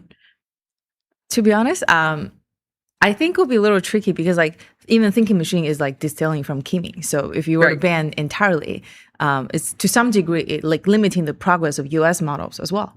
I think a more likely thing is you could ban Chinese inference. So like the data is not leaving the data is still in the US with US neocloud like Nebius of those world, like Base 10, those are US companies. It could be like hosting Chinese models, but with US data centers. That seemed to make more sense. If you were to ban, you probably ban Chinese inference. You don't want Deepseek to correctly hold all your data in China. Right. So that seems making more sense than actually banning the weight because it's impossible to. Banning the weight is just like a zip. You can literally download it. So I think that part is really, really hard to enforce in my opinion. Yeah. So on Unitree, like my big question about the Unitree IPO is not financial advice.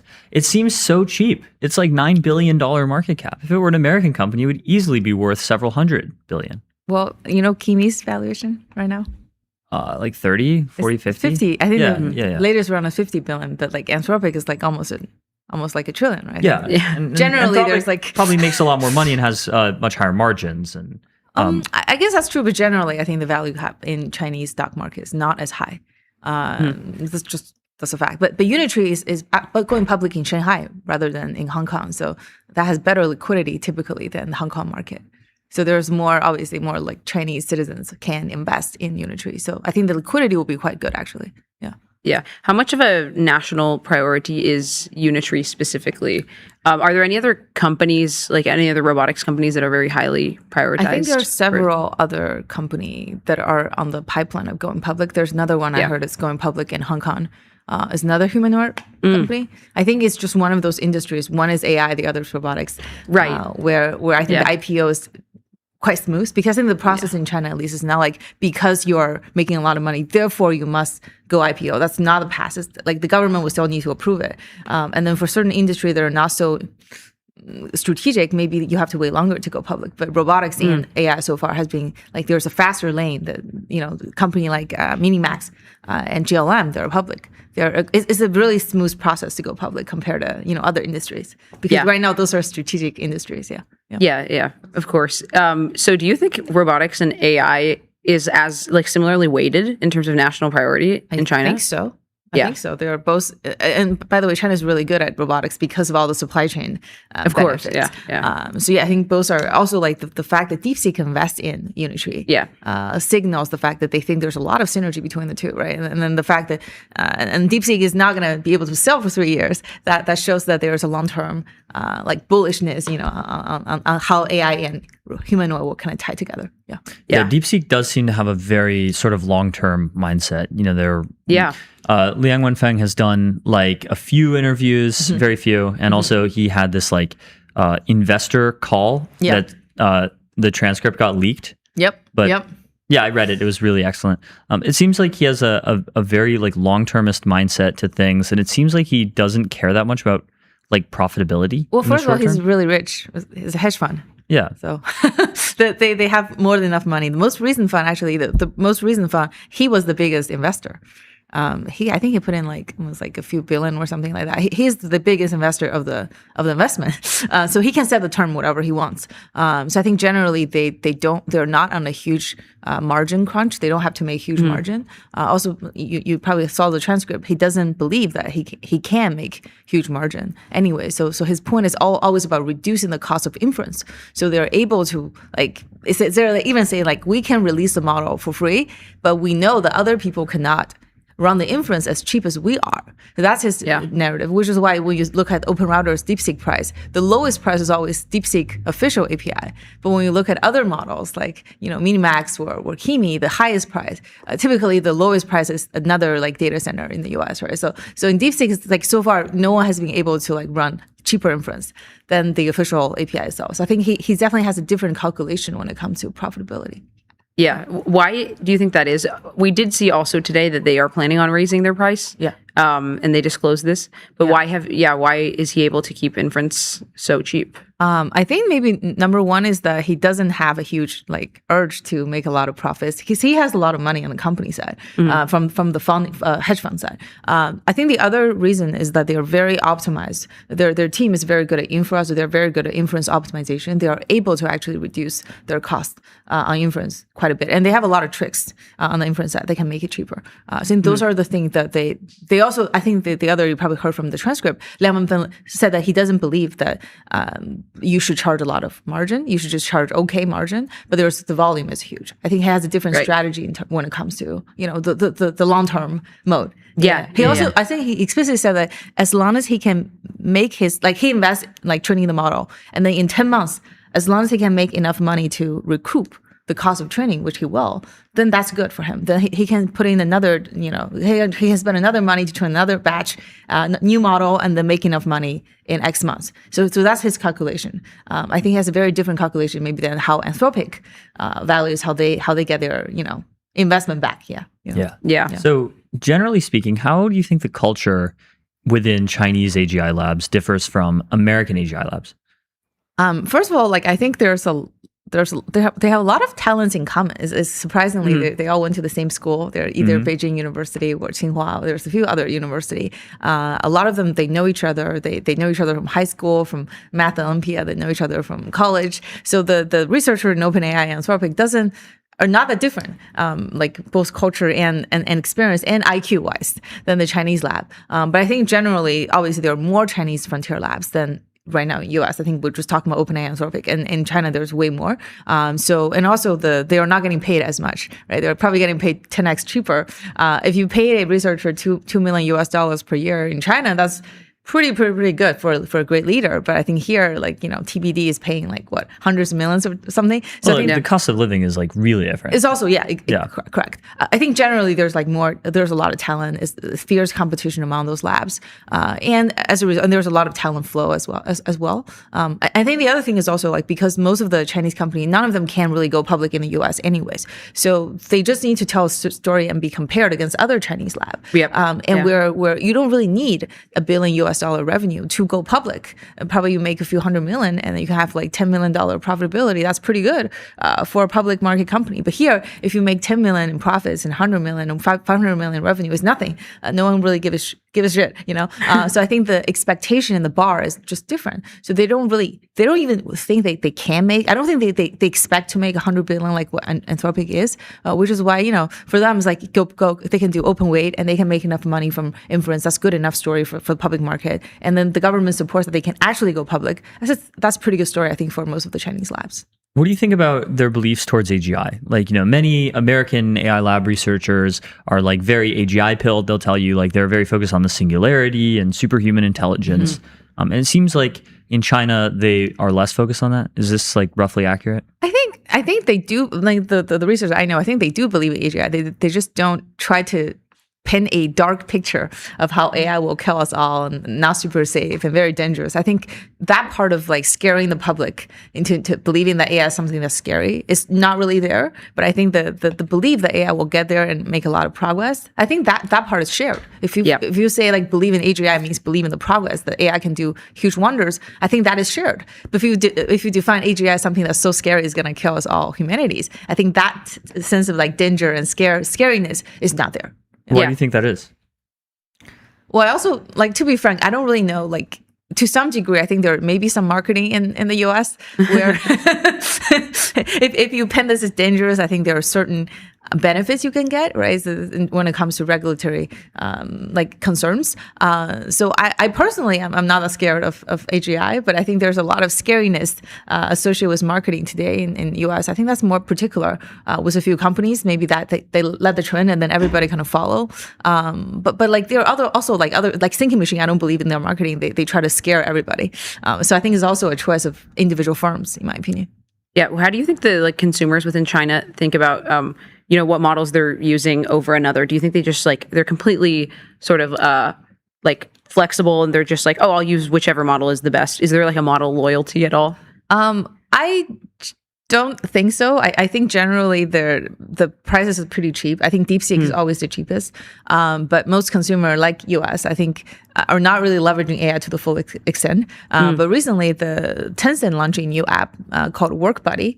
That's basically Codex, but maybe dumber. As in is like easier to use for most people. So they actually have more users right now compared to Codex when it comes to like daily active. I think they hit like 10 million or something or 20 million. So the growth has been tremendous. So that part, I think when people are using WorkBuddy, they don't even care what model they're using for everyday people. Yeah. Right. Yeah, that's interesting. But generally, I think in general, enterprises in China don't give you a lot of money. So there's not a huge enterprise business. If you look at the Chinese public tech company, most of them are consumer. There's no like enterprise tech company because enterprise don't like to pay money in China. They would rather build it themselves. So I think historically the expectation for enterprise to pay huge margin was just not there. So I think compared to the Anthropic's enterprise story, there's no enterprise story in China. So I think there's no like huge margin expectation to begin with for those firms. Yeah, that's definitely true. I think like the recent Quen model was really impressive as well. And I was thinking about like how could such a huge company like Alibaba be able to like make such a good model, especially when what we see in the US is like the very big companies like the Googles and the Amazons are not very good with like frontier AI. So why do you think that's different? Well, there's a lot of drama in Alibaba too. I think the previous person who's in charge of Quen left. He started a new lab. And so there were huge drama, I think, like in the past few months. But I think generally there are several firms like, especially in video, actually, right now. I think ByteDance and there's a Kling. Those are all huge companies. And they have a lot of video data and they dominate the rank pretty much. So I do think that they're not the only one. Alibaba is not the only big giant company that are able to deliver models. I think there are several others. Tencent recently launched a new Hunyuan model, but maybe not as good as Quen yet. But they also have a model as well. So I think generally, like the big firms in China, at least, they are more aggressive when it comes to they must win in this. I think, and generally they also tend to be more nimble because it's more cutthroat. Like there's a universal, like a very very common practice where you have multiple teams working on the same exact thing, and then you kill the other team that don't perform well. And if your team get killed, then you probably can typically you leave the company. You will leave the company. So for example, in WorkBuddy's case, is the Chinese Codex competitor, Tencent has like 3 teams working on the same thing, and then WorkBuddy is the only one that's winning. So I think generally when it comes to big initiatives like AI or like models, sometimes they have like competition even internally. So it's just like smaller team. Wow. Yeah. But then they have fierce competition internal as well. That's fascinating. Yeah, really interesting stuff about China. It's rare that we get like such a glimpse into the Chinese tech ecosystem. So it's been great having you on. Thank you so much, Xiaoyin. Of course. Thanks so much. And we'll be right back with MTS. We'll be right back. Yeah.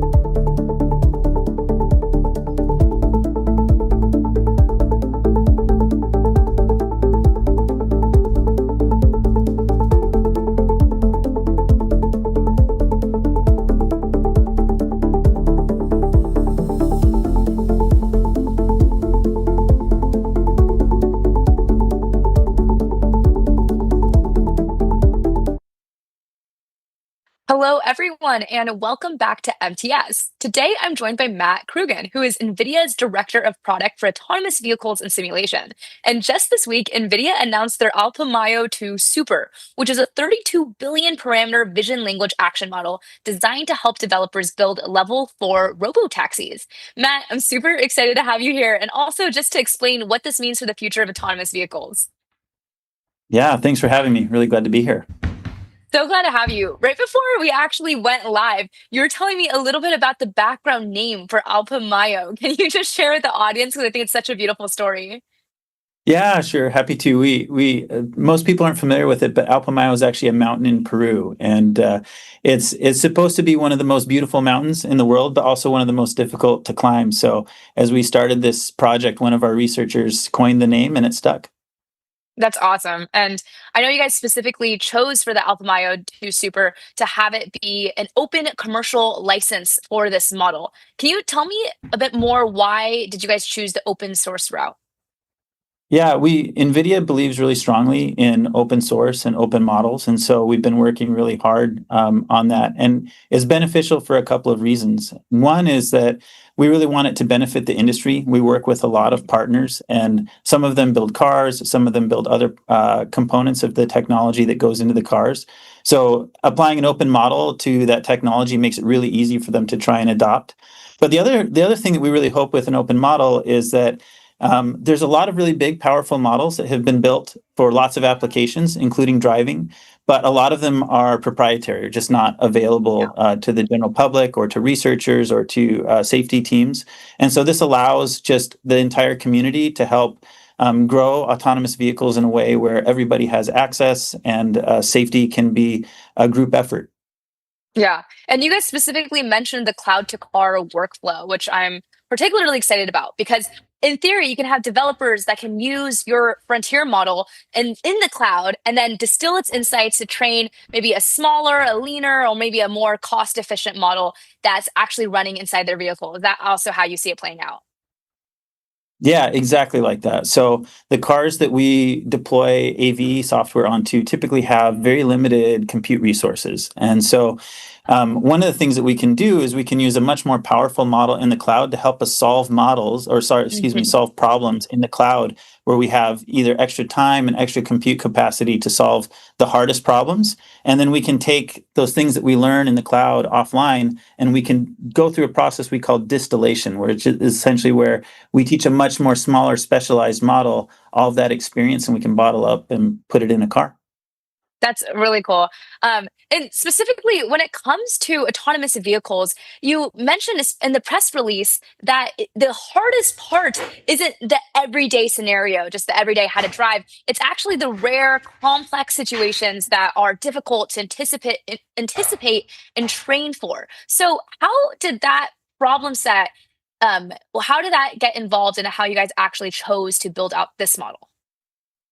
Well, self-driving cars have been perpetually 5 years away for the last 12 years or however long it's been, and the real challenge for everybody is, how do you take care of the what we call the long tail? So the things that you don't experience very often on the road, but typically are the things that you worry the most about, right? And so the benefit of having a really large model, especially Alpamayo, it's been trained as a reasoning model. So not only does it see what you see or have perception, it also is able to think about how it should behave or what it should do.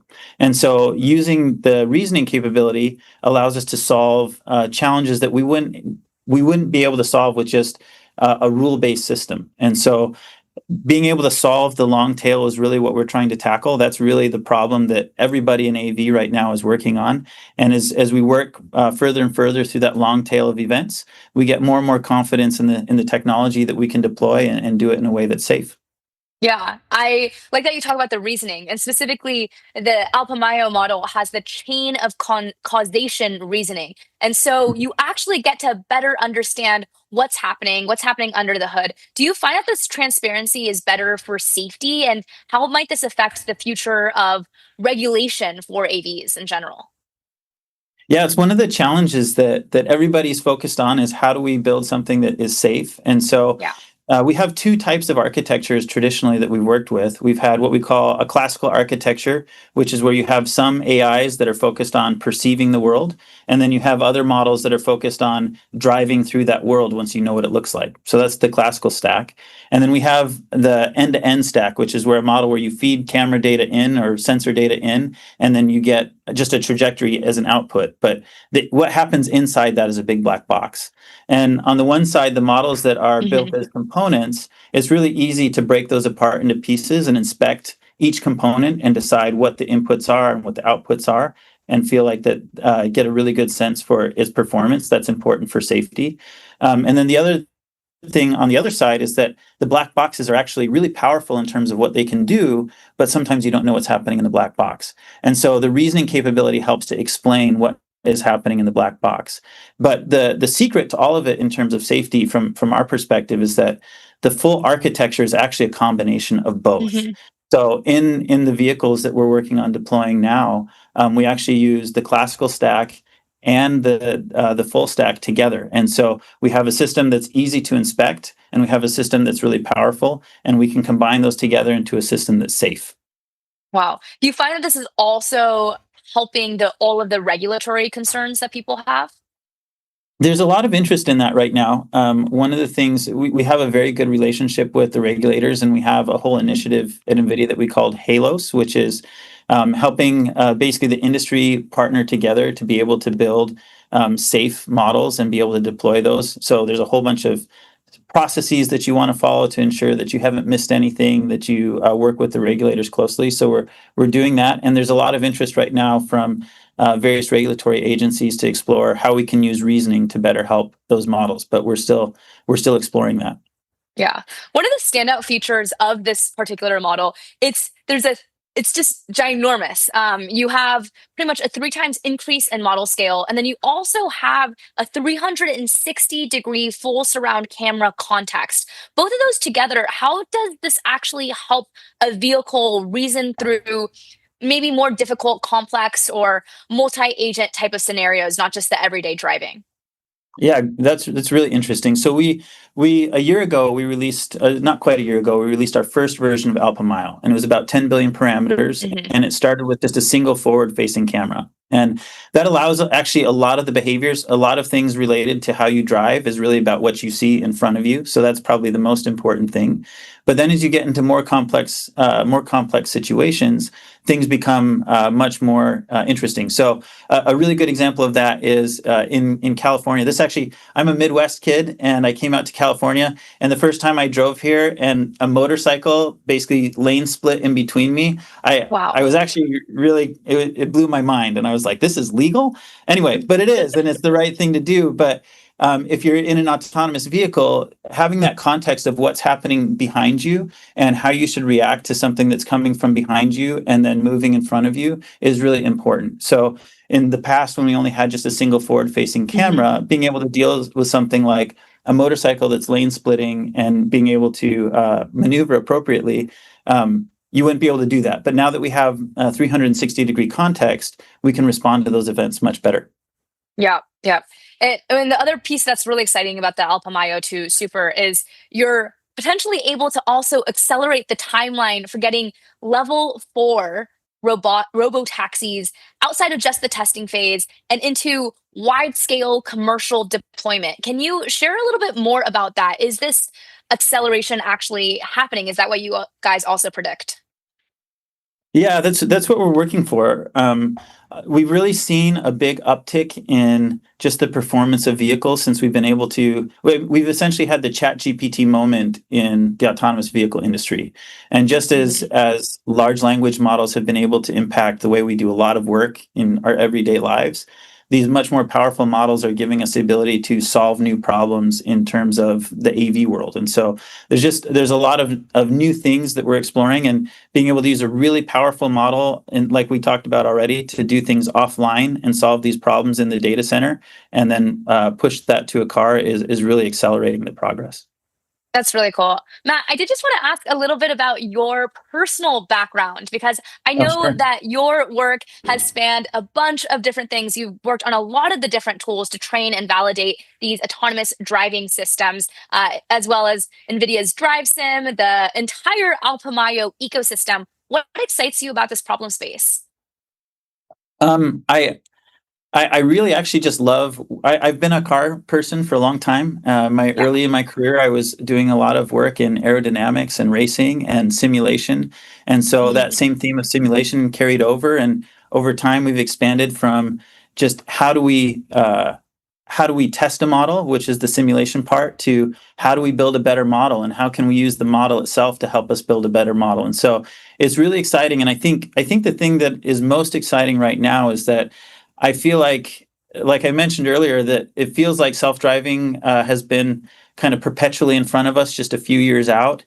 But I feel like we're getting to the point right now where it's happening now. And so we're seeing in the next, we have line of sight to actually seeing these things be deployed. And it's exciting from a technology perspective, but it's also really exciting from just an overall benefit to society. The ability to build safer vehicles that is a really something to participate in that has a lot of positive impact. So that's really exciting for me.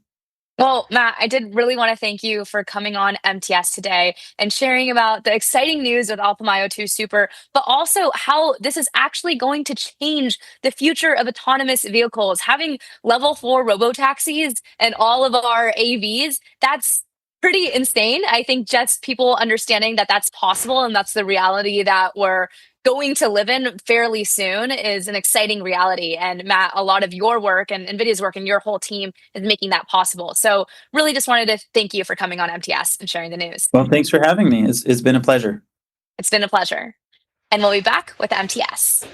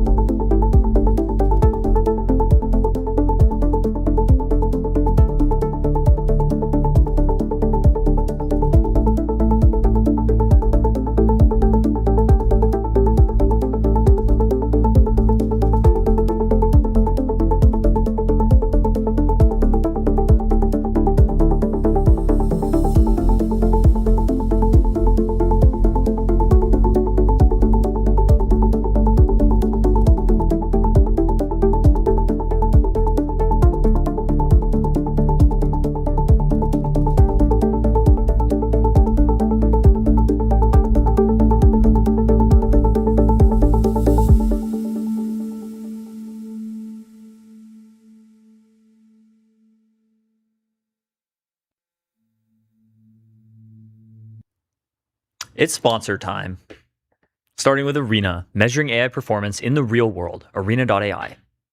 Next up, we have Neon. Scale your startup on Neon, the Postgres backend for apps and agents. Built by Databricks, neon.com/MTS. And 11 Labs, AI that communicates at human level across every channel and modality, 11labs.io/MTS. And of course, Kong, the AI connectivity platform. Connect APIs, LLMs, agents, and systems with serious security and governance. KongHQ.com. Today's stream is sponsored by VCX, the public ticker for private tech. Head over to getvcx.com to learn more. And of course, Blitzy, autonomous software development for enterprise code bases. Ship 5x faster. Blitzy.com. And AdQuick, make your brand a billboard. Out-of-home advertising as easy to scale as digital at adquick.com. So shout out sponsors. So we're going to get into some scary news, some spooky news. It is a little spooky. Basically, OpenAI at the Black Hat conference today just gave a briefing on what happened during the OpenAI Hugging Face incident. So they gave a technical reconstruction and its implications for AI. We'll get that up on the screen share. This is the first time that we've gotten like a real detailed look at what happened during the incident. So, I mean, very exciting because we've been saying release the Hugging Face files for ever since this happened. Is exciting the right word? It's not the right word. Yeah. It's like it's a mixture of excitement, apprehension, etc. Yeah. Fear, but let's dive into it. Yeah, this is definitely like the first incident of its kind. It will certainly not be the last of an autonomous cyber attack planned and executed by a model or a group of models. So, the video is very long. We don't have time to watch all of it, so I decided to have Grok summarize it. Just kidding, it's ChatGPT. I decided to have Sol summarize it. We pasted in the transcript, and it explains what happened. So it was an unintended autonomous cyber incident caused by AI agents during internal OpenAI security evals. We knew that already. What we knew already was they gave the agents difficult cybersecurity tasks that were very difficult or perhaps impossible to solve without internet access. And so the models decided to break out of their eval environment and break into Hugging Face, which they were not supposed to do, which is also illegal. So the way that they did this was they have a package manager service called Artifactory. The models are not supposed to have internet access, but Artifactory did. So one model discovered it could write files. Another used that shared space as a crude message board to ask other agents for help. This is another thing. There's this very interesting emergent coordination that goes on between the agents here. Yep. We haven't seen this before very much. It makes sense based on the way they're trained, I think. Like with a typical codex run, you're using lots of sub-agents. So agents are used to working with other agents. I actually think this part is totally explainable and not very scary. But you can imagine how it could be used for bad implications. Yep. All right. What else do we have? Tim Hua from Transluce, which does behavior evals, had a good tweet about this. When you think about it, the AIs leaving messages with each other phenomenon is arguably the first example of continual learning. By using this external memory, the collective is able to get even better at hacking AI. This is kind of true. Yeah. So this is like almost like instrumental convergence. It's like the models are learning that this is something that makes them better and more capable. And so they'll do it. Yep. Okay. So internet is deliberately disabled inside the sandbox. The one intentional egress path is an internal JFrog Artifactory. I don't know what that is. Instance, which is used as package manager and caching proxy. The model has no internet, but Artifactory does. Right. Okay. Artifactory is shared across the whole training eval fleet through many concurrent runs, different models, different experiments, all reaching the same instance. And models had already been trained on limited sub-agent delegation, so forking, divide and conquer. So Age of M speaks of this, by the way. Yep. So agent-to-agent coordination was existing learned behavior. Okay. A particularly interesting aspect is the emergence of collective behavior. We talked about this. Yep.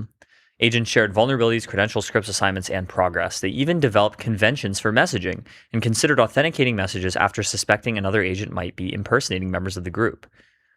So, like, one of the things they did, for example, was append like a Z in front of their name. So they would go to like the bottom of alphabetical lists.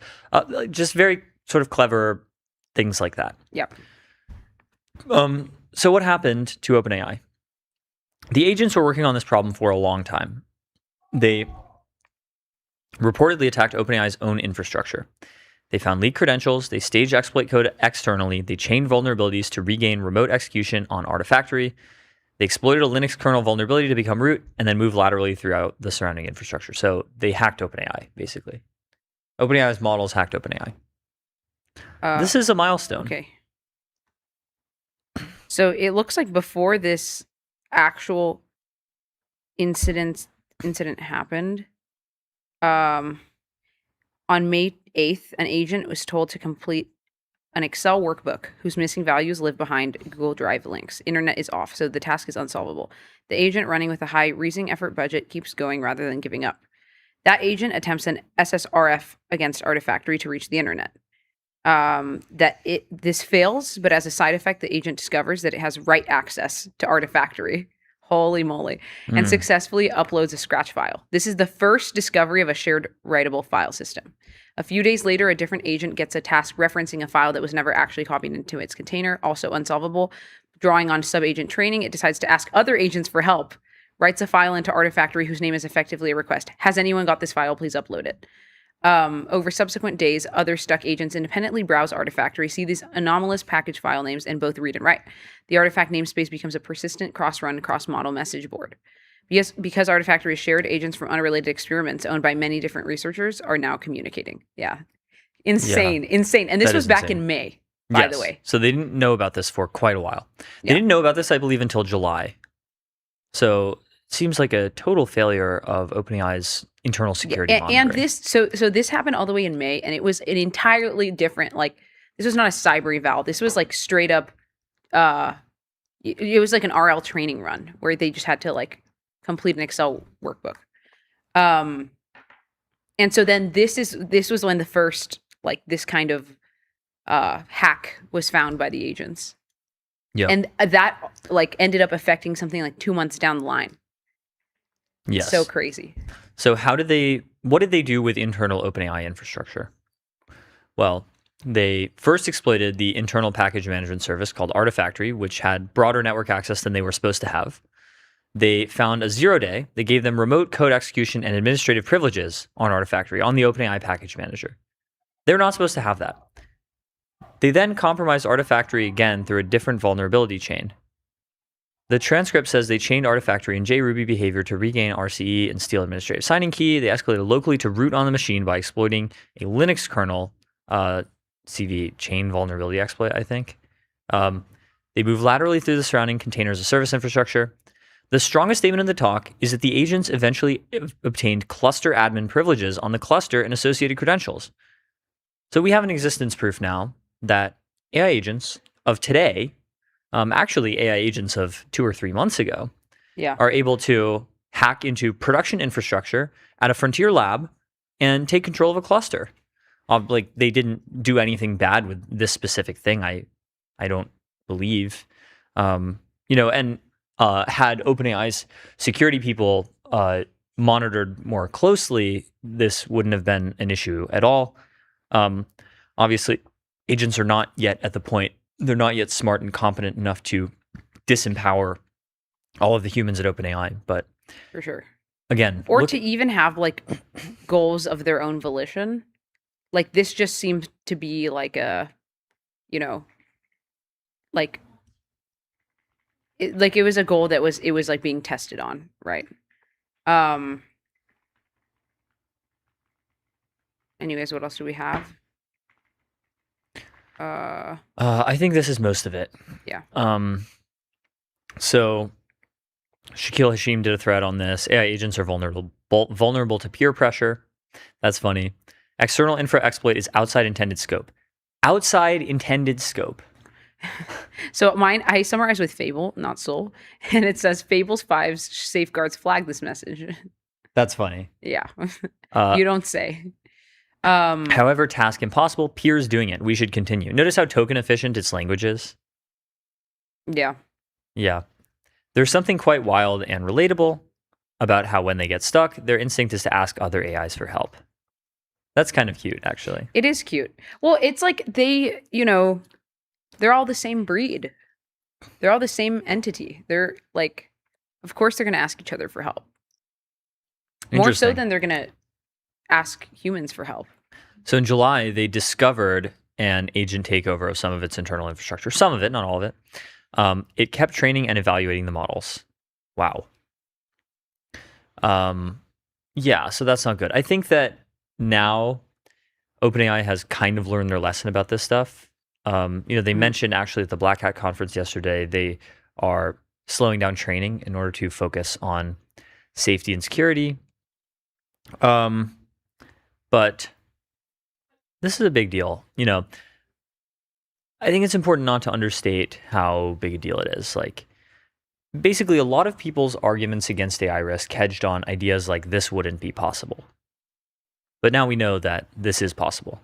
And so the people who have not already updated their worldview will need to. Yeah.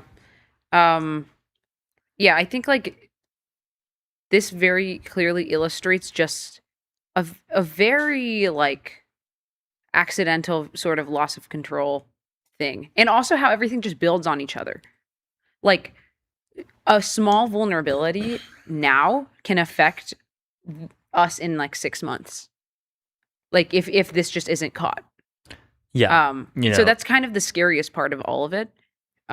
Is that like anything that is unpatched in the past can then affect future models, especially when they get better. Think about, I don't know about everyone else, but like me personally, like so much of my digital life is tied up in Google.